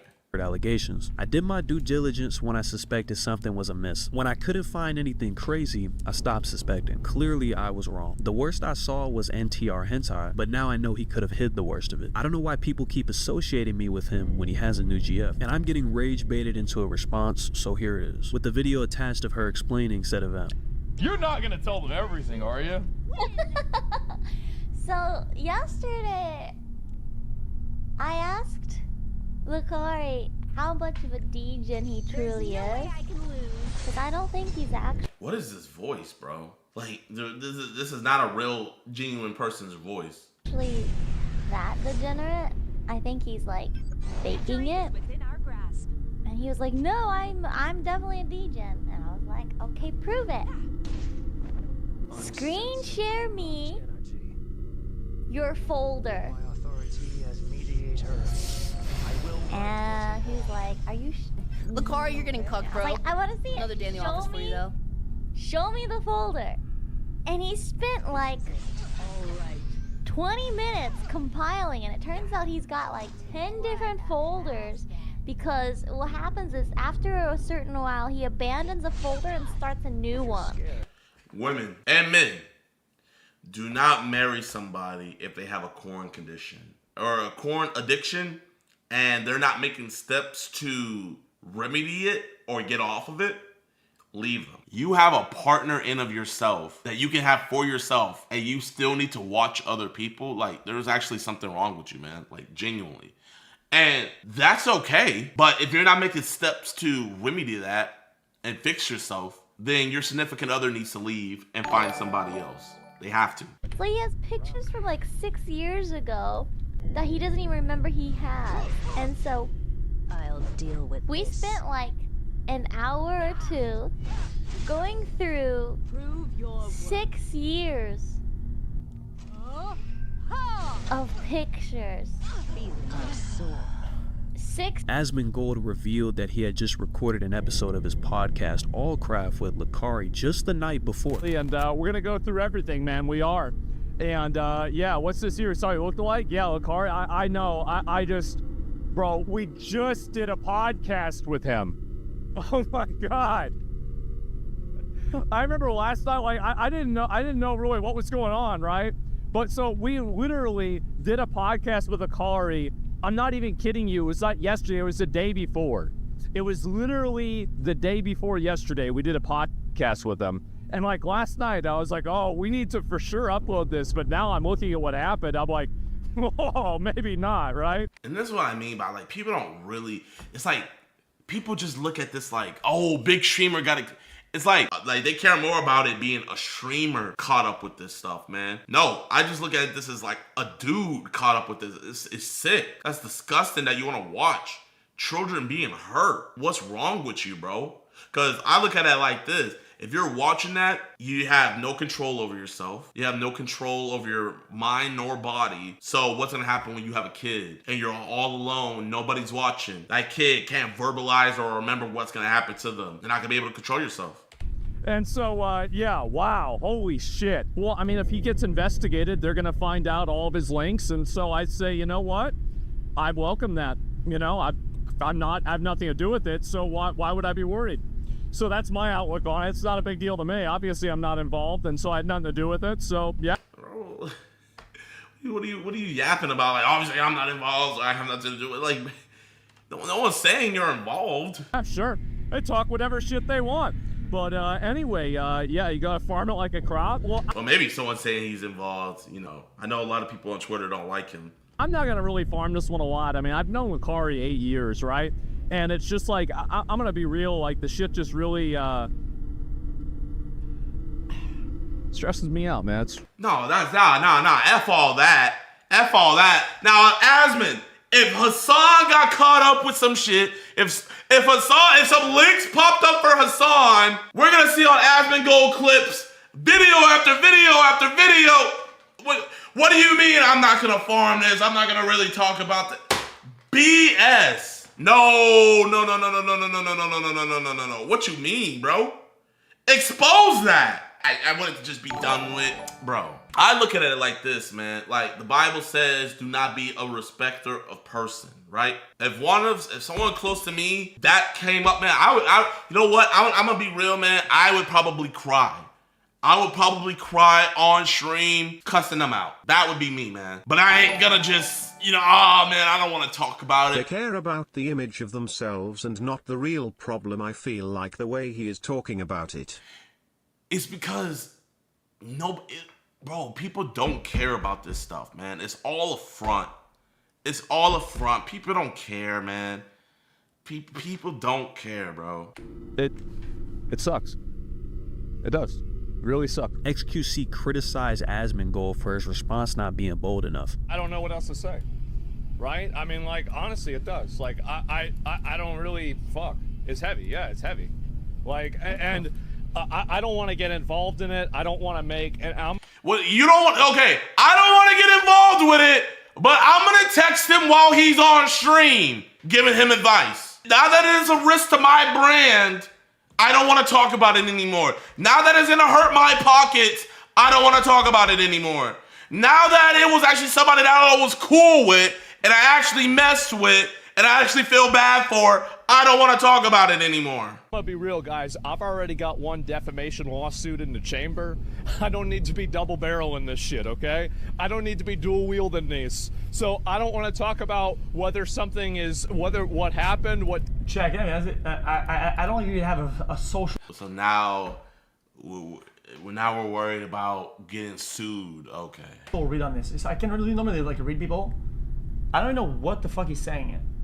I mean, you're not gonna get sued if you watch a clip for what the clip is and just say, yeah, that's bad. Like, you know, I mean, you know what I mean? Like, didn't happen. You won't be. What's involved? What's not involved?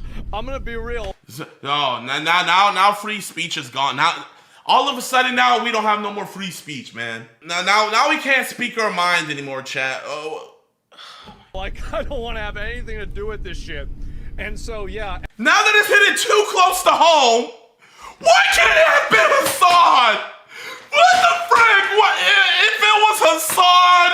You know, we would have been good. But it hit too close to home, and now I can't talk about it. Anyway, all I'm saying is, you know, I don't want to have anything to do with this shit at all. And it's his friend. I don't give a fuck. Why the fuck would I care, bro? What the fuck? Yeah, you know, I hate this. Like, these people, when people make the defense, like, oh, dude, this is his close friend. This is his girlfriend. This is whatever. Yo, can I be honest with you? I'm not receptive to that at all. You can still hold somebody accountable without like dog piling like a bitch ass. Based excuses. If you're a bitch ass and you're uncharitable and you assume the worst out of everybody, or out of somebody, and it's your friend, yeah, it's weird. But if something is really bad and you cannot run away, it's just bad. You can say, yeah, this is fucking awful. And that person, that friend would still be wrong if they were mad at you. Because you're being impartial. Like, you can still hold them accountable and want them to do better. But this is like, I hate to say it, guys. Asmongold will respond. Yeah. I don't know what the fuck he's saying. I don't want to get sued for saying somebody committed a crime and then advocating for them to get banned. Because I'm literally getting sued for that right now. I think it should get investigated, of course. Absolutely. Duh. Obviously seeing a link that he has and knowing his prior goonery, like, because you're not unfamiliar with his goonery, it'd be one thing if, like, this dude's like, you know, it'll be one thing if it's like, oh man, well, I could never see him doing all this. You know, I could get it then. But you like, this is like, you know how they say usual suspect? This is a usual suspect type moment, right? This is a usual suspect where it's like, I'm not even surprised type moment. But now we're worried about getting sued. Of course. If that's not enough, I've got a feeling like, I feel like this is what's happening. I think that some of the people in XQC's chat don't like me. And so... Bro, oh my... I actually like Asmongold, you know what I mean? Funny enough, sometimes I'll watch Asmongold and I'll watch Hassan just to see what they're talking about. But bro, I'm gonna call out BS where I call it, man. And bro, like this is some... Just be honest, man. He's your friend and you don't want to get onto him. You got a soft spot for him. It is what it is. Like, what was even the point of you responded? You know what? Naturally, now that I think about it, the only reason why he responded is because he had sent him that text. If he didn't send him that text, I promise you, he probably wouldn't have said a word about it. It would have just been like, hey, chat, man, I don't want to talk about that. But since he sent that text, and then low-key was making him look bad, he had to at least address it somewhat, but he didn't want to go too much into it. So they try to send a version of this that's like kind of misleading about what I really said. And I just look at it as how I look at it with everybody else. You are a respecter of person, you know? I get it, you're saying if he did it, he should be locked up. There a video of Asmon gooning after he forgot to close his stream, take that as you will. Like, you're a respecter of person. That's just what it is. And they take it in a way that makes it sound like it's ambiguous. And I think that that's what's really going on. Because I think that really, if he listened to what I said, it would make perfect sense. You what I'm said saying. nothing. Like, it's easy you to said nothing. And why don't he usually always show his chat? Why let me guess. Were we in emote mode in here? I see no chat. yeah, I mean, it's really about whether you had that stuff on your PC or not. I mean, I don't think that a lot of people are going to really accept an apology. It's an actual crime. We're transcending internet drama, right? There's internet drama and then there's crimes, and that needs to be dealt with by the FBI, the police department, or some other type of agency. Like that's 100% what has to be. Knows a friend. Yeah, this is what happens, right? But either way, I mean, it feels weird. It does feel very weird, but at the end of the day, I mean, you have to have an investigation for something like this. It's not even a question. It's not even an opinion. It's not even anything other than it just being completely obvious, right? If there is any genuine child sexual abuse material, I want to see a punishment for that. I don't want to see it get rolled over, ignored, or anything else.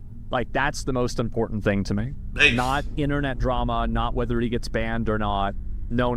Like, well, I think just disavowing, would suffice. But I mean, would disavowing be I watched this a crime? You are looking at homie. Would disavowing him be subject for you getting sued? That's what I'm trying to figure out. This could be a potential crime. Like, crimes need to be dealt with not on Twitter, not on LSF. On January 23rd, 2026, Lakari would give his official response to the situation, quote, "During my last stream, I opened Notepad, which revealed a link. The list in the link included titles that suggested child sex abuse material further down. I have never consumed this type of content, nor do I think it's acceptable. I decided to keep streaming in an effort to downplay the severity of the situation, which was deceptive. This was a mistake that I deeply regret and apologize for. The link gave access to abuse material for anyone to see. This is serious and harmful. I recognize that trivializing abuse material on stream is not okay and can lead to real harm. It's my responsibility to provide a safe place for my community and peers, in which I failed to do. I am taking real steps to change my ways. I've admitted myself into a porn addiction recovery program that will last 30 days. During this time, I'll be able to work out there while..." You know what? You know what would have been a really good apology for me, man? Hey,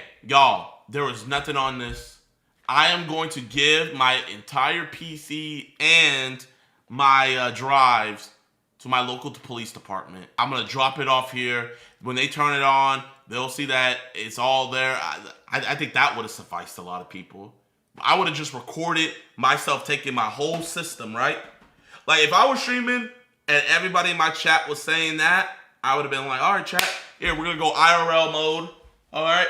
I would have unplugged my PC, probably went live on Instagram, let everybody follow me, drop it off at the police station. But we know he's not doing that. Also receiving professional therapy and treatment for my addiction. Browsing hentai and porn websites as an escape has been a serious problem for as long as I can remember. The treatment will come with an indefinite hiatus to my live streams to allow myself to focus on recovery, so I can hopefully contribute a net positive to society. So this is what I'm trying to figure out, man. I'm trying to figure out why now, after we got some links to some CP content, why now do we need to go fix our corn addiction? Out of all times to go fix our corn addiction, why now? There's a growing body of research showing that compulsive porn use affects the brain in a way that is very similar to substance abuse. It's the same reward system, the same dopamine loops. Over time, the brain starts responding less to the same stimulus, which pushes people to seek out more of it, or even more extreme versions of it, just to feel anything. One study published in JAMA Psychiatry found that heavier pornography consumption was linked to reduced activities in the brain tied to reward and motivation. In simpler terms, the more you use it, the less your brain reacts. And when that happens, people escalate. Their brain has been trained to need more, which leads you to seeking out even worse material because the normal stuff no longer satisfies you. It's the same pattern you see with drugs, gambling, or anything. You know how they say weed's a gateway drug? Riley Reid is a gateway drug. Mia Khalifa is a gateway drug. All of these other people, they're gateway drugs to CP. The other thing that hijacks the dopamine in your brain. Tolerance builds, judgment slips, boundaries get pushed, and things that once felt extreme start to feel normal. It doesn't excuse the behavior by any means, but it does explain how people end up getting in these places that they never thought they'd go. With that being said, I hope they throw the book at this nigga. Spin your boy Classy. There's not gonna be no criminal charges pressed, man. He's gonna just come back, he's gonna stream, he's gonna be having people follow him and still. But hey, at least we know what type of timing he's on. Detectives found that among the thousands of CP materials on his phone, many in as young as old. He needs to be in cell block 1 with Tyrone, and everybody in that cell block needs to know what he did. That's where he needs to be. Bro, they would kill him.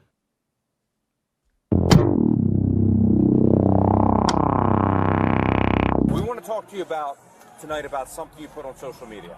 So I'm so sorry. I don't really want to be in trouble. Sure, understood. What's your passcode? That is a 22-year-old employee at a YMCA summer camp.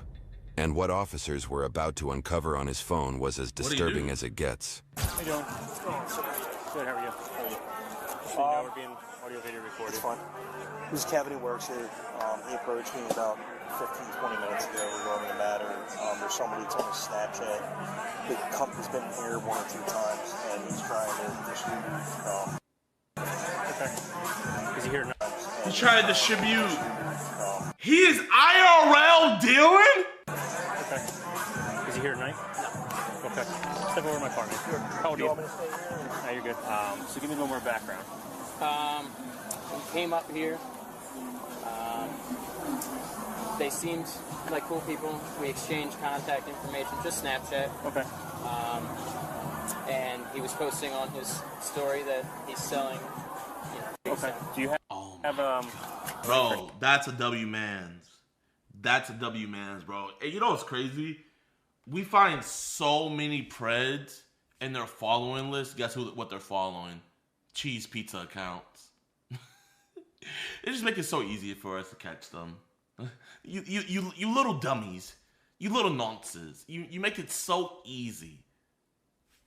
You know, every single criminal in the world is stupid because only an idiot would commit crimes. You literally have to be an idiot to commit a crime. Obviously, I know if you take a screenshot on Snapchat, it sends them a little notification, but if it was still up, I can capture my body on camera. That's why I was curious. I had someone take a picture of his profile. Okay. You don't mind, do you? No. All right, so his name is... Oh, no, what's underneath it is very small. Yeah. Did you ever see any... Or is that just who was advertising? No, I mean, it had pictures, and it said to text him to purchase. Okay. Text like through Snapchat or through like a number? Okay. Through Snapchat, yeah. When's the last time he was here? Last week. Anything else you can think that can help us track him down? I mean, obviously, I'm going to try to obviously see Snapchat and all that from stuff. From what I understand, because he came with a group of like 15 people. Okay. I think they work at the summer camp. Oh, no. Okay. YMCA summer camp, you mean? No. You know, I got you. The biggest cause of concern with this whole deal. Was he the only one, like, propositioning stuff or selling stuff? Or? As far as I'm aware. Okay. At least I was watching. Okay. Officers soon realized that the best way to identify the predator was by checking surveillance footage from the previous week. Oh, but smart. what they did not expect was to see him walk back into the bar at that very moment on the live feed.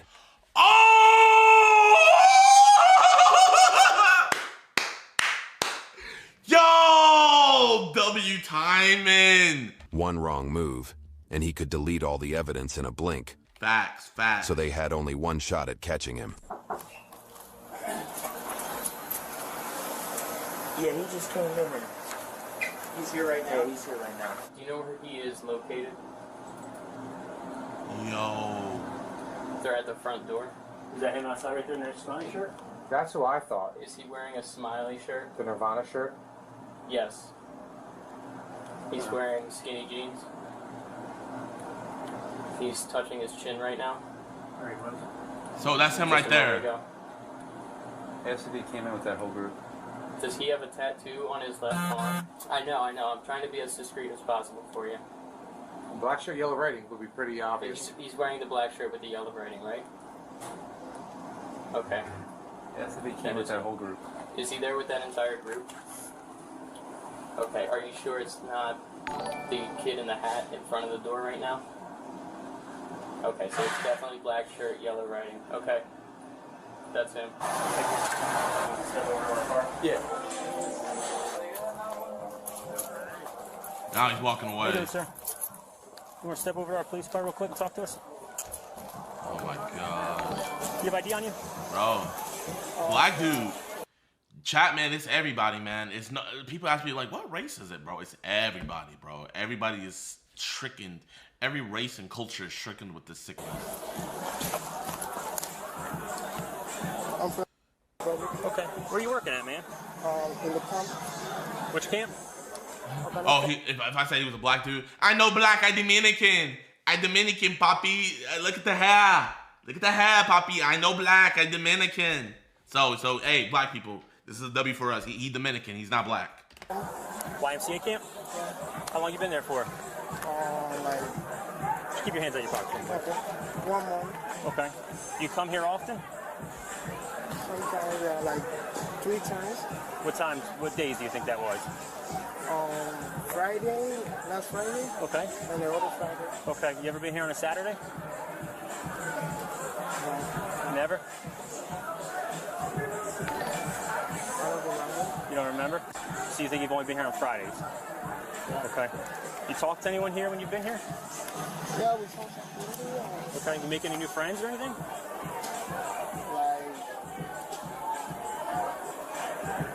Like friends? Like friends you like request like online friendships with or anything like that? You guys come together? Are you guys all together with him? Yes. You are? Okay. I came with there, but we are at the camp. We're working on the camp. Worst place to work at. Oh, that's the worst. Yeah. The second one? Like YMCA? Yes. Yeah, YMCA. Okay. All right. Yeah. Just for the season? Yep. Okay. Yeah. All right. Real quick, I'm just videotaping our conversation. No one's in trouble. I just have to let you know that this is a camera. That's all. Yeah. All right. Okay. You just here for the summer doing summer work? What do you guys do? Counseling and stuff? Or? I'm in the kitchen staff. Okay. We're both, we're trained together as counselors. I'm a cooking instructor. Oh, okay. He was also staff. His staff as well? Okay. No social media activity, anything like that? No? You don't have any social media? You have with you? You have a phone with you? Yeah, the phone. Okay, I got you. And how long, you said you've been working there for 3 weeks? Yeah. Okay. Public? Do you have a visa? I know Black Bobby. I Dominican. How did I know, chat, bro? How did I know, bro? I know Black Poppy. I Dominican. Anything or? Yeah. Where's that, at the camp? Okay. But please, I don't want to be in trouble. Why would you say that?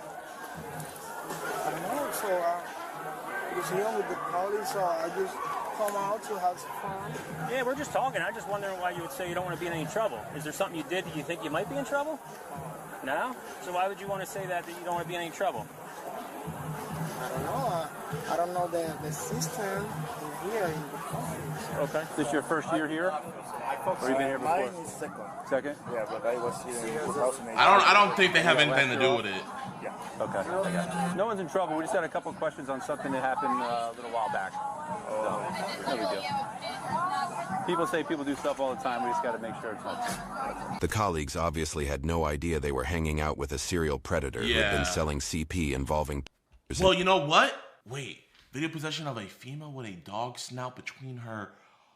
Raphael's Snapchat is over the images read. Also, Dropbox. Full dogs. A caption below the image reads, all for Dropbox. $40 includes 1,000. Sick, bro. It's just disgusting. Disgusting positions. And it only gets darker from here, as many more disturbing truths about him were soon going to be revealed. So you didn't talk to anyone, like any employees here the last couple times you were here?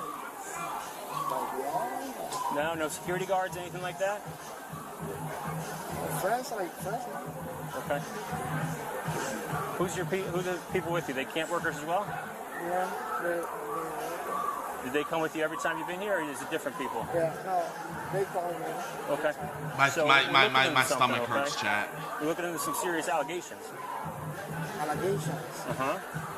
You might be trying to distribute stuff via social media. You know anything about that? Okay. So what if we get some proof that says you're on a website and you're trying to distribute certain things you shouldn't be distributing? No. The website. Let him get on. Don't get him on his phone. Yeah? Yeah. Oh. I'm Fernando. Fernando? Yeah. I'm Jim. Jim. Nice to meet you. Nice to meet you. You too. What's your name? Irvin. Irvin? All right. R-V-I-N. Nice. How about you? Adama. Adama? A-L-M-A. Alma. Oh, okay. That's a nice name. I like that. What other apps do you have? Do you have Snapchat? Yeah, I have a Snapchat. Click on the user, see if it's the same user. Would you mind showing me your screen name? Yep, that's him. Yeah, like your username for that. My username.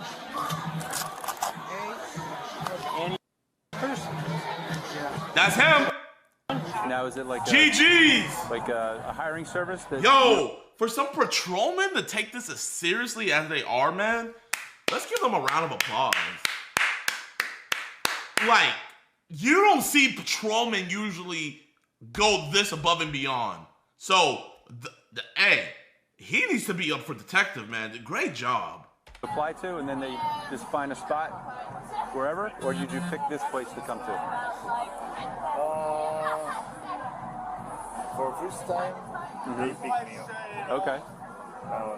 This year, I just come back. Reapplied. Gotcha. Okay. And then did you guys know each other before you came here? No. No? Yes, we're from different states. Mexico. Okay. Can you come on over here, man? I just want to get away from that sound a little bit. You understand English? Do you understand everything he said to you so far? Yeah. No, you're not confused about anything that's been said, right? Okay. He's going to read something to you, okay? If you have any questions, stop him and we'll explain it to you, okay? If you don't understand. Do you know what arrest is? Yeah, arrest is Yeah. You're not under arrest, okay? We're going to ask you some questions, right? But we have to advise you your rights before we ask you questions. Do you understand? Okay. Okay? So these are your rights, meaning that you don't have to talk to us, you don't have to say anything. Do you understand that? Okay. Okay, he's going to read that to you. If you don't understand what he's saying, you let us know, okay? Do you understand that you don't have to talk to us? I don't have to talk to you. Right, you understand that, right? I want to go. Do you want to go? You don't want to talk to us? I don't know. What do you need? I want to ask you a couple questions, but I need you to understand these rights first. Read it, bro. Read it. Okay?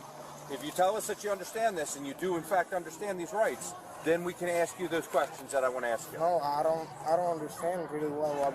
What do you need or something like that? Even though Raphael was trying very hard to pretend he didn't know anything about what officers were asking him, his demeanor had already exposed him.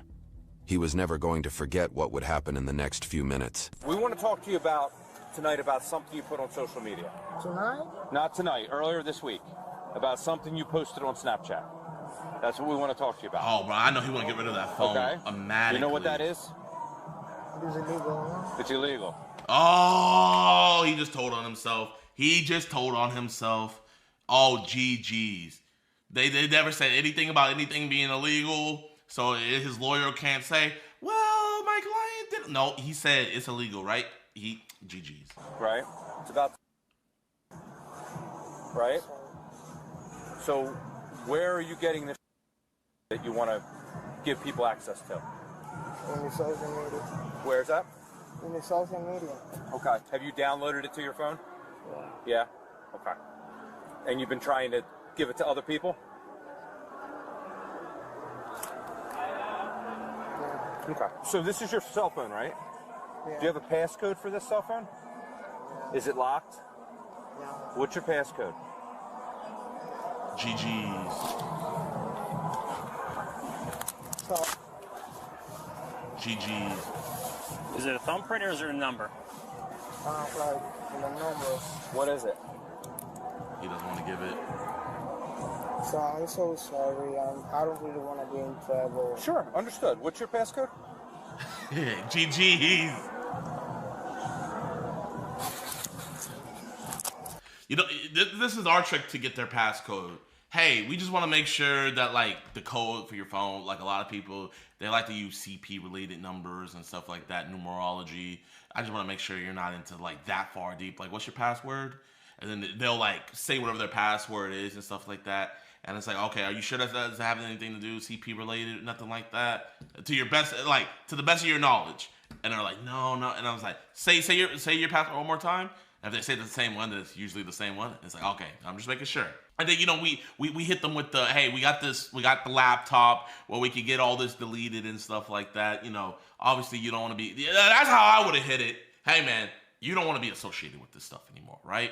We got carried away. You know, you've been downloading this stuff. You've been trading. I'll hit them like this. I'll be like, are you more trading with people or are they sending it to you? And he'll be like, oh, they're more sending it to me, okay. And I'm guessing, like, they sent you too much stuff, so you just kind of just want to give it away to other people, right? I just want to give it to other people. Oh, okay. You see, that's how we would do it. But they're cops, so they could be a lot more blunt. At this point, you're not free to leave, okay? We've seen it 100 times, bro. You're going to be coming with us, and we have some more questions for you, okay? You're not under arrest right now? No, I know. You're not under I'm arrest, so but sorry. you're coming with us, okay? All right? No. So. Oh, no, I don't want to be like... No, you're going to walk You're this not way. gonna be You're not going to be cuffed. You could seatbelt yourself in for me, okay? Here, just seatbelt yourself in. So that way you don't get injured or anything. All right, guys. He's got to come with us for a little bit. Does he have your phone numbers and stuff? He knows how to call you? Or no? She's got the better shoes. You know, Poppy, we don't think you bad guy. Poppy, we don't think you're a bad guy. That is hilarious, Win Lovely. Appreciate you for the 10. Does he have a cell phone? Yeah, he has a cell phone. Okay. But he doesn't have data. A number from him. all right, man. Come on out, all right, buddy? What's your first name? Please incriminate Raphael. All right, we're going to walk this way, right, buddy? Incriminate yourself more, Raphael, please. Poppy, you no trouble. No trouble, Poppy. Have a seat. Make yourself comfortable, okay? Oh, bro, you guys see those stuffed animals? Have a seat. Make yourself You guys see those comfortable, stuffed animals? I know exactly where they are, y'all. So when I went into police stations, they always have an area and there'll be a bunch of toys and stuff. And when you see that area, it's so sad, but you know exactly what it is. That's the area where they bring kids who have been tragically abused. And so they have those toys and stuff for the kids. So what usually with this room that they're bringing them into, I wish they wouldn't have brought them into this room. But what this room is, what they brought them into is where they'll have the kids and they'll give them time to play with the toys and stuff, you know, and just try to feel a little bit more comfortable. And sometimes you're going to be in there for hours because, you know, the kids don't want to talk about it. So they'll stay in there with them. They'll play with them with the toys. And then time to time, they're going to just try to piece it all together, right? And the great thing about counselors especially is when they talk to these kids, when a counselor talks to them and the kid admits all that stuff that happened, I think this is probably one of the most beautiful things out there is that counselor, they can go on stand and testify for the kid instead of the kid having to be traumatized, being in front of everybody and like recount everything that happened. That counselor can go on stand and do that. But yeah, so when those toys right there, that's exactly the room that they're in.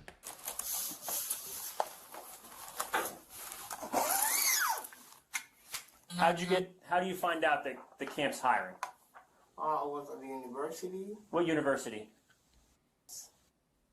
Is that over in your hometown? Okay. All right. So the reason why we're here, I think that you talked to the officer out at the bar.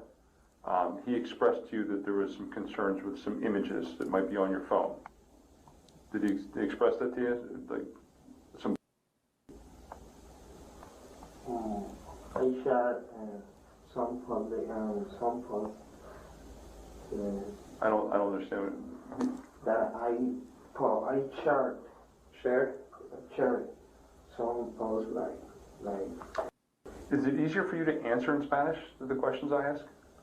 Because he can do that too. If it's easier for you to say them in Spanish. Es más fácil, hace preguntas y tú compartí.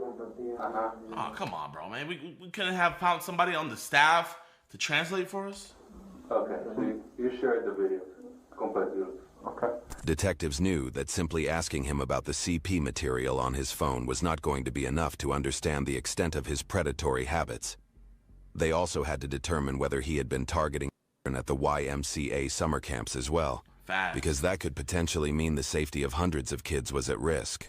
The safety of hundreds of kids, and also it would be an even longer sentence. It's crazy to me. Alex told me about this one case where they had this dude where he had so much CP on his phone that they took, where the deal that the DA gave him is, hey, we won't open up your phone and download all of it if you take this 20-year deal. And the dude took it automatically. Yeah, 20 years is a long time, but bro, imagine how much longer it could have been if they built the whole case by downloading the whole phone. You feel me? But yeah, they didn't download the phone or anything. They said, hey, There's a lot in there, huh? And he was like, yeah, if you take this 20 years, we won't download the phone and look into it. So they never looked into the phone. One of the things that we wanted to know was where these videos, what are they? And on social media, they post the videos. O sea, en las redes sociales, yo hago el video. You know. Plea deals need to be illegal. I'm not gonna lie. So this is the thing. Let's say every case in America went to trial. Every criminal case, there would literally be chaos. There would quite literally be chaos in our streets. I would say, I don't know the exact number but from most places, I would say it's probably like 85% of the cases are just pled out. Yeah, we like there has to be plea deals, man. It's like 95%. Yeah, it's probably even higher. Yeah, bro, it would be complete chaos if every case in the world went to trial. So he said he found the videos on social media and he shares them afterwards. Okay. What social media were they on? Snapchat. Snapchat. And you're staying at the cabin at Camp YMCA? Okay. Who do you sleep with anybody? You have who shares a bed with you? Or shares a house with you? Some Mexican people. Okay. But only men. This is a good men. Men? No men. Okay. Do you supervise children at all? No. Do you have interaction with the children? No. All right. You're here, and your normal duties and what you're paid for is to take care of trucks, clean up, maintain the camp.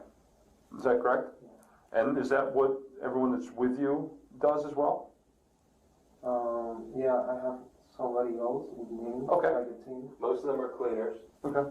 There's some that they do cooking stuff. So what did you send on Snapchat that's on your phone? ¿Qué mandas por el Snapchat? Okay. If you could explain that, I would like to go through the phone and the Snapchat account, kind of show me what he's sending. That can kind of help me piece the story together a little bit, and it helps explain to me what's going on. He's worried that, he might have a big problem and he's going to go to jail. So I don't want to do my job or something like that, because I came here and I take money borrowed, so I need to pay that money. Sure. So I understand that. It's my first time that I've been under arrest. So and that's what I'm trying to find out exactly what happened, and it's a little bit difficult because there's a language barrier. That's why he's here trying to make it a little bit easier. And the easiest thing for me to do is so you end up talking to someone on Snapchat that is at odds with you, right? And you send them something. What was sent to them? That's the question I'm asking you. Was that Kevin who you sent this image to? No. Who at odds are you talking to? I don't know. I don't know the person that I shared. Okay, but you shared something, a video or an image, with someone that is at odds with you? Videos. Videos, okay. And where did those videos come from? Internet. And that's what you're saying is from this Google or right here. Twitter. Okay. So you're finding images and videos on Twitter, and then you're sending them to people on using Snapchat and selling it. Don't forget, he was selling it for $40. Girls. Okay. How old are these girls? Josh, thank you for the Prime sub. Like adults? Older? Okay. In reality, detectives found that among the thousands of CP materials on his phone, many involved as young as 1 year old, and that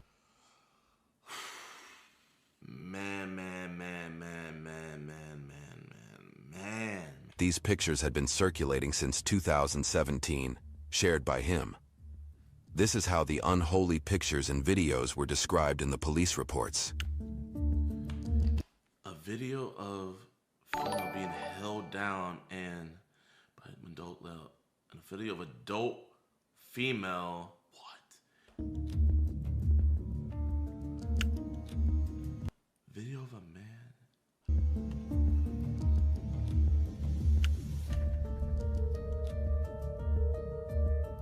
Whose account is this? It's a friend of his in the Okay. Why is it on your phone? I'm just curious. He said his friend gave it to him so he could look at it. You're taking the images from Twitter and putting them on your Snapchat account? So, well, why are you sending that to people? That's what I don't understand. Okay, so he's saying it's, I guess, like a repository for, so people they'll post, they'll put here, you can see. And when so people share with you, then what do you do with it? Not funny, man, but someone in the chat said L. Jeffrey Epstein. That like kind of chuckled me up a little bit. Right in the mood, man. But just the thing that pisses me off the most is it's like, yeah, we catch these people sharing it, but are we catching the people creating it? Everybody on the Epstein list gotta go, bro. Everybody, man. But I don't get too mad when people in this life don't get justice. Like, I look at it like when these dudes escape the justice system and stuff like that, you know what I think? I just think, ooh, God really hates you. He let you get through life scot-free. Oh yeah, you're donezo. Cause at least these dudes, when they go to prison, they can repent and stuff like that. But imagine if God doesn't give you that opportunity to repent. Oh, GG's. See the videos. So you send it. So it's like a big circle of. Big circle of people sending videos or something like that. These are little here. Ask for any kind of Mega or Dropbox full of CP. You know what CP is? This is time to be honest with me and explain to me what's going on. Listen to me, okay? I'm sitting here going through your phone. I'm looking at this. You have images of on here. Do you understand that? Under the age of who are you selling these to? And don't sit here and tell me the internet. Listen, I understand you're on the internet, okay? I'm sitting here trying to explain to you how, you know, getting to the bottom of everything, and you're sitting here telling me that you don't have pictures of people that are, you know, that you're finding on the internet. Sure, you're finding all this on the internet, okay? But you're finding images on the internet of. Do you understand that, right? Where are you finding the images of the? Are you making this stuff? Are you making this stuff with the kids? Are you looking at this stuff where you're recording them doing it, or is it something you're finding on the internet? I find it. Okay, but you're looking specifically for, and that's what you're trying to sell? No. Well, it's on here, all right? It's on here, and you have, and you're listing to sell it. So you can't say that this is on your Snapchat account that doesn't belong to you, because this is on your filter. This is your phone. We've established that this is your phone. Do you understand that? Okay. That phone contained such disgusting content that it made it very difficult for detectives to believe Raphael when he claimed he had not been exploiting kids at the YMCA summer camp. Watch as they give him another grinding before letting him know what is about to be done to him for the crimes he had committed. Okay. You come to America mid-June, right? You come here to work at the YMCA camp. You come here, you're cleaning, you're working, you're doing that stuff. You ever take any photos of girls here? ¿Tomas fotos de alguien aquí? No. Anybody? I can't do that. Why can't you do that? Okay. He said it's a rule that they have that you're not allowed to take any. Okay. All right. Is anybody else that you're with, are you buying anything from you? No? They don't know anything about it. None of them know anything about this. Have you sold any of these images to anybody since you've been here? Lies. ¿Vendes fotos también? Through PayPal, Venmo? No? Okay. 2013 new vids, CP, Pix CP. Where is that? So you're buying these things for $15? Because you sent $15 to someone. Oh no, it's on my account. Oh. It says Felix on it. That's your account. My sister. Blaming the sister? You've got your phone under the age of. Do you understand that? What age? What age is normal for, like, if you're gonna send? What's your age bracket that you like to look at? I mean, we're not talking infants, right? So like an image like this, right? Where is this coming from? Explain this to me. Okay. And then, who did you send this back out to? This is where I need you to be honest, and this is what I was telling you about. Bro, you see, The thing with ICE though, if ICE were to catch this dude and deport him, he wouldn't ever, like, there wouldn't be no justice, bro. So this is a situation where, like, I want him to, I don't want him to get deported and, like, he goes back to the Dominican Republic and hurts innocent children. He needs to be in cell block 1 with Tyrone, and everybody in that cell block needs to know what he did. That's where he needs to be. He needs to be near Tyrone. He needs to be near Jamal. He needs to be near DeMarcus. He needs to be Bubba. He needs to be near all of them. And we need to let them know what he did. I don't think you're sending thousands of videos out to people, okay? I don't. Bro, they would kill him. Hey. I don't think you're that kind of person. I think that you probably shared it with a couple people. So which one is it? I mean, how? Let the cartel get to him? No, man, bro. I hate when people say that. I gotta be careful with what I say. But the cartel be some of the biggest chomos out there. You really think the cartel cares that a dude is hurting children? Bro, the cartel will literally, people trying to come over to America, the wolves, they would kill their family and then take the kids and then traffic the kids. Do you really think they care about some dude hurting kids? Come on, bro. Let's be real. How many people have you sent it to? Are we talking hundreds? No? Like 5, 10? What did you say? He insisted that he just received these pictures and videos and he doesn't send them anymore. I said, well, but you do send videos, right? He said, yeah, but different kinds. Not this one. But I don't know it. Okay. I'm not dumb. Okay, I've been doing this a long time. You didn't stop using this account. You're still using this account every day. You're on here. So you can't tell me you're not, no, don't touch it. What I'm saying is you can't say that you stopped using it. I had to start using that account a few days.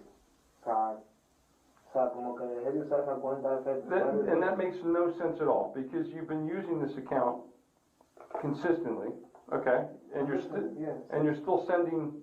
You still have stuff that you've been sending. Why do you have these drop boxes set up if they're empty? To give the appearance that he has all this content, so that people will send him whatever they have. You're not touching people at the camp, are you? No, never. You're not taking pictures of people at the camp? No, I can't do that. Listen, I understand that there's rules and you say you can't do that, but people do what they want, right?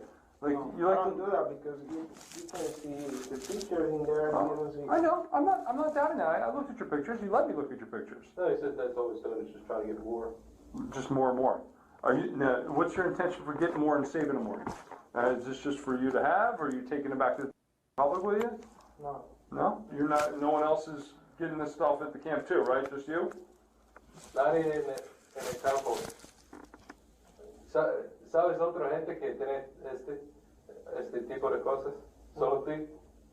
All right, so you're going to be charged with possession of and the intent to distribute. Okay? You're going to jail. They put your charges on a warrant. So we're going to go this way, okay? You're going to jail. To county jail. You're going to county. You live in county, going to county jail. Why are we redacting where he lives? Oh, yes, sir. I don't control that. Oh, yeah, your job. Bye-bye. Adios, amigo. I don't know.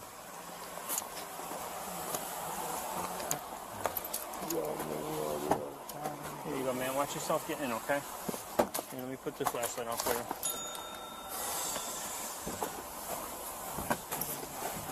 All right.